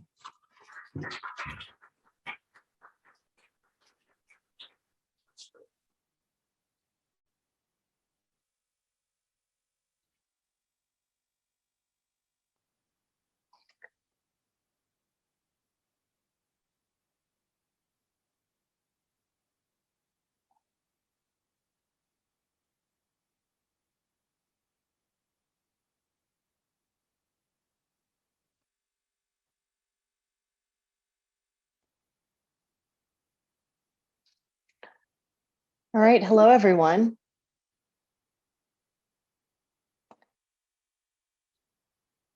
Okay, I'm going to assume you can hear me unless I am told otherwise. It is a delight to be with all of you virtually this afternoon, and I really want to start by thanking Lauren for that lovely introduction and the organizing committee for so very graciously making the arrangements for me to present virtually. I know this isn't exactly what Georgia O'Keeffe had in mind when she referred to the faraway nearby, but I am thankful that in this pandemic moment, we have become more flexible in the ways that we allow technology to collapse space and bring us together. So I want to start here today. In 1964, American artist Georgia O'Keeffe knocked out the exterior wall of her sitting room in Abiquiu, New Mexico, and replaced it with an expansive picture window, framing a feathery tamarisk tree in the garden beyond. I've spent a lot of time thinking about this window because it was one of the areas that the team working on a conservation management plan for the Abiquiu house asked me to focus on when I was a research fellow at the Georgia O'Keeffe Museum in 2019. We might explain O'Keeffe's design decision here in a number of ways. Executed after nearly 15 years of occupancy in her sprawling Adobe home and studio, it might be linked to her increasing passion for entertaining. The influence of friends like Alexander Gerard or the late Frank Lloyd Wright, or the desire to bring the outdoors into her home as her age made gardening more difficult. But to me, the most compelling explanation links this window directly to O'Keeffe's evolving artistic practice. In the early 1960s, O'Keeffe began to paint larger canvases, often depicting the sky as viewed from an airplane window. These works frequently graced the long gallery-like walls of her sitting room. In 1962, O'Keeffe told a reporter about her idea to paint one of these compositions as a panoramic mural, wrapping the walls of this space. While O'Keeffe never executed this mural, the window can nevertheless be seen as an extension or architectural adaptation of this concept. Viewed through this lens, the window signals a blurring of the artistic practice and home environment that challenges established understandings of the relationship between O'Keeffe's home and her work. To give a brief sense of geography and context, Abiquiu is a village about 45 minutes north of Santa Fe. The main plaza of the village sits atop a mesa, and O'Keeffe's house sits on the edge of a cliff on that mesa overlooking the Chama River Valley. Now, previous scholarship on the two New Mexico homes of Georgia O'Keeffe has emphasized how her houses were arranged to support the artist's rigorous creative practice. These narratives, including some promoted by O'Keeffe herself, frame domesticity as something to be minimized in order to support artistic practice, highlighting the architectural separation of the studio from the rest of the domestic spaces, O'Keeffe's investment in labor-saving devices, and her employment of a large staff. But building on the work of Wanda Korn, I argue that O'Keeffe's domestic environment and creative practice were more intrinsically connected than existing research has recognized. But let's get back to the 1960s and O'Keeffe's living room. How did O'Keeffe get to this moment of being an established late career artist with two homes and studios in New Mexico, knocking out a wall and considering covering the walls of her Adobe living room with a mural evoking her paintings of the sky above clouds? Well, to get there, we're going to need to talk about walls, like a lot about walls. So I've framed three different but connected artistic modalities in O'Keeffe's creative practice. The first comes from the words of the artist herself, thinking on a wall. That is, the use of walls as testing spaces to see how her paintings occupy physical and architectural space. Next, we'll explore the idea of thinking with a wall, plumbing the patio door series to discover how architectural texture played an undervalued role in some of O'Keeffe's most iconic paintings. And finally, we'll come to the idea of thinking as a wall, the blurring of art and architecture in O'Keeffe's longstanding and largely unrealized vision of creating mural art. Throughout her career, O'Keeffe's painting practice took account not just of the two-dimensional image on the canvas, but the relationship between the painting and the frame, including its shape, depth, and material, the position of the framed painting on the wall, and the wall's relationship to the rest of a fully designed architectural space. From very early on, O'Keeffe was attentive to the way that her works occupied and interacted with the built environment. For O'Keeffe, walls were creative and contemplative devices. As the artist stated, quote, "I like empty space. If you have an empty wall, you can think on it better." To achieve visual and architectural clarity, O'Keeffe routinely altered her habitations and creative spaces. Upon arrival in Canyon, Texas, the young O'Keeffe found a room to rent, bedecked in patterned wallpaper and rugs that matched. The artist quipped that the room made her feel, quote, "like a pink pill with wheels in my head," end quote. She relocated to a white-walled room with a better view and asked the owners of the room if she could paint the trim black. In New York, O'Keeffe again reconfigured her environs to suit her creative practice. What the artists found calming, others often found a little harsh and unwelcoming. One contemporary writer, quoted by Wanda Corn in Living Modern, disparaged the artist's minimalist apartment at the Shelton as, quote, "a cloister or the reception room of an orphanage. So austere it was, with its cold gray walls and its white covers over dull upholstery." Her renovations continued at Lake George, where she removed a closet wall and painted a floor dark green, ostensibly without anyone's permission. In the penthouse apartment where O'Keeffe and Alfred Stieglitz lived after their time at the Shelton, O'Keeffe hung her art on the walls, which became a kind of proxy for that of the gallery or museum walls where her work would meet the public eye. You can get a sense of this attention to detail in her 1937 show At an American Place, where every frame has been thought through individually and the placement of each work on the wall carefully planned. Later in her career, she was even attentive to the spaces where buyers or potential buyers intended to hang her work. In envisioning how her work would look in larger public spaces, O'Keeffe frequently used the walls of her own houses in New Mexico as test galleries. In her first New Mexico house at Ghost Ranch, O'Keeffe hung paintings in the dining room such that visitors would see them from the table and the painter could gauge their reactions. Maria Chabot, O'Keeffe's friend who later designed and supervised construction on the Abiquiu house, also recalled the artist hanging finished or nearly finished paintings in her room at the ranch to test what it was actually like for another person to live with the piece in question. In a draft of the memoir recounting her time living with O'Keeffe, Chabot wrote, quote, "Of the long white dining room wall, you said simply, 'We will leave it so. I can think my picture upon it.' That wall, it served even as the cell of a monk does serve," end quote. The look of the paintings against an adobe backdrop became so critical that in 1946, O'Keeffe suggested that her major MoMA retrospective be set against the same color walls as her ranch house. However, on the whole, the Ghost Ranch house had relatively little open wall space.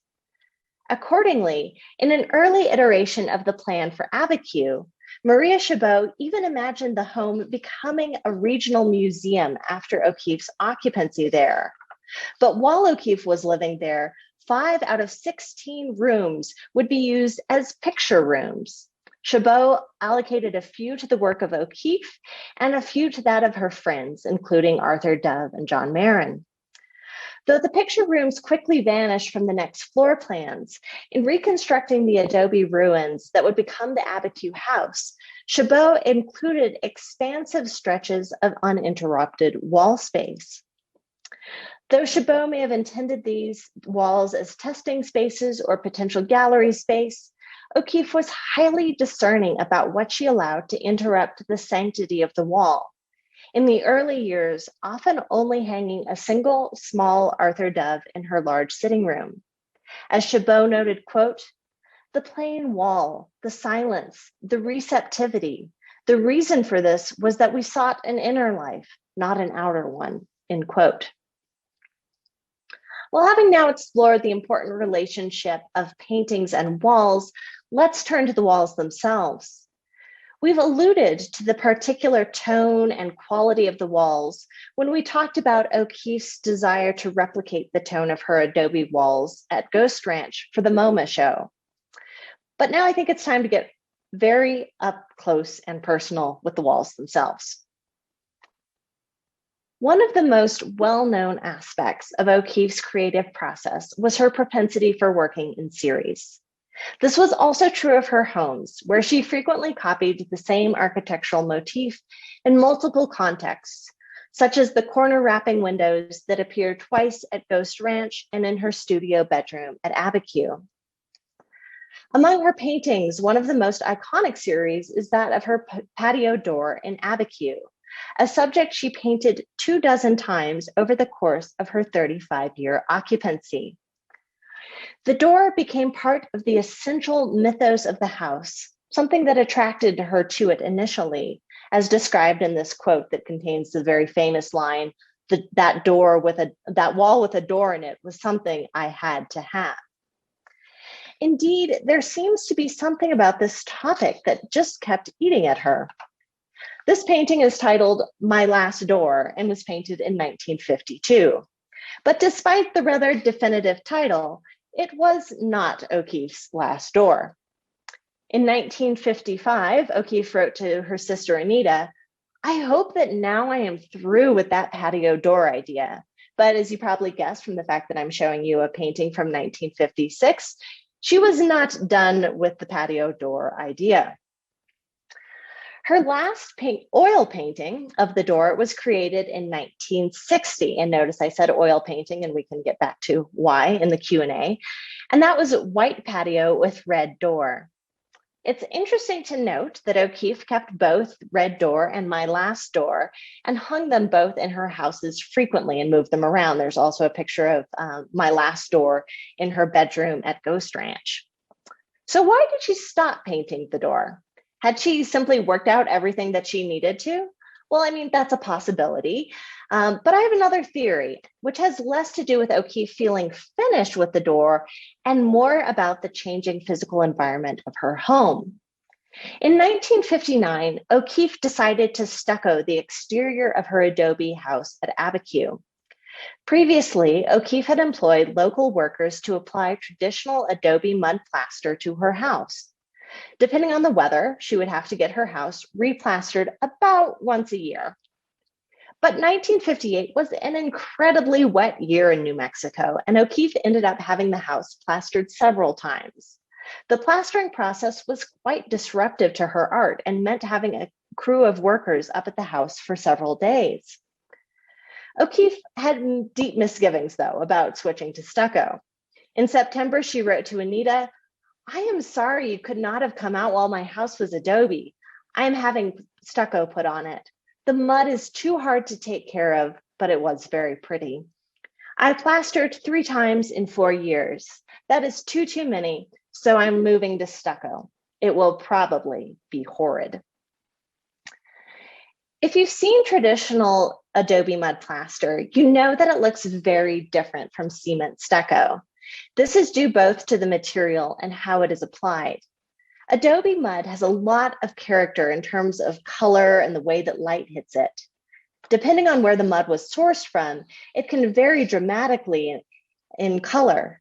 Archival sources indicate that the original adobe used for the exterior of the house was actually more of a rosy color, leading one visitor to dub the house the Pink Hacienda. And if you are so lucky to get a chance to look inside O'Keeffe's garage, you can get a little bit of a flavor of what that rosy colored adobe actually looked like. In 1950, O'Keeffe wrote to a friend praising adobe's visual and haptic qualities, saying, "The walls are the soft, warm adobe that one always wants to touch, or one sometimes feels it is too fine to touch. One should just leave it there, alone, remote, untouched," end quote. In New Mexico, adobe mudding is traditionally women's work, and it is done literally by hand, which is registered as a fan shape where the artisan took the mud and smeared it across the adobe bricks. A friend visiting O'Keeffe at Abiquiu described watching the renowned local plasterer named Della at work. Quote, her small bony hands were responsible for much of the elegant patina on O'Keeffe's walls, both inside and out, end quote. This method of applying adobe plaster also has a practical purpose. The fan shape of hand application also helps the building shed water. Aesthetically, this pattern creates a dramatic, almost velvety backdrop, as you can see here in this classic portrait by Yusef Karsh from 1956. It seems hardly coincidental to me that O'Keeffe only created a single oil painting of her door after the house was stuccoed. The flat, brown-colored stucco is a pale imitation of mud plaster, and we know that O'Keeffe was never very fond of imitation. With adobe mud plaster, form, function, and facture merge organically. Along these lines, rather than trying to replicate in paint that fan shape created by hand applying the plaster, O'Keeffe's patio door series give us paintings that do not pretend to be anything other than oil painting. We are confronted very directly with these vast, abstracted painted surfaces on canvas. I would even say that the real focus of these paintings is not the door, but the area around the door. The fact that O'Keeffe went back and added another coat of white paint to My Last Door in 1954, but not the door, to get an even more opaque matte finish on the white parts of the painting representing the walls, to me is powerful evidence of that fact. But though the outside changed significantly with the transition to cement stucco, the interior of the house retained the hand-finished adobe plaster. For O'Keeffe, maintaining her adobe walls was a major source of pride. Jennifer Owens Dewey, daughter of O'Keeffe's friend and neighbor, architect Nathaniel Owens, remembered that when visiting the Abiquiu house, quote, everything was clean. There wasn't any dust. The walls were beautifully maintained inside and outside. I noticed that her walls seemed to be perfect, always, end quote. The walls of the house and even the floors of the house became canvases for the exploration of color and texture. Maria Chabot observed that in the first few years after construction, there were, quote, few colors in the house. The walls were white, or they are the natural earth with which the walls were raised, sand, sometimes red sand or yellow sand, but a wide expanse of natural color, of sameness that is quiet, end quote. The dirt used in plaster was sourced from different places in the area, mapping an extractive topography only accessible to local insiders in the know. As time passed, O'Keeffe grew more experimental, and as Wanda Corrin has noted, the artist occasionally painted her doors, the walls of guest bedrooms and bathrooms, and the floors in bright primary shades of red, yellow, and blue. The floors and walls were thus not flat, neutral surfaces, but canvases for nuanced expression in their own right. By understanding the walls in this way, we might start to interrogate the distinction between O'Keeffe's paintings and the walls upon which they were hung. This brings us at last to the concept of thinking as a wall. Earlier in her career, O'Keeffe had explicitly sought out the opportunity to execute a mural. In 1929, O'Keeffe reached out to several friends with the idea of doing a mural for the Century of Progress exposition in Chicago. In 1932, she was invited to participate in a curated show at MoMA of mural studies by established artists in the United States to show that US artists could rival their Mexican counterparts in muralism. O'Keeffe's contribution led to her commission to execute a mural in the second-story powder room at Radio City Music Hall. While O'Keeffe might have otherwise risen to the challenge of addressing the architecturally complex space with its canted walls and circular mirrors, the commission came at a time of great personal difficulties, and O'Keeffe abandoned the work to prioritize mental health. But I would argue that this desire to paint a mural did not vanish in the next decades of O'Keeffe's career. In the 1940s, O'Keeffe began to experiment with paintings at a larger scale. The one on the left, Pelvis with Shadows in the Moon, O'Keeffe gifted to Frank Lloyd Wright, and it hung for many years at Taliesin and then in the theater space at Taliesin West. A few years later, O'Keeffe painted Spring. As in Manhattan, both of these works combine a variety of symbolic motifs, escalating the level of compositional complexity as the canvas size correspondingly expanded. The average scale of O'Keeffe's works increased again in the 1960s as the artist began to paint abstract skyscapes inspired by her frequent airplane travel. Despite O'Keeffe's protestations that she preferred a blank wall and that, quote, having a painting up is like looking at your own thoughts, end quote, the artist frequently displayed these cloud paintings on the expansive walls of her sitting room and studio.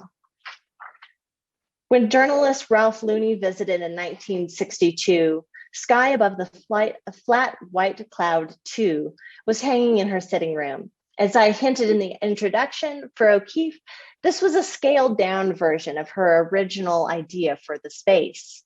Quote, I thought for a while about doing it on a wall and just painting it completely around the room, but that would take too much time, so I settled on this one, end quote. But O'Keeffe was clearly still mulling on the idea of an architecturally specific cloud painting a few years later, when the artist's friend, designer and architect Alexander Gerard, invited her to complete a matching set of two wall-sized cloud paintings to complement his own three-dimensional assemblage at the John Deere headquarters in Moline, Illinois.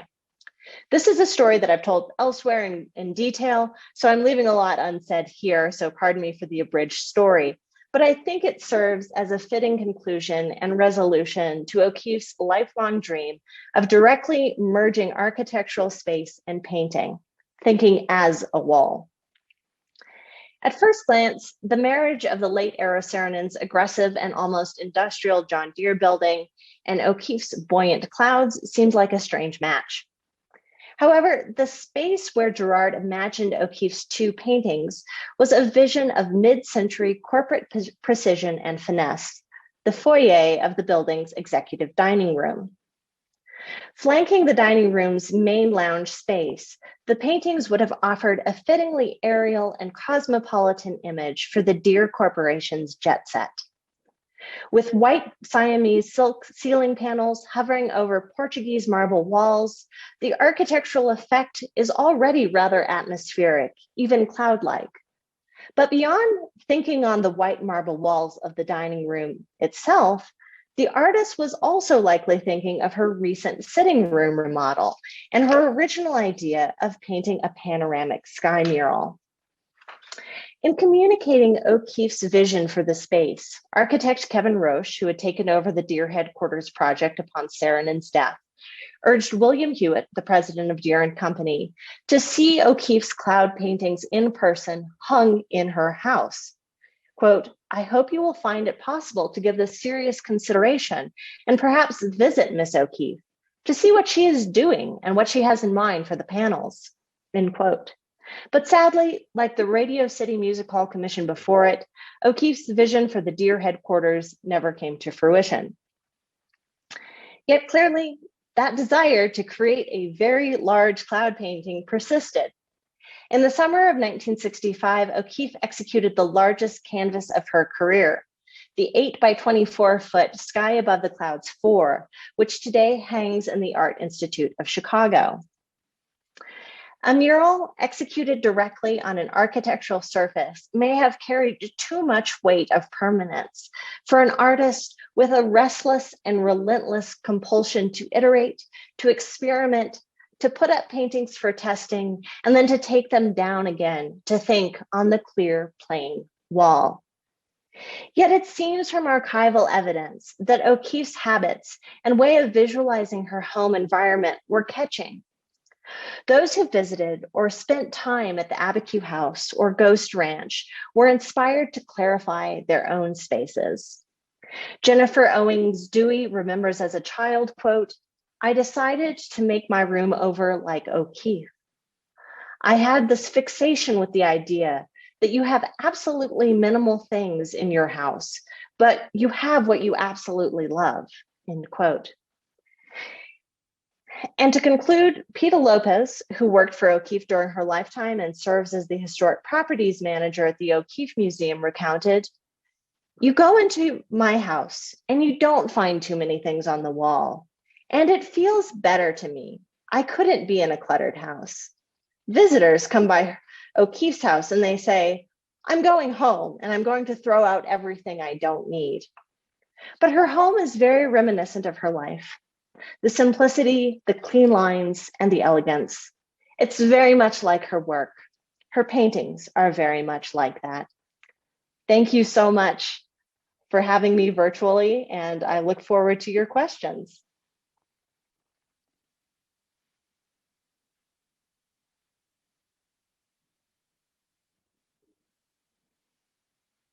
Question, but then I don't want to monopolize, because I'm sure many of you have questions as well. What a wonderful talk. I'm also really interested in the relationship between art and the domestic sphere, and have been for a long time. So this dovetailed really wonderfully with some of my own research. And I wonder if you have thoughts, my research really focuses on the 19th century and the way at the end of the 19th century, art and domesticity were separated by a new generation of mostly male art professionals. I'm wondering if you have thoughts about why Georgia O'Keeffe herself, supported the narrative of separation between her art making and her domestic life. I thought that was really interesting early on when you pointed out that, she herself sort of said she needed to have her working space separate from her living space, when that clearly was not the case. That's a really good question. Thank you, Lauren. I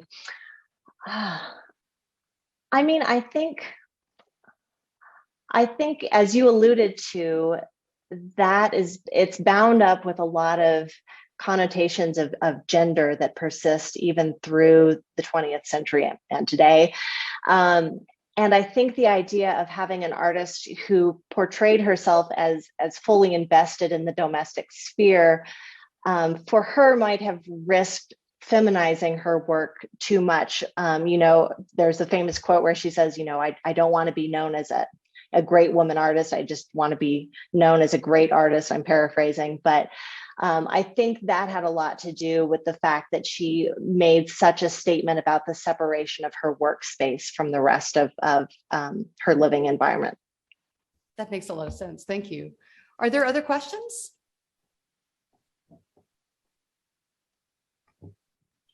Hi, Sarah, this is Wanda Korn speaking from the audience, so we can't see one another, but thank you for that really wonderful paper, and keep up the good work. It's terrific. One thing I've never known until right this moment was the Maria Chabot idea that perhaps the house could serve as a museum after O'Keeffe was gone. And that's fascinating. I don't know if you can tell us more, whether O'Keeffe ever bought into that idea or whether it stayed with Maria. But I also, because of this audience, has been talking about preserved artist homes and studios. And I know you know about this, but I think our audience might not, which is this is one of the first homes and studios that I know of where the artist herself thought about preserving it for public visitation, and even for a moment worked with the National Park Service thinking it might be turned into a national property. We know that didn't happen, but she herself could imagine a day when the public would come in to see the space and all the implications that suggests. So that's sort of a loaded question. Well, thank you so much, Wanda. And I'm, as I'm sure was evident, a great admirer of your work. So wonderful to hear from you. To the first question about Maria Chabot's idea to have the house be a museum. I think part of it came out of the initial, just sort of on the ground, working out what rooms would be used for what purposes. And having 16 rooms, Abiquiu is a pretty massive property. For those of you who've visited, you probably have an idea of that. And I think, if you know any of the backstory about Maria Chabot's relationship with O'Keeffe, there was a lot of resistance to other people coming to visit her and spend time there. And so the fact that O'Keeffe ended up with so many guest bedrooms because, despite having this public perception of being a hermit sometimes, she actually did like company, sometimes at least. And so many of those rooms that originally Chabot had blocked out as picture rooms became guest bedrooms, or served other purposes like art storage. That idea did go to O'Keeffe. This was like when they were first starting to communicate.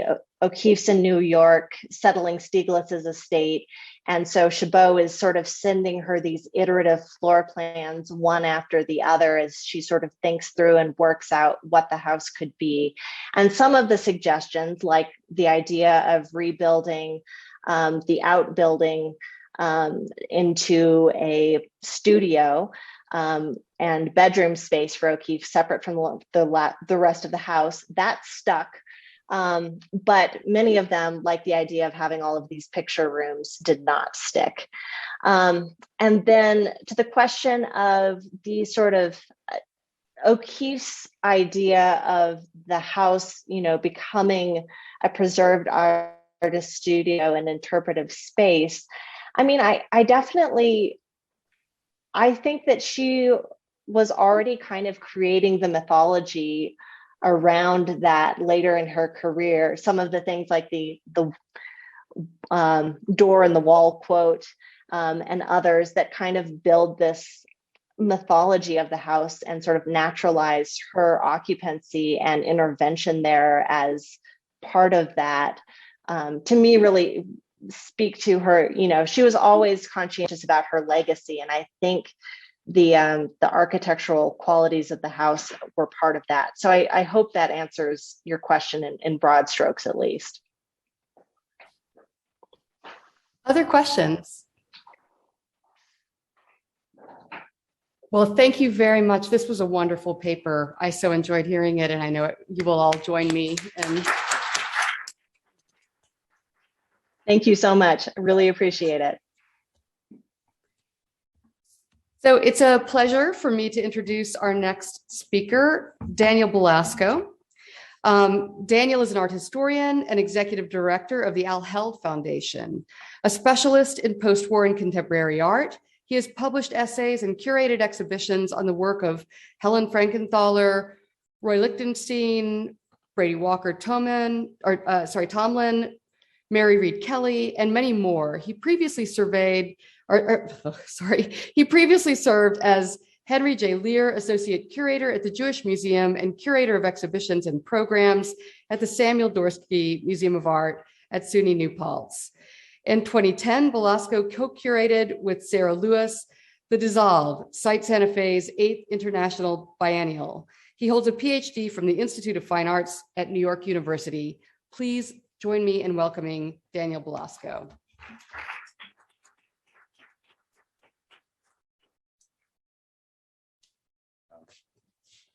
Good afternoon, everyone. Thanks for sticking around. I'll just get myself oriented here with the tech. How do I advance?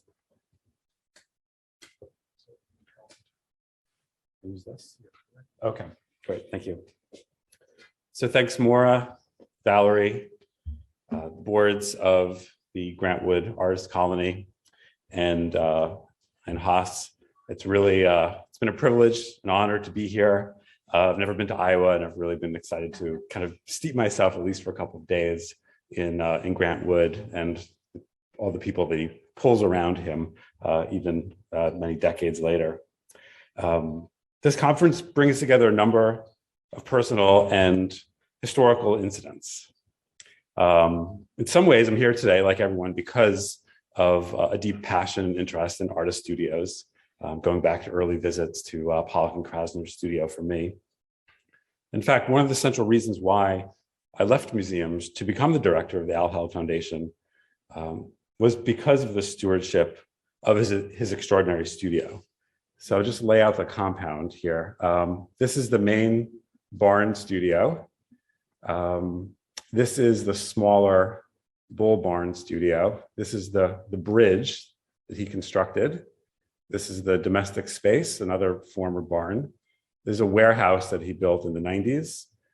This is the dairy that functioned where people would come and buy cottage cheese and whatever when it was functioning as a dairy farm, and now it's residence.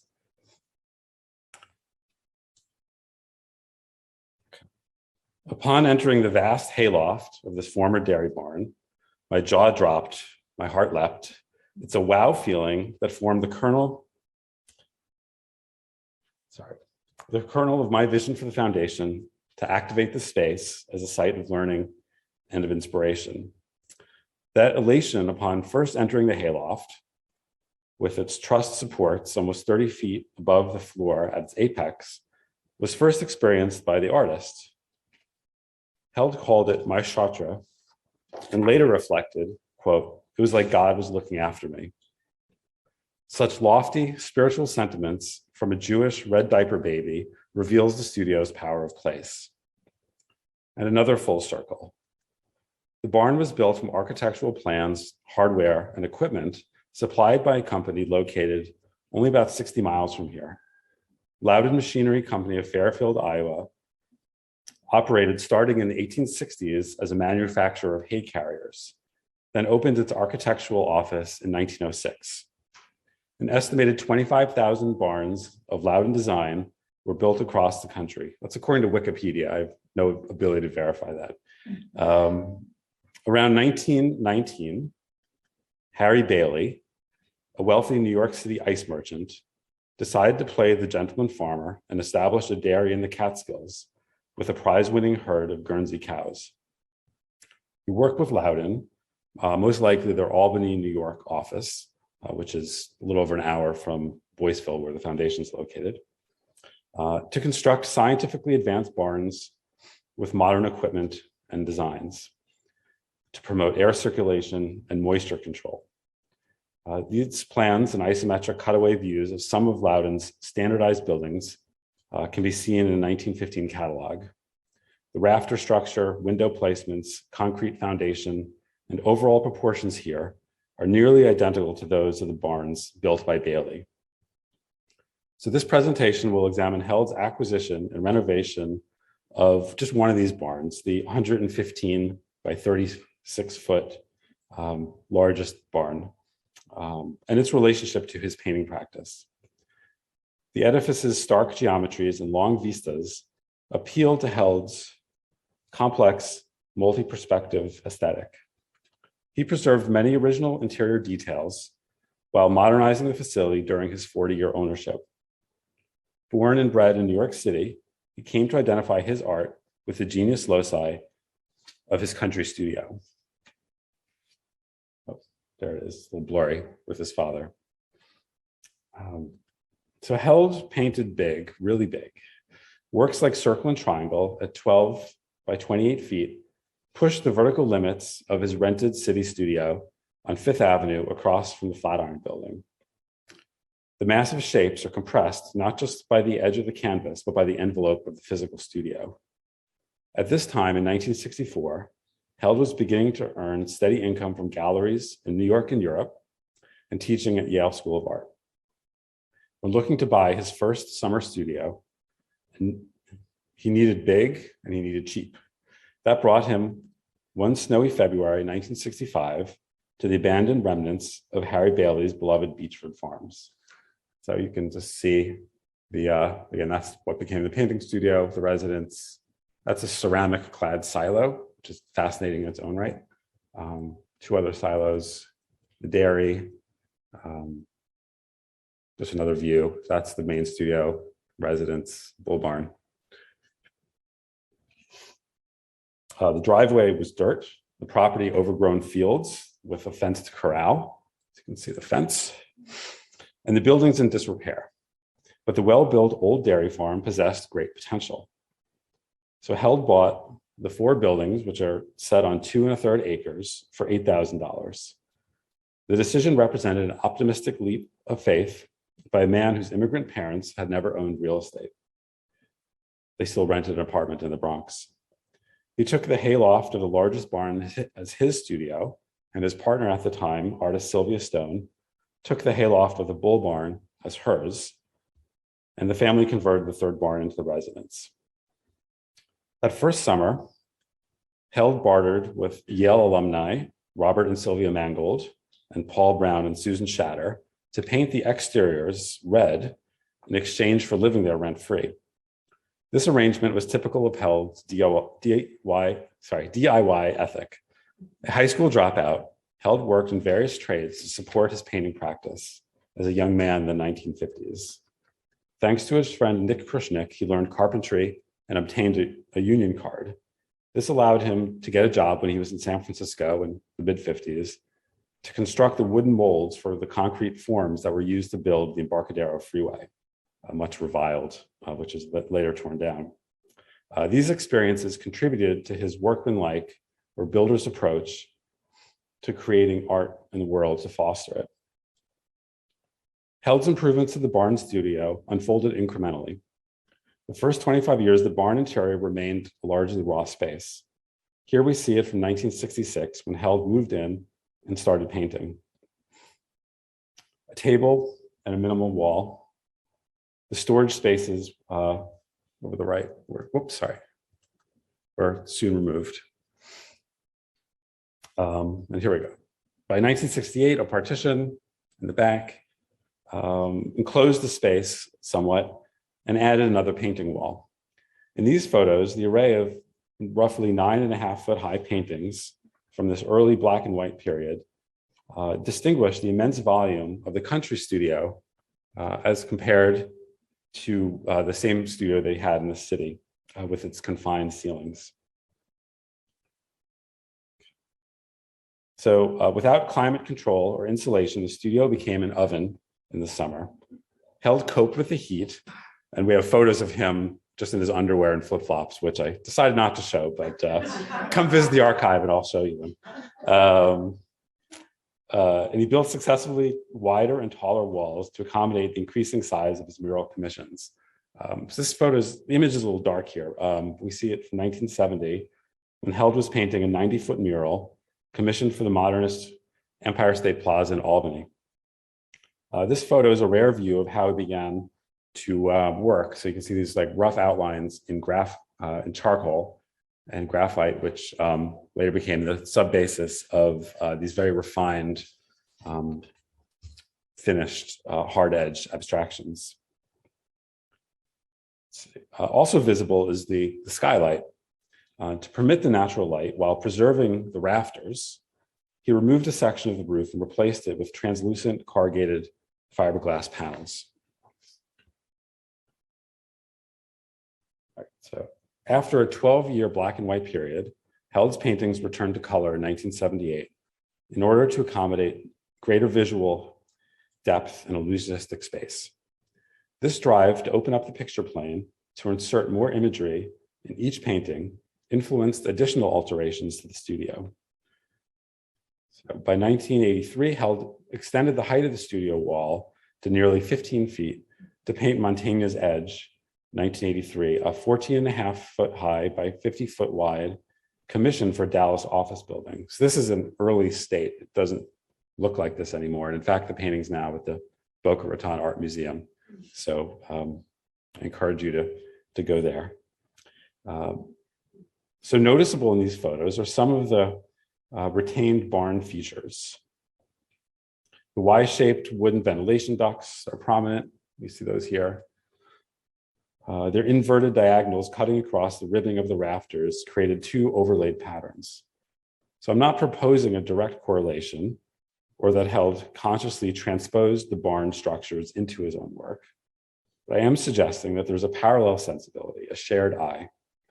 The same artist who respected the integrity of the original structure is also painting some of the most spatially oriented abstract works in the history of art. This dual approach of rigorous modernism in his paintings and historical adaptation in his studio stems from Held's contextualist position towards the relationship between art and architecture. From the start of his career, his paintings strove to engage the world beyond the flat picture plane. Quote, "The space between the canvas and the spectator is real, emotionally, physically, and logically. It exists as an actual extension of the canvas surface," he said in 1958. This attitude stemmed in part from his early admiration of social realism, site specificity, and the Mexican muralists, especially Siqueiros, with whom Held had hoped to study in San Miguel de Allende before his whole studio. Held had served in the Navy, had the GI Bill, was hoping to use the GI Bill to go to Mexico, but the US government, because Siqueiros was a communist, no longer allowed him to use his funds in that way. So he went to Paris. That's an aside. Held's three-dimensional thinking about two-dimensional surfaces necessarily brought him into conversation with some of the current trends in architecture and sculpture. This is the only photo we have of Held at Yale at the time, which was in the revalued vernacular built environment to counteract the bulldozer approach of international style urban renewal projects. So at Yale, Held was exposed to the ideas of art historian Vincent Scully, architects Robert Venturi and Bernard Rudofsky, all proponents of the postmodernist integration of contemporary design and local context. So from about 1965 to 67, Held was deeply engaged with ideas around art and the environment. One of his seminars put his ideas to the test, assigning his students to create work to be installed in unusual locations, such as stairwells, throughout the controversial Paul Rudolph Art and Architecture building, which perhaps was his protest against the fact that the graduate studios were considered tiny compared to the spaces allotted to the architectural students. All right, so the enormous interior volume of Held's painting studio permitted him to test his idea of, quote, scale as content in his own painting. An early example was how he utilized his barn's spaciousness to mock up the site-specific settings of his first architectural commission, a pair of 21.5-foot murals for a Walter Gropius designed office building in Ohio. Attentive to the embodied experience of painting, Held worked as both carpenter and artist, built a frame and scaffold about 8 feet above the floor to mimic the mural's locations over doorways. So something only possible in the barn studio. In 1974, Held incorporated his studio into a business which he called Beechford Incorporated, naming his professional practice after the farm and recapitulating the original owner's pride of place. The expanse of the barn facilitated the opening of space within his paintings. We see this when he recreated the architectural setting of another public commission for a state office building in Ohio, unusually situated on two planes that meet at a right angle. He constructed a framework to build the 40-foot long canvas, Roberta's Passage.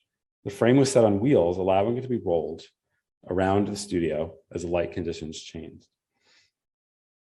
One could examine the imagery in Held's paintings and identify structures that resemble elements of barn architecture. But such comparisons are really besides the point, even if they can be evidenced. One could say the same about the area's mountain landscapes, subtly influencing Held to the point that some critics called him a contemporary Hudson River School painter. So these connections are in the work, for sure, and Held wouldn't deny them. Nor would he admit that that was what he was up to. For Held, it was the idea or the concept of architecture, space, and structure as a visual language to explore our paradoxical reality that animated his art, and for which he found such a conducive location in the barn studio.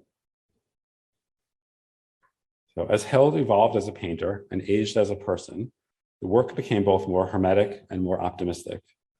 Thus, by the early 90s, his desire to improve Boyceville into a year-round studio led to the further obscurance of original barn features, On the floor, radiant heat and linoleum tile covered the wood boards. 2 new sheetrock walls ran floor to ceiling on both ends of the studio, so going all the way up to the roof there. So shortening the overall kind of horizontal length by over 40 feet and eliminating the sense of the deep space and the void. Light was better controlled, and the studio, though still massive with the power to awe, was now a bit more compact and somewhat domesticated.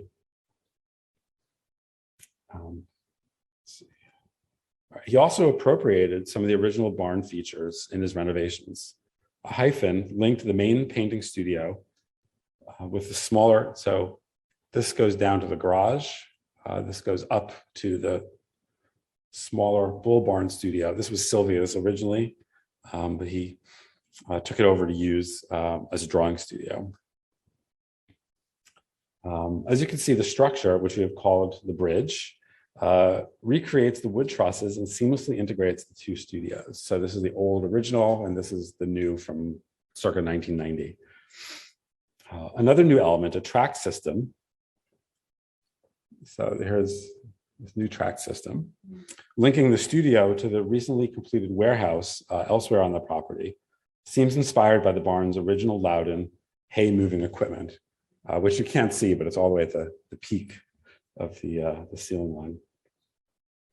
Held's track permitted large paintings to be slid out through an 18-foot high door. So the color one is 15 feet high and 30 feet wide stretch. So we can store all these on site and move, 1 or 2 people can move them. For Held the Builder, the old barn's elements, which may have first made a formal and spatial impact in his work, were now valued more for their functional abilities.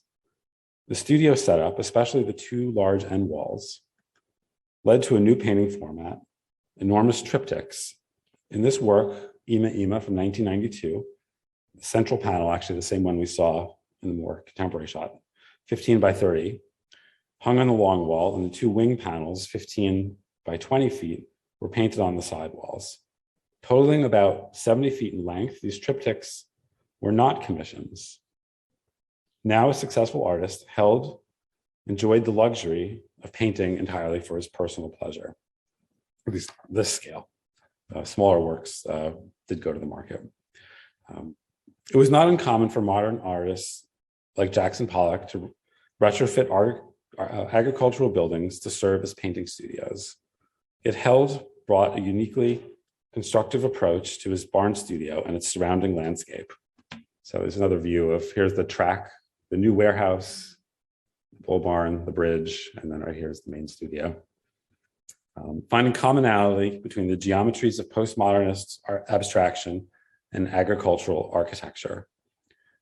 As a quote Deborah Solomon wrote in Architectural Digest, Held's art, as much as his house, is informed by a builder's instinct. So thank you. Please come and visit. This is a workshop we've had in the past. So now we're doing a lot of educational programs using the space and the gardens. So future opportunities, hopefully I'll have a chance to discuss the other elements of the property. But for now, I wanted to look at the studio, and thank you for listening.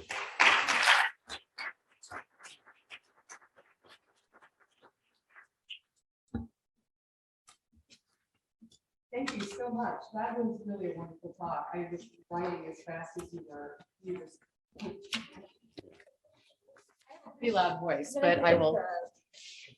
I see.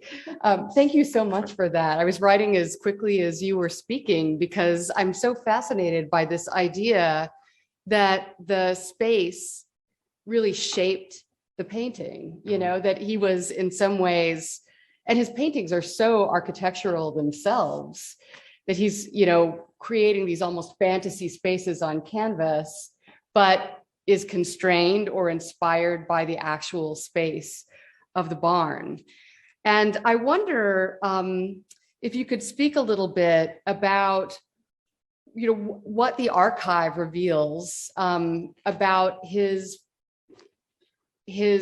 decisions to leave, even though he made a lot of changes, to leave the basic structure of that hayloft as it was? You know, did he know about the original designer of those barns and what that designer's ideas were? Did he look at that as a kind of, you know, proto-modernist structure? Like, how did he feel about the space itself? And was he aware of the impact that it was having on his own work and how crucially important it was to his practice?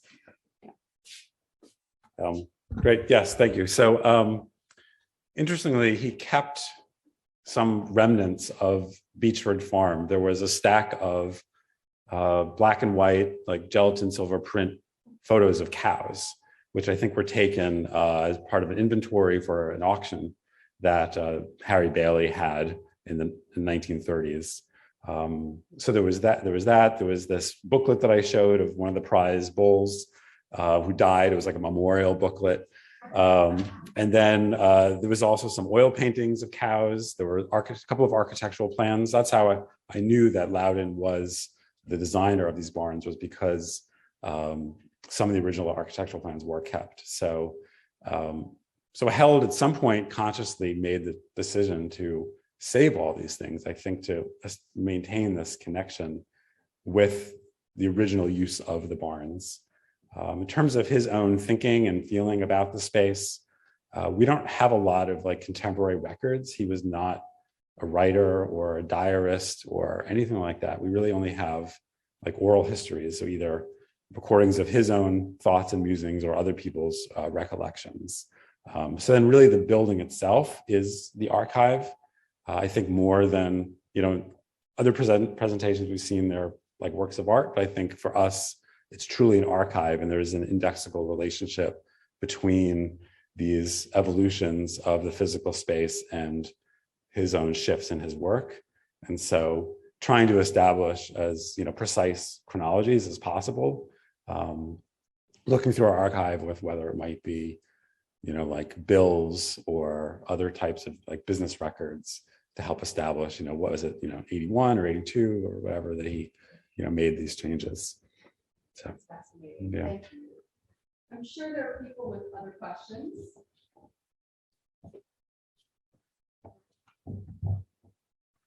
Thank you for that fascinating presentation. For those of us who know Al's paintings and have never seen his space, it's transformative.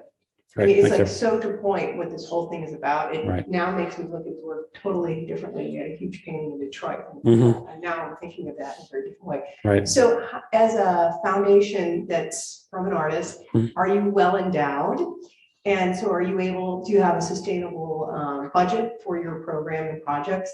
And I asked this too, because you mentioned something about a dairy farm, and I'm wondering, are you doing some side marketing on that there? No. Did you revive any of those cows? Yes. But you know, like, how are you integrating with the community that's Yeah. there? So I'd just be curious about that. Yeah. So we have a collection of Held's work still in the warehouse, which we usually use mostly for educational purposes, but we do release some paintings to the market. We're represented by White Cube. And so it's very important for artist foundations, even those with substantial endowments and, you know, the hundreds of millions. We were not one of them, but it's nevertheless, it's still important for all artist foundations to be in the market, because that's how future, or not just future, but current generations of, you know, new critics, curators, collectors are exposed to the work, and hopefully, you know, gain a more international presence. I joined the foundation about 5 years ago, and it was my charge to imagine and then implement what our public programs could and should be. And for me, the barn and the studio is very much the center of that. And so initially I just wanted to bring students in and work with some of our local colleges for educational programs. But the last 2 years or so, we've been having contemporary art shows in the drawing studio. So we can have an Al Held presentation in the painting studio and then a contemporary art show in the drawing studio. And we've been doing some outdoor sculpture presentations. So yeah, so we use the grounds as well. So it's evolving. Every year is a little bit different. Yeah.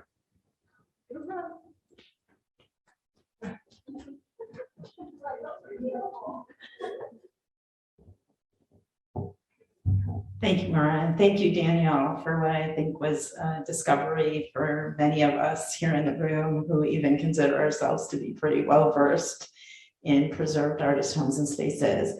You focus a lot on the studio with some really wonderful connectivity. I'm just curious, personally, was his imprint, how did he view that in terms of its relation to his domestic space? And was there a pronounced imprint on that space? And if so, what it was? And if not, how did he sort of separate out his life work integration? Right. So a couple of layers to respond to that. Because he had multiple buildings, there was a clear physical separation between the studio and the domestic space. So one of the smaller barns was initially set up to be a residence. And there was connection between the architectural design of the floor plan, when how he divided that first floor was modeled on one of his paintings. It's sort of like a Greek or Maltese cross. So at that point, he and Sylvia had 3 children from previous marriages, and they were both more or less around or at home. So they needed to create 4 bedrooms. And so each corner of the ground floor, they cut out a space for a bedroom. And then actually the doors were painted primary colors, similar to, in fact, I was reminded of this seeing the slides from the O'Keeffe presentation. But that was only in the 60s. But then it continued to change. The residence was constantly remodeled as his personal life changed through, various divorces and marriages. And this was only his summer residence. A whole other conversation would be about him being a pioneer in Soho. And he and Alex Katz and a few other people were among the first to co-op a loft building in 1968. And then they moved in 1969. And Alex Katz is still there. And Stephen Antonakis, his studio, is there.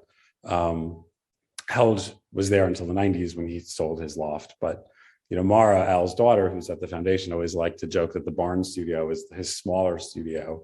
And by square footage, the Soho studio had about 7,500 square feet. It was enormous. But since it was sold in the 90s and it's not a part of the foundation's property, he also had a home in Italy from the 80s to his death. In fact, he died there.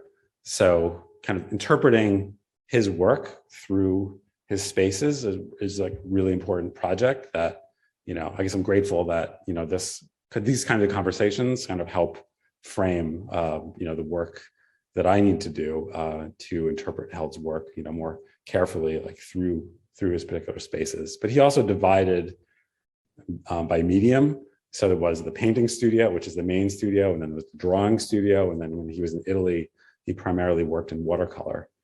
So each of he has sort of compartmentalized his mind and his imagination, very, very site specifically.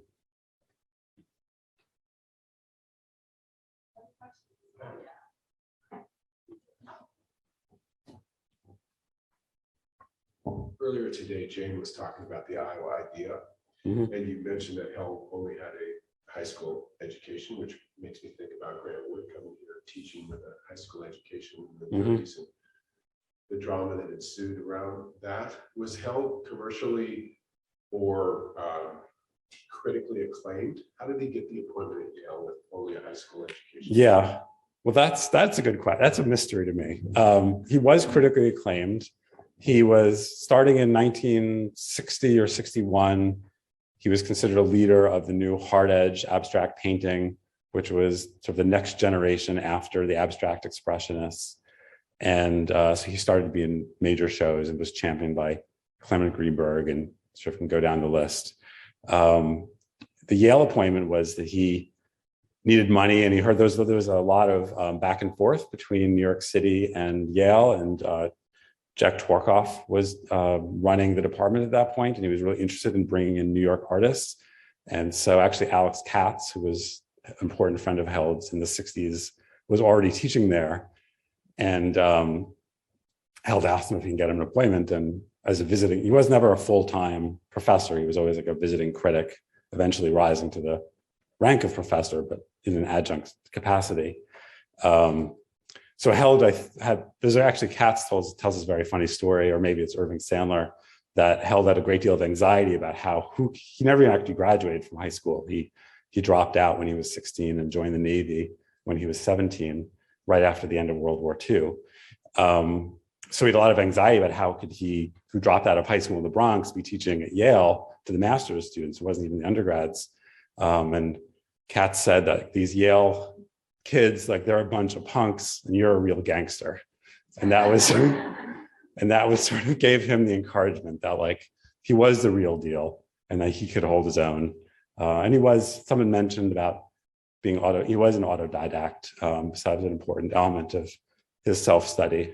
Wasn't Albers still there? No, Albers had left. Yeah. Okay, but in some ways, what he takes away. Yeah. In that whole history of Black Mountain College, was teaching at Yale, who did the previous MFA, who had the first MFA at Yale. Right. But I think Tworkov really had a big influence with bringing in a lot of professors, including Held. But then Held was able to continue and solidify his status there, even after Tworkov left.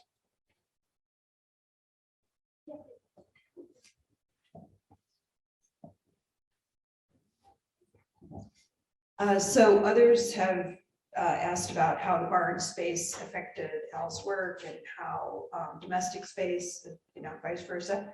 I'm going to ask about how that vast Catskill landscape might have had some kind of interaction with his work, kind of within the confines of a closed-in barn. It's interesting. Yeah, that property had always been praised as being a particularly beautiful site. I mean, long before Held moved there, when there were the first articles in local newspapers in the 20s and 30s about Beechwood Farm, they just said these were the most beautifully sited barns in the whole region. So there was something special already about that place, and he was fortunate enough to be able to acquire it. He was always, I think, he's a very cerebral artist, and so he's always working out kind of very formal issues and problems with his own painting in relationship to whatever was kind of happening in contemporary painting. So I don't know if he was ever really looking at the landscape, but I think he probably absorbed it to a certain extent. But it's interesting because other people made a huge impact on them. So like Robert Mangold, who I said spent that summer there in '66, he gave an interview once where he talked about that made an enormous impact on him, just gazing at these rolling hills or these gently curved mountains, and all of a sudden the curved line became a form that was interesting to him, and that took his art in a completely different direction. So there's never a moment where Held ever makes that kind of connection between the landscape in the same way that Mangold did, even though Mangold was only there for a few months.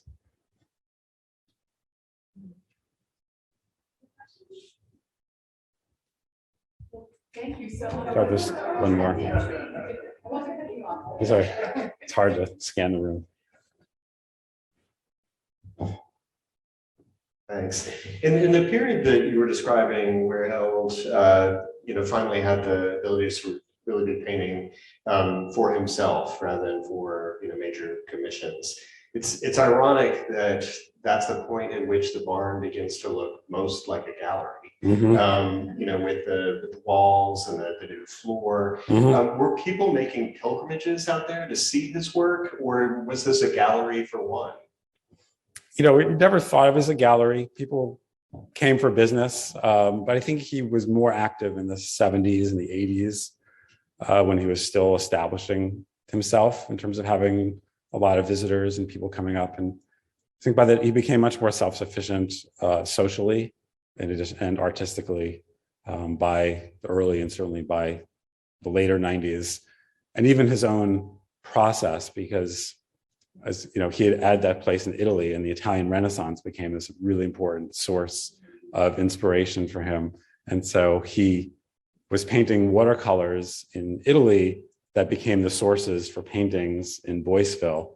So he was very much tied into art, the history of art at that point. And I think, the Piero was almost more alive for Held at that point than, other contemporary artists were.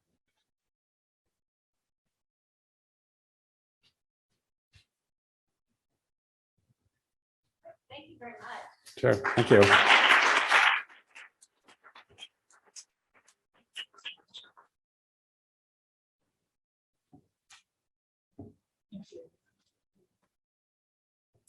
So many creative outlets. Just hope we don't go back into lockdown, because I might have to break into my china cabinet or buy some concrete, or I guess invest in some farmland. So many ideas.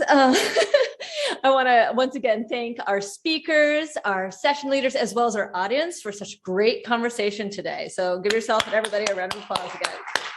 Thank you so much. But it's not over. We still have tomorrow. So these are some instructions that I'm going to read. Beginning at 11 tomorrow, the Cedar Rapids Museum of Art will be offering tours of 5 Turner Alley, Grantwood Studio, to Symposium attendees. That's opening early for us. Despite the photos you've seen making the space seem very large, it is actually quite small, and we actually need to go in groups of 10. So what the plan is that you can come to the studio, we'll split you up into groups, and we'll do our best to get everybody through. There's an introductory video on the first floor, and then we'll take turns. Well, I won't. Sean and Kate, their curator, will be taking groups up, and you guys will be getting a really special experience in the studio space. There is parking right by the studio. There's a surface lot, but also there is a adjacent parking ramp that you're welcome to park in, and it is free up in Cedar Rapids. And then the closing plenary is actually located at the Cedar Rapids Museum of Art. Oh, let me give you the address. It is in the information, but the address of the studio is 810 3rd Avenue Southeast, Cedar Rapids. The second, I looked it up. Oh, second, I thought that was weird. Okay, 2nd Avenue. Thank you, Sean. The closing plenary, however, is which will be featuring Sean Ulmer speaking about the Grantwood Studio, Victoria Monroe speaking about the Alice Austin House, and Helen Harrison, who is going to be speaking on the Jackson Pollock and Lee Krasner home. That will take place in the auditorium at the Cedar Rapids Museum of Art, which is a few blocks away at the Cedar Rapids Museum of Art, and that is located at 410 3rd Avenue Southeast, correct? For that, the parking is in the back. You actually access the parking off of 2nd Avenue. If you put it into your phone or wherever, it'll get you there. It's not as confusing as we're making it sound. The last bit is that you'll be able to get to the auditorium without any kind of museum pass or anything. You can arrive after noon when the museum opens, and the closing plenary begins at 12:30. And you won't need a pass to get into the auditorium. However, the Cedar Rapids Museum of Art has been generous enough to provide passes for those of you that want to continue and explore the galleries there. And if you have the time after the plenary to do so, I highly encourage it. It is such a wonderful museum. I grew up going there, so I'm a little bit biased, but I do encourage you to take advantage of that. So with that, we're actually finishing a little bit. Oh, yes, question. 40 minutes, 30 to 40 minutes. Because we're just getting to downtown, and actually the signage off the interstate is quite decent to get to the Museum of Art. Any other questions? Yes, Karen. Sure. Well, Sean, is it 810 2nd Avenue? That's the studio, and then the museum is 410 3rd Avenue. And if you do the math in your head, you can actually park at the museum and walk. If you want to, if the weather's nice. You don't necessarily have to drive between the two, but you can. It's only a few blocks. Is there an exit off the interstate that can just be told what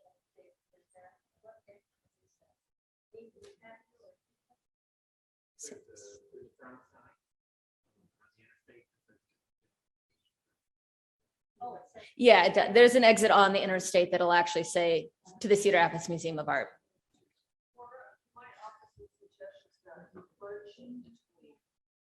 I don't know that there'll be time for lunch in between.